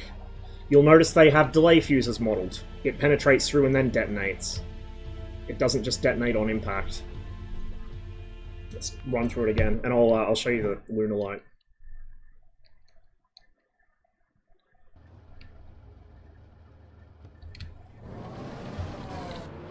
Let's get that scale on just in case I need to use it.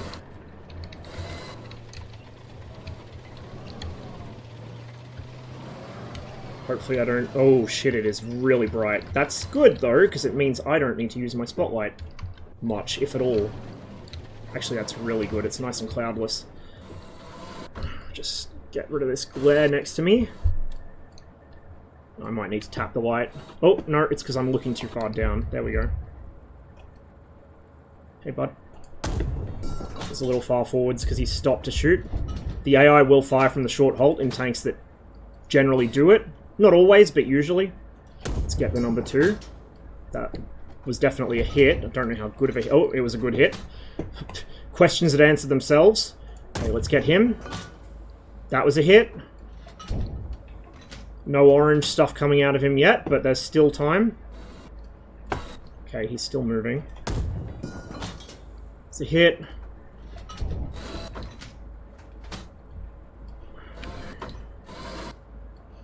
Where's number 3? There he is. It's a hit. He's burning. He's brewed up. Okay. Good, good, good, good, good. Do I hear a jet? I might do. Way out on the other side of the map, I think. There's the one on 3s. Hey, bud. Let him too much. Oh, I did hear jets. Not sure whose, we're not going to see him in the dark, but definitely heard jets. Now we're going to load BR412D.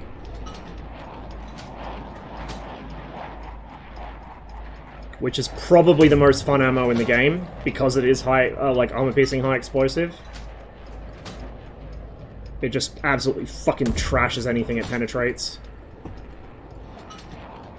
That one's brewed up. This one's making a run for it. Cheeky little shit. Missed. Gonna roll ahead slightly to get out of my own gun smoke. Where are you? There you are. Is that him? Yeah, that's him. It's a hit. What are you doing? Request Illume rounds? I sure can. I just am not using them because it's more fun to do it with the night sight, in my opinion. But Illume is the great equalizer when it comes to packed stuff. Oh, we're down to Sabo. This is not ideal. Oh, that's a fucking BRDM. Shit, I just fucking friendly fired. I don't know what he's doing out there. We're gonna have to move down because I can't tell who's who from up here anymore. Oops. Thankfully, it didn't seem very effective on him. See the lunar spotlight? And there's the Illume flares. That's the moon. That's the Illume flare there. She is fucking bright. Oh, hello. You thought you were going to get away from me, did you? Oh no, that was a 113, I think. Roll this up to, what is that? Call it 600? It's probably more. We'll call it 8. It wasn't 8. Call it 6? Maybe? Nope, it ain't 6 either. 4. That's my final offer. Oh yeah, it's 4. I have to do a restock here, Jesus.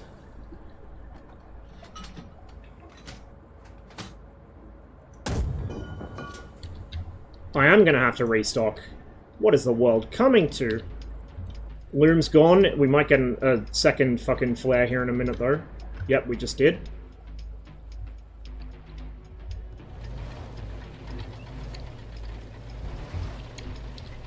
I just need to get something into the gun to finish off these last 113s.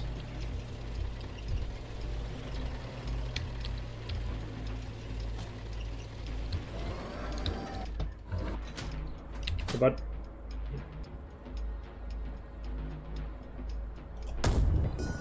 Fuck! Over! Wait, do I have a BR412 up? Maybe not. Come on, come on, come on, come on. I think he's damaged. Like, I think he might have lost his engine or something. Or the driver's badly wounded, because he's crawling.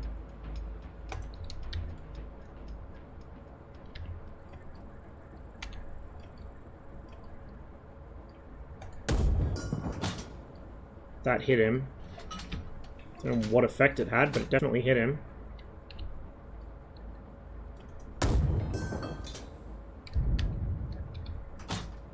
Okay.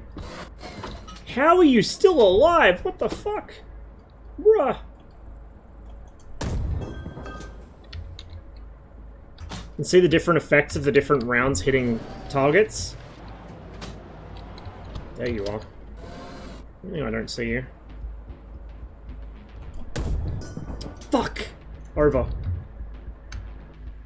What am I ranged to? BR412. Fucking 800? Jesus, no wonder. Yeah, let's bring that down.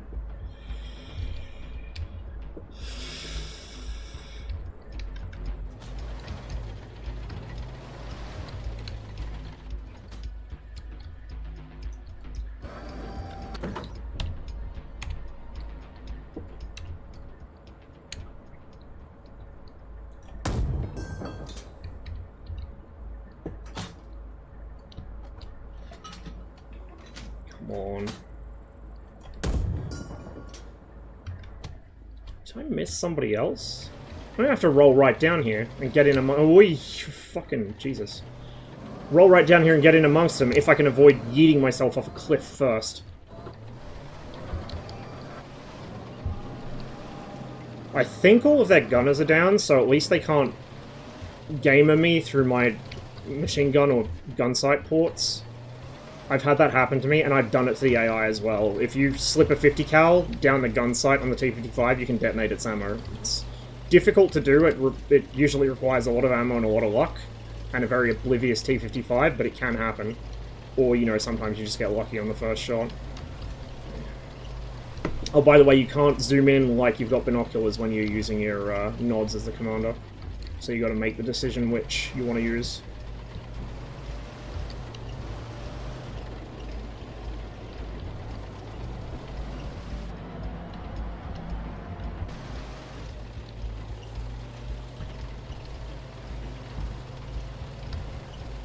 I'm bamboozled as to what could still be alive.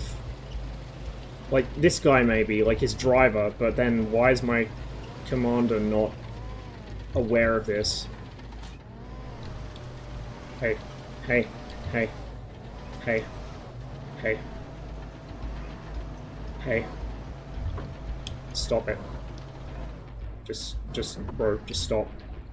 Just stop. What the fuck? Have I found an actual bug? Is this guy invulnerable? No, he's not. I just apparently hit everything but the driver somehow. Okay, the Illume Flare should probably be done now, or we might get one more burst. But I want to show you something, which is the fucking... how good the Luna is. Notice it casts shadows behind things. Like, it's actually projecting from the lunar lamp, and it will cast shadows as you would expect it to from the lunar lamp.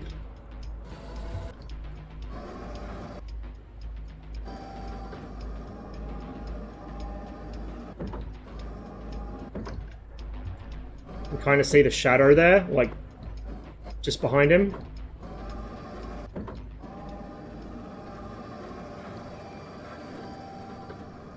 And if I go to the free cam, first of all, let's do it with the lamp on and my nods. I might do a couple more missions, actually. I'm enjoying this too much. I fucking love this game. The power of the sun compels you. So, yeah, your position's fucking obvious because you got a giant shoot me here beacon, but also if you hit an M60A1, which only has passive IR for night sight, not thermals like the A3 TTS, if you hit an M60A1 in the face with that at night, it will blind the gunner. And there are many missions where I have been Tarkov'd on by T-55s pointing their guns at me and then turning their spotlight on. Even if they don't realise I'm actually there, they'll just blindly swing their turret my way and go, "Oh, spotlight!" I can't see what I'm doing for the next 5 minutes. Well, slight exaggeration, but you know what I mean. So now let's get rid of that. The lunar spotlight is still on. See, there's this kind of reddish pinkish glow to it. When I turn it off, which I can't do in free cam, but when I turn it off, that glow will go away. So let me go normal third person mode, and I hit N, which is the bind for the spotlight, and it goes on, off, on, off, on, off. So you get a faint visual light tell that there's a spotlight on, but if you look at that in fucking IR, there's no way you could miss it. It's ridiculous.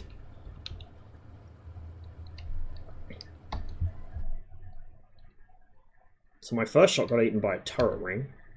Second one was a good hit, right into the ammo. Third one, just barely. That one was okay. That one was really good. I wonder if that... You can't... Oh, there's no visualization for overpressure in the after-action reports, but overpressure is modeled. With that detonating so close to his head, I wonder if it killed the driver through overpressure. And that obviously killed the gunner.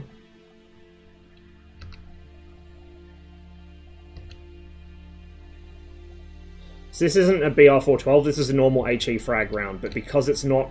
It's got an actual fuse on it, it penetrates, it actually fucking wangs off the door, changes course, clips through the fucking gunner's corpse, and goes right up the driver's asshole. Well, almost up the driver's asshole before it detonates. Against something with really thick armor, though, they will detonate on impact, essentially. So if the armor's thin enough, the shell will just bust through it and detonate on the inside, otherwise it'll detonate on impact, on a hard enough surface, thick enough surface.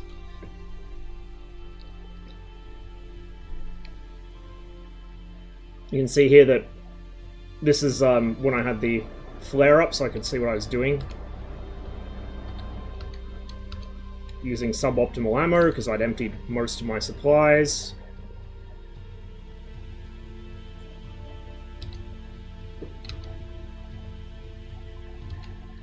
So because that hit a joint in the armor, like in the structure of the vehicle, it actually did detonate on the impact. Like it says penetrated ramp, impact delay fuse activated, stopped by whole rear, and then it detonated. Wow, that's an interesting shot. It penetrated, skimmed the floor, and then detonated against the floor. But notice the one fragment that went near the driver just missed him. And then that was what finally fucking finished him off. Put a HE frag right under the driver's ass. Let's see what missions. I'll do 2 more. So I'll do 1 NATO and 1 pact. Kind of want to do a T-72 mission, but I might save that for the next time I play on stream. I want to do a T-55 mission because they're fun. But we'll do a NATO one first. So we will go...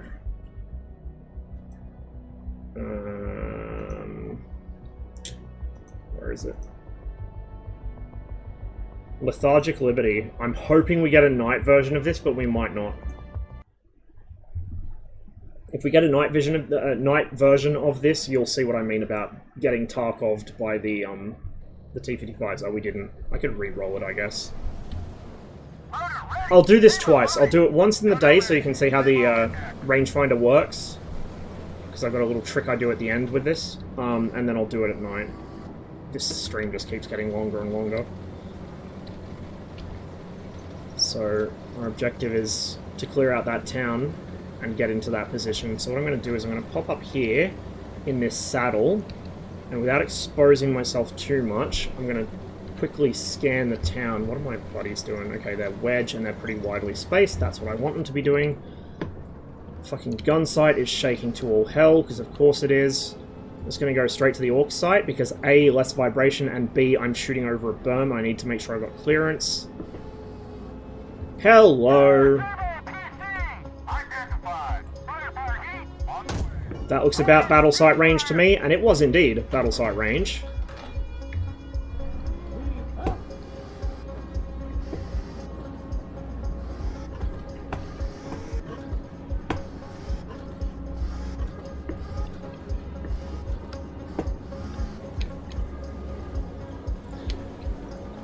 What I'm going to do here is tell all of my guys to go echelon right, because I'm going to pop out the right side of this. I usually go to the left side, but I'm going to pop out the right side today.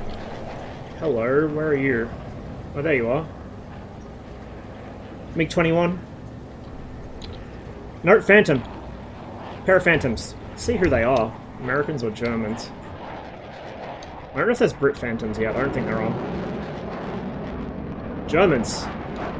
With the spicy meatballs underneath. Fucking cluster bombs. That is the loadout you do not want to see headed your way.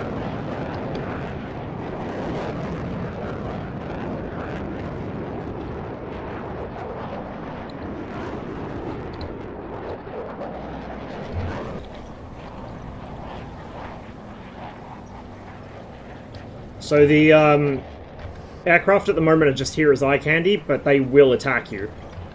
Cass is coming. It's not going to be like bullshit revenge bombing War Thunder Cass. It's going to be real Cass. It's not going to be, you know, unavoidable insta-death, but if you're caught in the open when it arrives and it sees you, look the fuck out. I'm going to post up here and wait for a moment. Oh, hello! We'll call that about 800.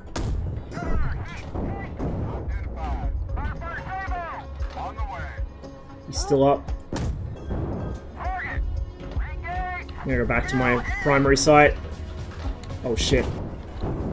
I should have pulled back. I should have actually tried to berm drill that a bit, instead of just sitting still. Oh fuck. Yeah, he's toasted, and so are 2 of my tanks. Excellent, wonderful. Very well done by me. You gotta be quick with those 2. If you don't react fast enough, you'll end up getting your whole platoon wiped. But yeah, I didn't do that engagement very well at all. That was on me. Jesus Christ.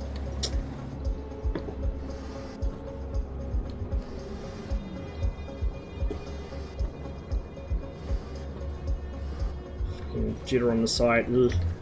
It's the way it should be, though. So I'm going to now tell him to go line, and we're going to push across here. I'm going to call artillery on the back side of that town. Battle Point Alpha is where we're supposed to go, which is where those fucking 55s popped up. So if we'd just gone straight there, we would have run headlong into them. You know, back to the auxiliary site, just because it's that much more stable.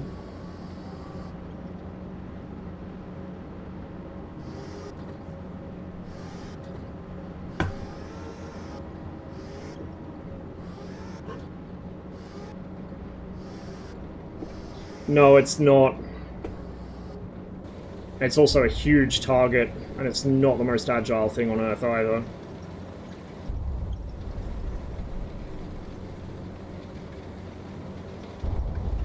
We're gonna give the town a bit of a wide berth for now, and then come back around. Hello? Oh, hello.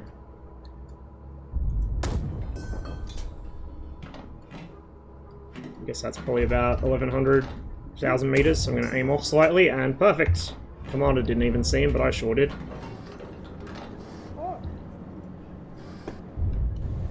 Keep pushing. Comes down to who shoots first. Most armored combat does, to be honest, even where there is one side with a much, you know, like, technologically superior tank. He who sees first and shoots first wins. It's like that in air combat, too. Most aerial engagements in history, the victim hasn't even known that there was somebody behind him.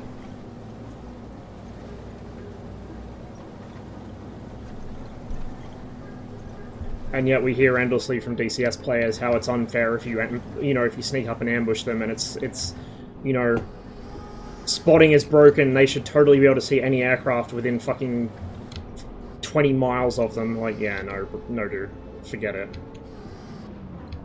Get off the copium and the hopium. It's not a good mix. Oi, oi, oi, oi.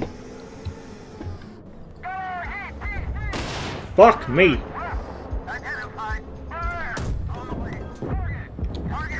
Fuck. Oh! Oh, that was not good timing. Hooray, we have a single tank. Oh, man. Oh, that was... Oh, it's Hat Boy. Hello, Hat Boy.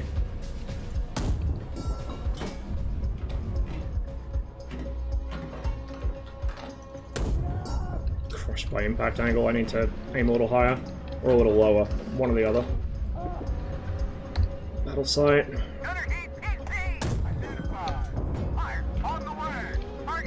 Okay, he's brewing up. Sorry, Hat Boy. Had to happen. Yeah, the turret has no hatch.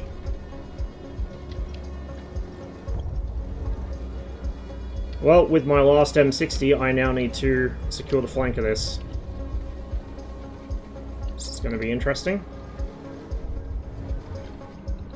Go back to our primary site.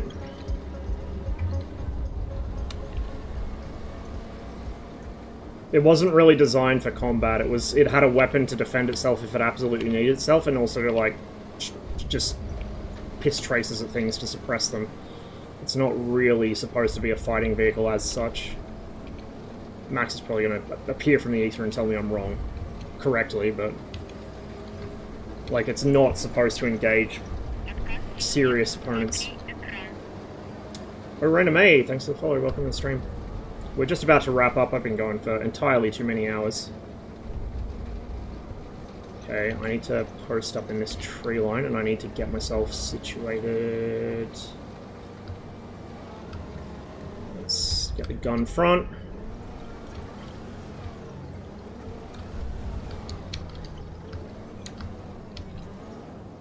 Watch and learn, young ones. I need to figure out what range the crest of that hill is. Right there. 900 meters.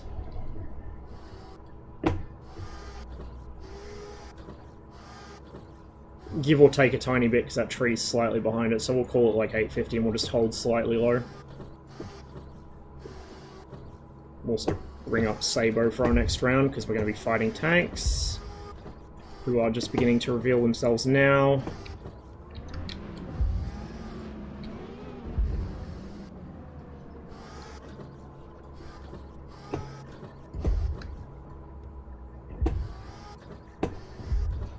Kind of in a bad spot here. I need them to roll forwards over the berm before they kill all my M113s and fail me the mission. There's one there.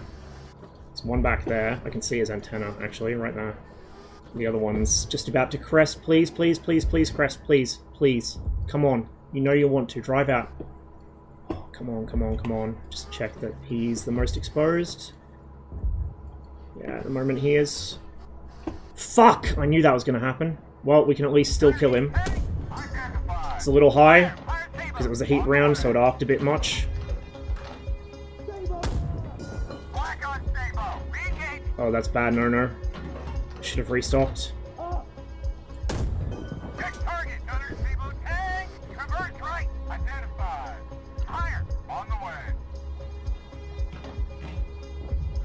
We're going to wind it back to 800 here. Okay, ceasefire.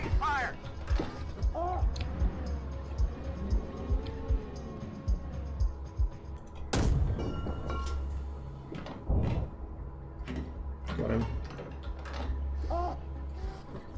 Technically a mission fail, because we lost all of the forces that were meant to be taking the objective, but we did kill them all at least. I lost too many tanks at the start, and I fucked around too long waiting for these guys to come over the ridge. I should have positioned a little, maybe even down there, I don't know, somewhere I'd have more direct line of sight on them. Only this site had a backup distance scale. So the reticle pattern is a certain amount of milliradians. You can use this reticle pattern both to make holdovers and to estimate range and lead, but it involves maths, which I am incapable of. If you need to do that desperately and do like Kentucky windage in terms of, or Kentucky elevation rather, you have the auxiliary site. And if you like just want to play guesstimates, you can wind the sight distance up and down.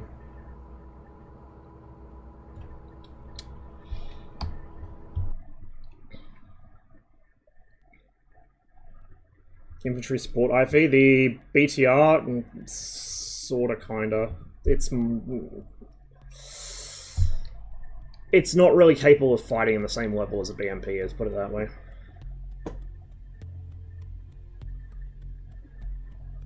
That's the you lost music, so yeah, we lost. Even though we completed, you know, the objective of destroying the enemy, we didn't take the actual objective ourselves. Guess we could call it a draw, sort of. Well, there were a lot of shots fired. So my first shot on this T-55, I was just a little too far to the left and it detonated on his fucking skirts because it's a heat round I had up the spout from dealing with the BMP. It did fuck all to him. Then that was my wingman getting fucked.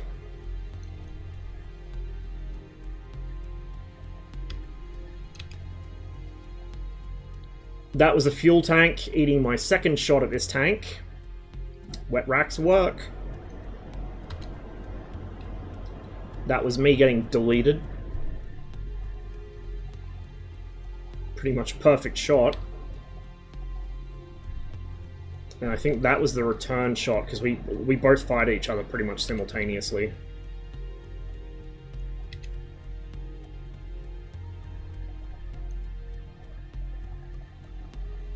Yeah, I can carry troops. From memory, it is actually supposed to fight alongside them to a degree, but it's, as you can tell from the weaponry, it's just not up to the same level as the BMP. I think Max did say something about, like, there was some weird quirk to why it was designed the way it was in chat once, and I was kind of, like, surprised by it, but I don't remember what it was now. Memory's shut out on me. That was the first shot from that BMP that we didn't see earlier, so I got lucky with that one. Then I whiffed my shot. Then I got lucky with that one, and then I didn't get quite so lucky with that one. And then finished him off. That was a simultaneous shot too, actually. There's Hatboy, that's the first shot on him. Second shot crushed, and the third shot fucked him up pretty good. And then this is all going to be T-72s just pin cushioning our 113s, because I was sitting around with my dick in my hand for too long. That flew a bit high, so yeah, that tree's further behind the ridge than I thought. So yeah, 800 meters would have been perfect. So my first shot went high and I just held low on the next. And the next was pretty good.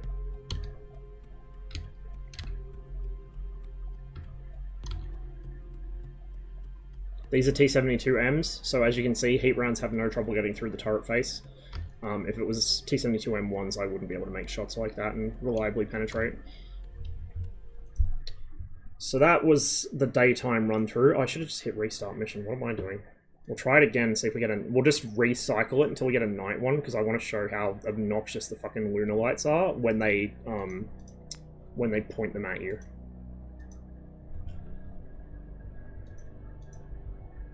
So, full to outskirts. Am I dumb? Yes, I am. Northfields. Lethargic Liberty. We'll just recycle till we get night. Wet racks have been implemented since the start. And fuel as armor. No, okay, restart until we get nighttime.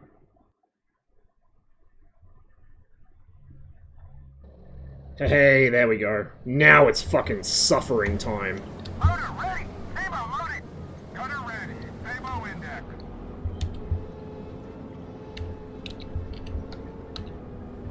I'm gonna set up the illumination for the reticle on the backup side, on the auxiliary side, because we're gonna fucking need it when we get blinded on the passive. It's difficult to see, but it's better than being blinded by, you know, a lunar light.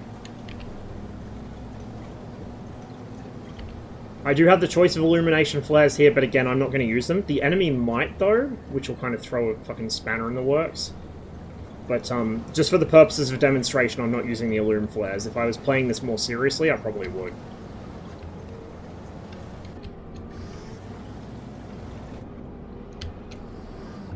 So we'll come over this side.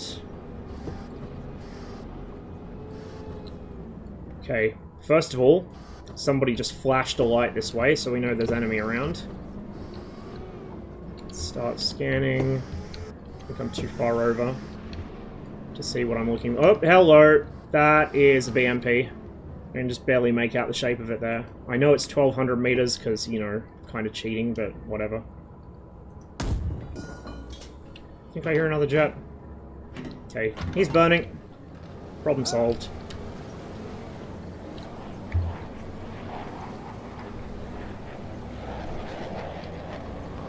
Definitely hear another jet.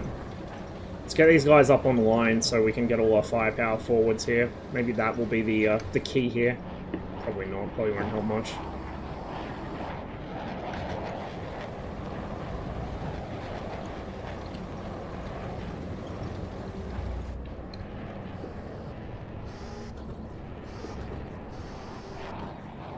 I'm going to take a guesstimate that I want to hold low on my shots here, because that looks pretty close to me, definitely closer than 1200. Can't really use the rangefinder on this at night, so you either drop in a lumen flare and use the rangefinder that way, or you just don't, you just guess it. Or use the stadiometric methods on the reticles. I have to roll forwards a little to bait them out of their hidey hole. He's burning up pretty good. Come on. Come on. As I put myself on the fucking forward slope, worst possible place I could be, just to try and get them to roll over the hill, because I know they're there, I can see them. I'd be almost tempted to drop artillery on them, try flush them out, or maybe even hit one of them with a lucky shell, but it's just going to make it more confusing and more difficult to see and engage them when they do roll over the berm.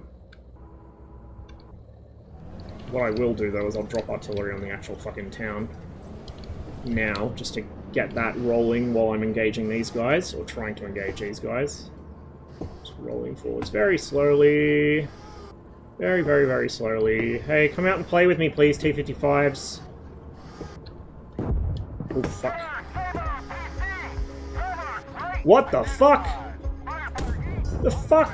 No, no, no, you're not what I'm trying to kill. Oh, no. Shit, fuck, Tarkov gamers.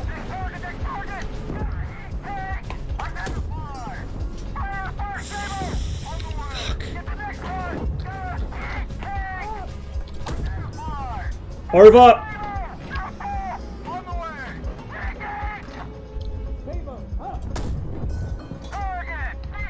Oh, I love this game. Fuck, it takes years off my life, but I love it. He's cooked. Okay, good.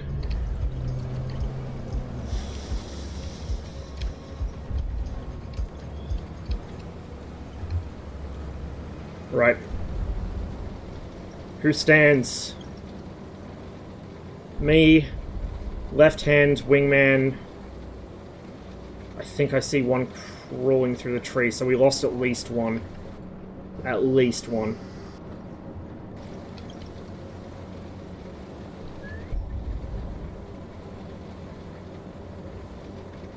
I think we lost two, actually.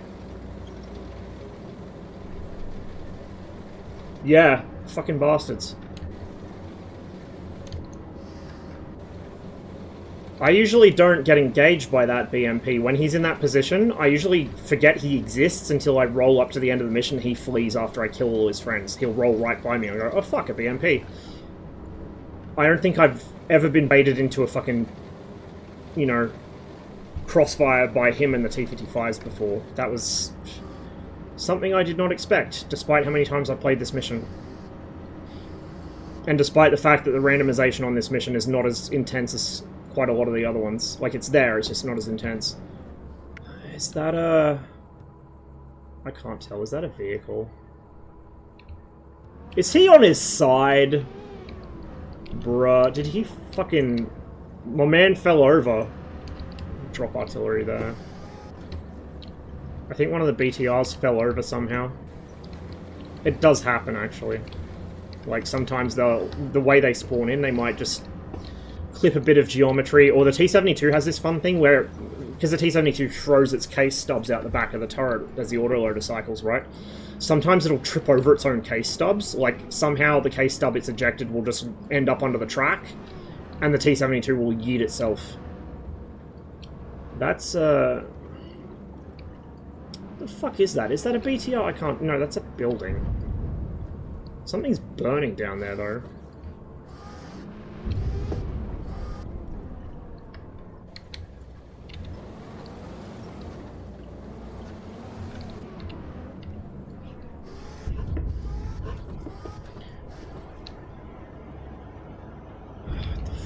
That's the BMP. The fiery glow cast on things by destroyed vehicles is quite nice, hey? That's another BMP. That's the one I probably killed at the start. Unless there was another hiding down there. Maybe it randomized one down there. Hello? What do you see? What are you shooting at? Commander sees him. Yeah, okay.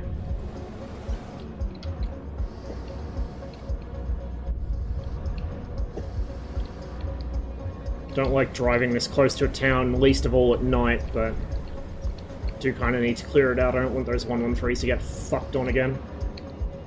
Hello. Hello. Oh, there you are.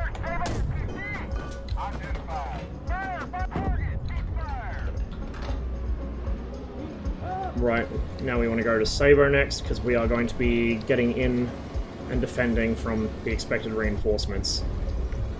I probably am going to use the illumination for this, because I just want to be able to see them cresting a bit clearer. I think I'm going to push, actually maybe, I almost think I should go to the other side of town, to that tree line that's directly in front of them, but it might be a little too exposed. We'll go to the right-hand edge of the tree line I was in, rather than the left, like, kind of partway down the left. It might be a better option. Fuck, it's hard to see without night vision, even with a full moon. Okay, let's get down here. See, if I could detach my other tank, I would tell him to go and chill out in that tree line, so we're kind of cross-firing them.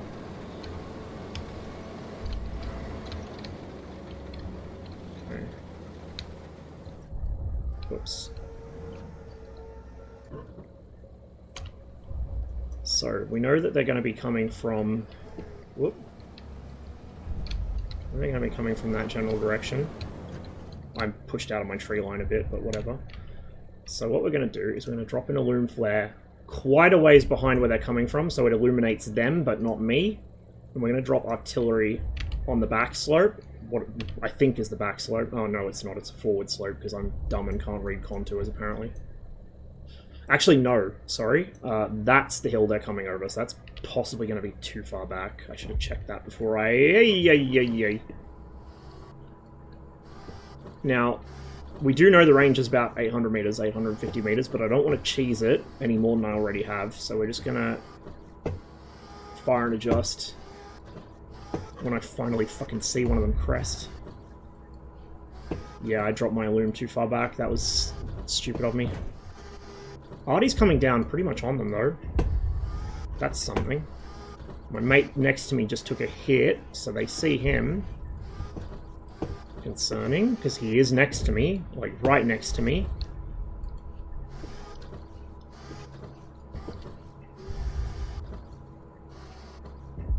Shit, hello.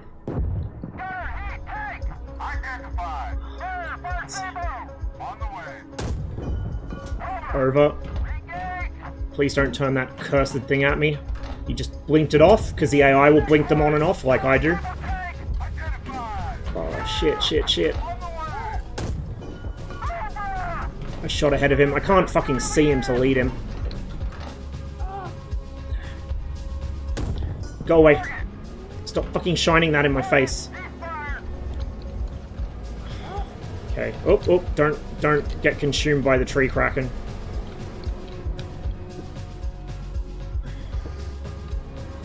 There he is.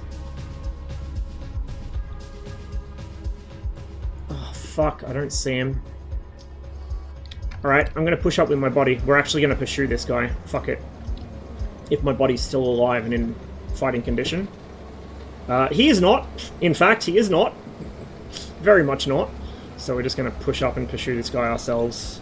It's pretty fucking sketchy, but we'll do it. And I'm going to drop artillery. I don't know where he's going, to be honest. Probably drop it over there, just in case he's going for that exit.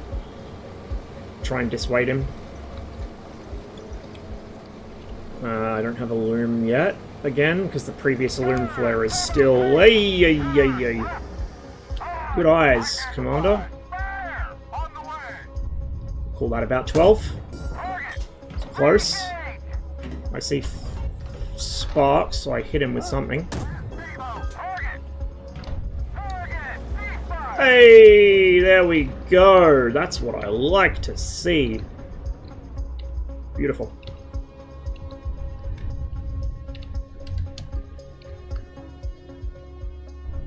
Yeah, my illume flare was way the fuck too far back. Holy shit. I need to get better at reading contours again. I used to be really good at land nav when I was in the reserves, but you don't use your skills, you lose them, right? Fucking use it or lose it. And boy, did I fucking lose my land nav skills. Unfortunately. Well, we got through it. We had a few pretty painful losses, but we got through it. So that was my first shot on him. Kind of a stanky angle. Usually I engage him from the front. That one skimmed his turret. That was when he began engaging me, right before the 55s rolled out of cover. And then that was the first of my wingmen getting fucking deleted. That was the BMP getting deleted, finally. was the T-55 getting deleted. And that was... oh, that was a pretty spicy hit with a heat round.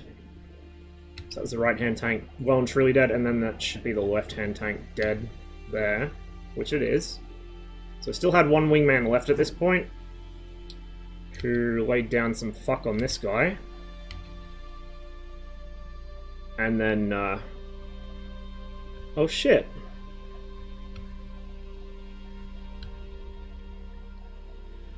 Oh shit. Man was lagging far enough behind me that he got smacked in the fucking ammo rack. Oh, wait. No. I think I only lost one at the start. This guy must have been hung up on a tree or something, so he was lagging behind. They do that sometimes. So yeah, we lost him there. Then this guy was my... this was the tank that was with me, because there I am. That sort of faint shape in that bunch of internal components over there in the darkness, that's my M60.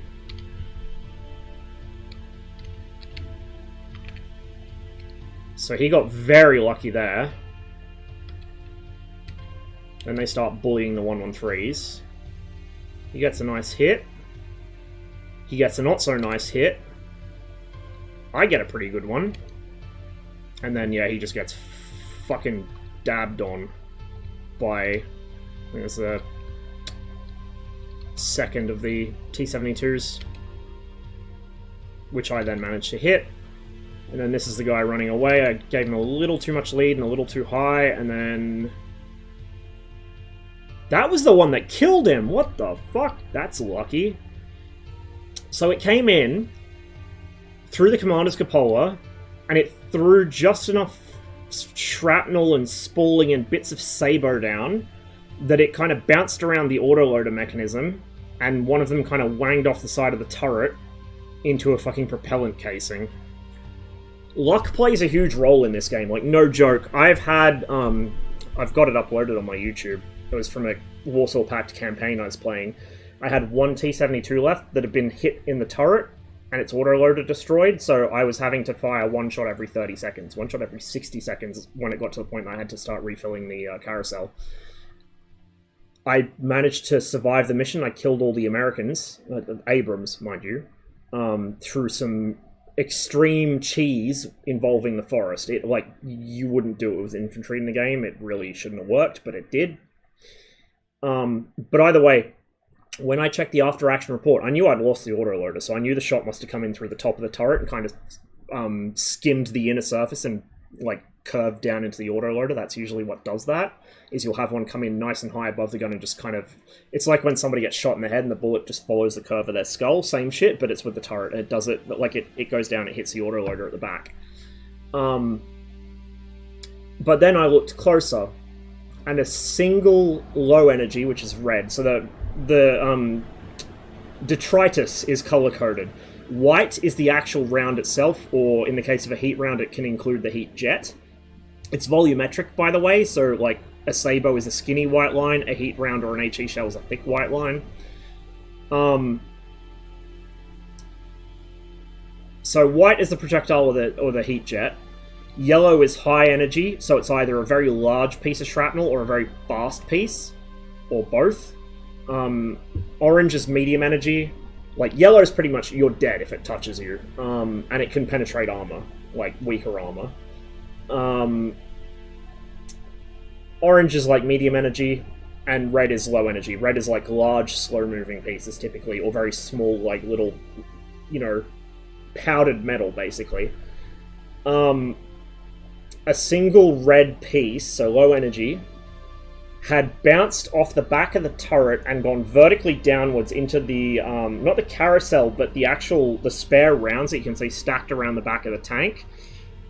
It was a throwing charge. In fact, I can kind of show you here. So let me slow the camera down a bit. It was that throwing charge right fucking there.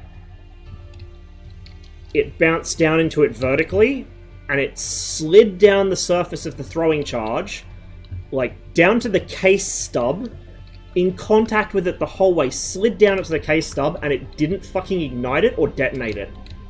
Like, if that had been even the slightest bit further over, or if it had been a higher energy piece, that would have been it. My tank would have been blown to the fucking moon with that one shot. But instead, my tank survived with its full crew, combat capable, albeit without an autoloader, and it went on to completely trash like a company minus of Abrams and 113s. Just through clever gaming involving trees. So it's... luck is a big factor in this game, and it's not like... I'm sure some people would find it bullshitty, like people get annoyed over anything where they lose, but to me it's not like frustratingly inexplicable black box RNG kind of thing. It's like, it makes sense. The real war is like that, like, you know, the Hollywood cliche of getting shot, but your watch stops the bullet. That actually happened to my fucking grandfather in Normandy. We have the watch. Like, it happens. And the bigger the war, the more crazy shit happens, and the more one-off, you know, 1 in a billion events. Maybe it happens 2 or 3 times, or 4 or 5. Like, it's just... sometimes you're lucky, sometimes you're not. In the fucking infamous words of a former Prime Minister of this country, and the only thing he ever fucking said that I agreed with him on and would have defended him on, shit happens. You can't plan for every fucking externality. Shit happens. It sucks, but it is what it is. Anyway, guys, one more mission before I completely lose my voice. This was meant to be like a 3 or 4 hour stream. It has become a 12-hour stream. Oops. So I'll try and get one in next weekend, or like this weekend, sorry, but don't hold your breath, because my schedule is fucking monted at the moment. So I've been doing less streams of longer duration because that's basically what I have time and energy for at this point. Stop anywhere I want, anytime. Yeah, I can stop anytime I want. I don't have a problem, guys. It's you that has the problem. I'm fine. We're gonna do one of the legacy missions, because it's a pretty fun mission. Because it's a low-tech boy, and sometimes you come out of it really well, sometimes you don't. M60A3 solo, that's fucking excellent too. But I've done enough M60 stuff this stream. I want to do some T55 stuff because the T55 is Chad vehicle. Plus it has BR412, which is the most fun you can have in this game, as far as shooting things goes. Wait. Oh, I'm dumb. I picked the wrong one. I picked fucking T55 wave, I think. Imagine being able to read. Okay. Folder Gap Legacy. M60A3 wave. There we go. And these are A3s, so they do have thermals. They can see me through bushes and shit. I don't think this mission can be anything but daytime. I don't think it even varies the time of day at all. So, we're just gonna make a fucking all-out run for the low ground behind these tree lines here. There's like 2 or 3 tree lines in close proximity to each other. Right here, this gully. This is probably meant to be a minor watercourse in real life, but we're gonna get in amongst this gully. We're gonna zero our gun for 600 meters, which is my usual battle site range on the T55 for smaller maps or smaller engagements like this. We're going to go behind this row of trees just because I don't trust myself to not get spotted through the first row. I want to do this quickly so I'm not out of position when they start revealing themselves, but at the same time I need to make sure I'm concealed enough that they won't roll up on me. I do actually have artillery here, which I kind of forgot about. So what I'm going to do is I'm going to start dumping arty, like, here. Because I think that's one of the choke points they'll come through. So we've got 1 row of trees in front of us. That road's a little too obvious of a firing position. So I'm going to roll up here. I'm going to look for relatively dense bush, but where I still have enough clearance to see what I'm doing and fire. Okay, they're engaging my little BRDM buddy. Oh, this is suboptimal. Very suboptimal. Let's roll ahead slightly. Oh fuck, this is really... I'm not sure about this. I'm gonna have to expose myself on my right side here.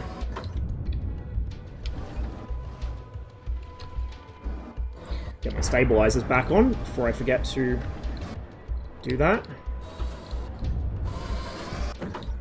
There's one. Hey bud, what's up? What? Uh-oh. Okay, he's in the dead ground to my front. So he's no factor for the moment, but he'll pop back up. And he'll probably have an angle on me when he does. There's the one I killed. Oh, shit, shit, shit, shit. Hello. Alright. BR-412 has not served us well here. I should have waited for better flank shots. I'm probably going to die right now because he is looking at me.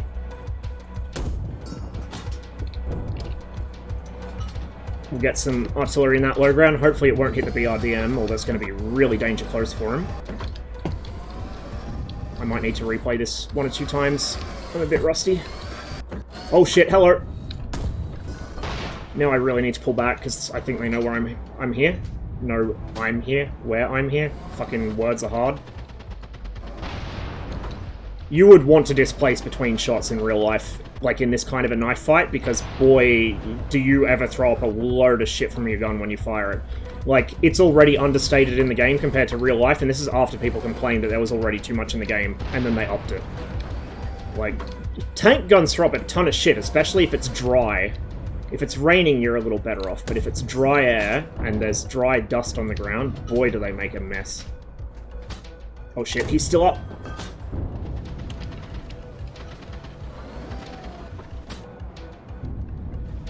Gonna withdraw and find another firing position. You'll notice the T-55's kind of stop starting in reverse. That's the AI driving. The AI struggles sometimes with wanting to change gears back and forth when it's on a slope and it's moving in reverse or at very low speed. I don't know why. It is a known issue. It will be adjusted. Like all things, it takes time.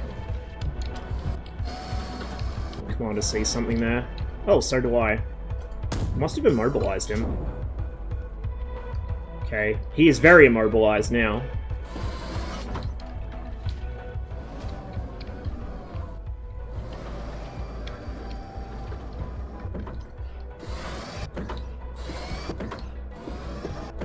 So I think probably 2 or 3 got past me. I don't think we're going to see any more coming through this choke anymore. And I don't want to roll out into the open field where I just killed all those M60s and exposed myself. So I'm going to pull back. I'm going to lock my gun so it doesn't... It won't schwack on things. There's no gun collision in this because gun collision is a fucking Lovecraftian nightmare. It's the fastest way to summon the Kraken in existence. But I try and behave as if it did have gun collision. So I try and swing my gun front when I'm moving through narrow country. Stuff like that. The drivers did this, that's why they put a single reverse gear in the T-72 later on.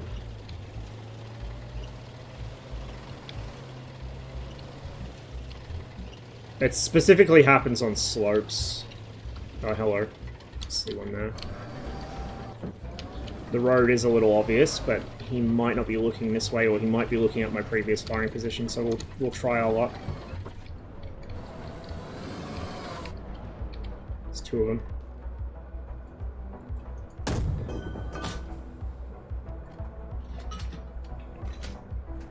This might skim the ground. I don't have a good view of him here. Oh. He's still active. Okay.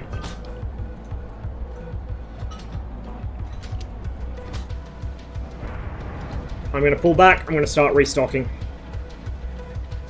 And we're going to drop Artie roughly where I think he is. It's probably not on him, but it might be close enough to do some damage, or at least suppress him.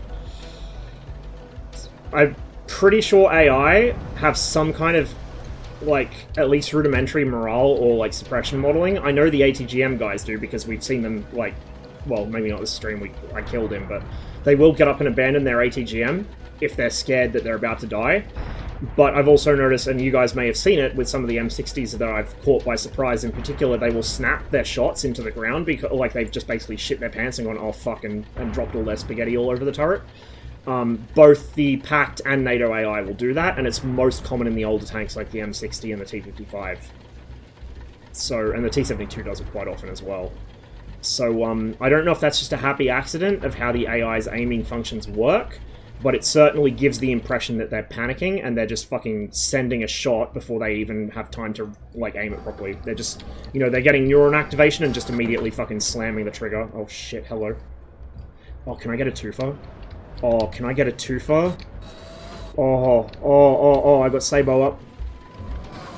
Fucking tree in my way. This is gonna expose me to the guy on the right, but the temptation is too strong. Oh, it's not very well aligned though. Okay, I need to push further along. Get my nice little trick shot here.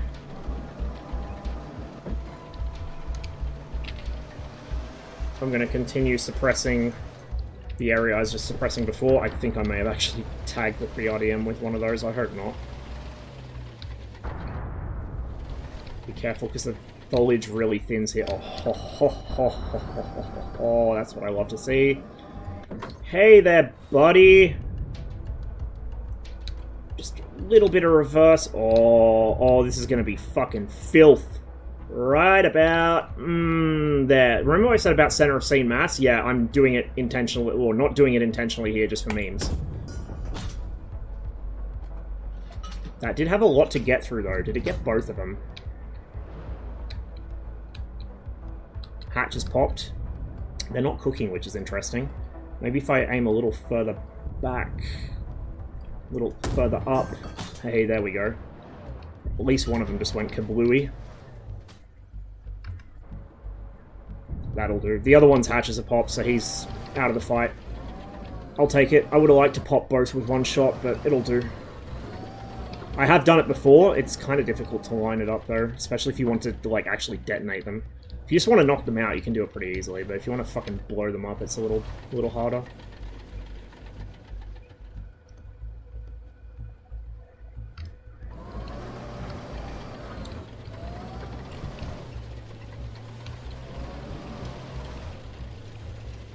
Figure out where that other guy was.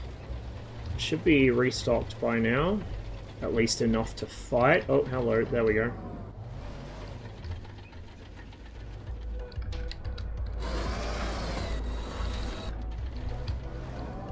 Don't want to fucking get caught up behind that pole. Hey, buddy! There we go. Got him! Let's go pose next to our victims, shall we?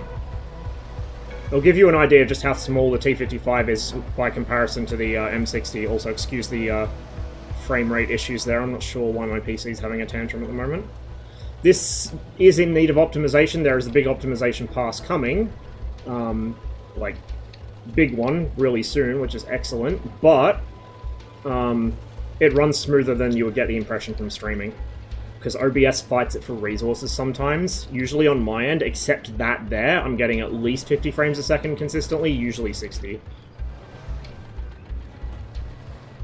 But every now and then, if I've had the game open for many hours like I have now, it does tend to stutter in places, and I haven't worked out what exactly causes it yet. Let me just park next to our big friend.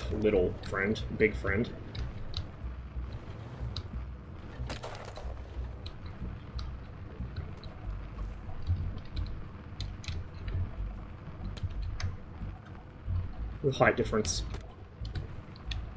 Let's see the length difference. See the width difference. And boy, is there a fucking height difference. And from memory, the T-72 is even slightly more squat than the T-55. There's the M60 is a chungus, and the Soviet tanks are quite dainty little things in a way. Oh!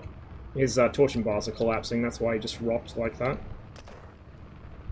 I think that's a good fucking screen to end the stream on. I'm gonna go ahead and screenshot it, in fact. And I'm gonna find somewhere to send you guys. Thank you all very much for hanging out with me today, guys. For this very long and meandering and unplanned stream. I hope you had a good time. I certainly did. We'll see who's on. Send you their way. Keep the love going, and I will see you when I see you. Hopefully the weekend, but probably like next Monday or something.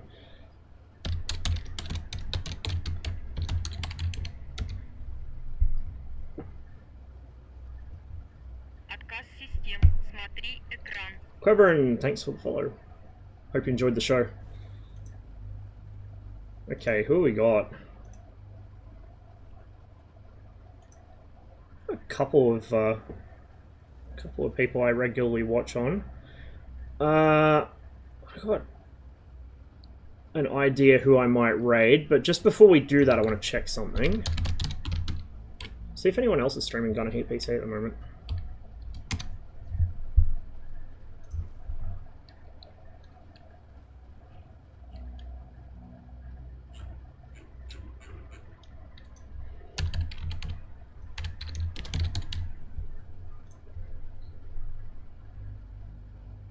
No, I'm in fact the only person streaming Gunner Heat PC at the moment. I am not surprised at this hour of day, to be honest. It's like graveyard shift in the civilized world, I think. So, with that said, I'm going to send you guys over to Fearless, who is playing some armour. And who I actually wanted to play some armour with was it last week or the week before, but I forgot I had a fucking dentist appointment on the same day, so oops. But yeah, I'll send you guys over to Fearless.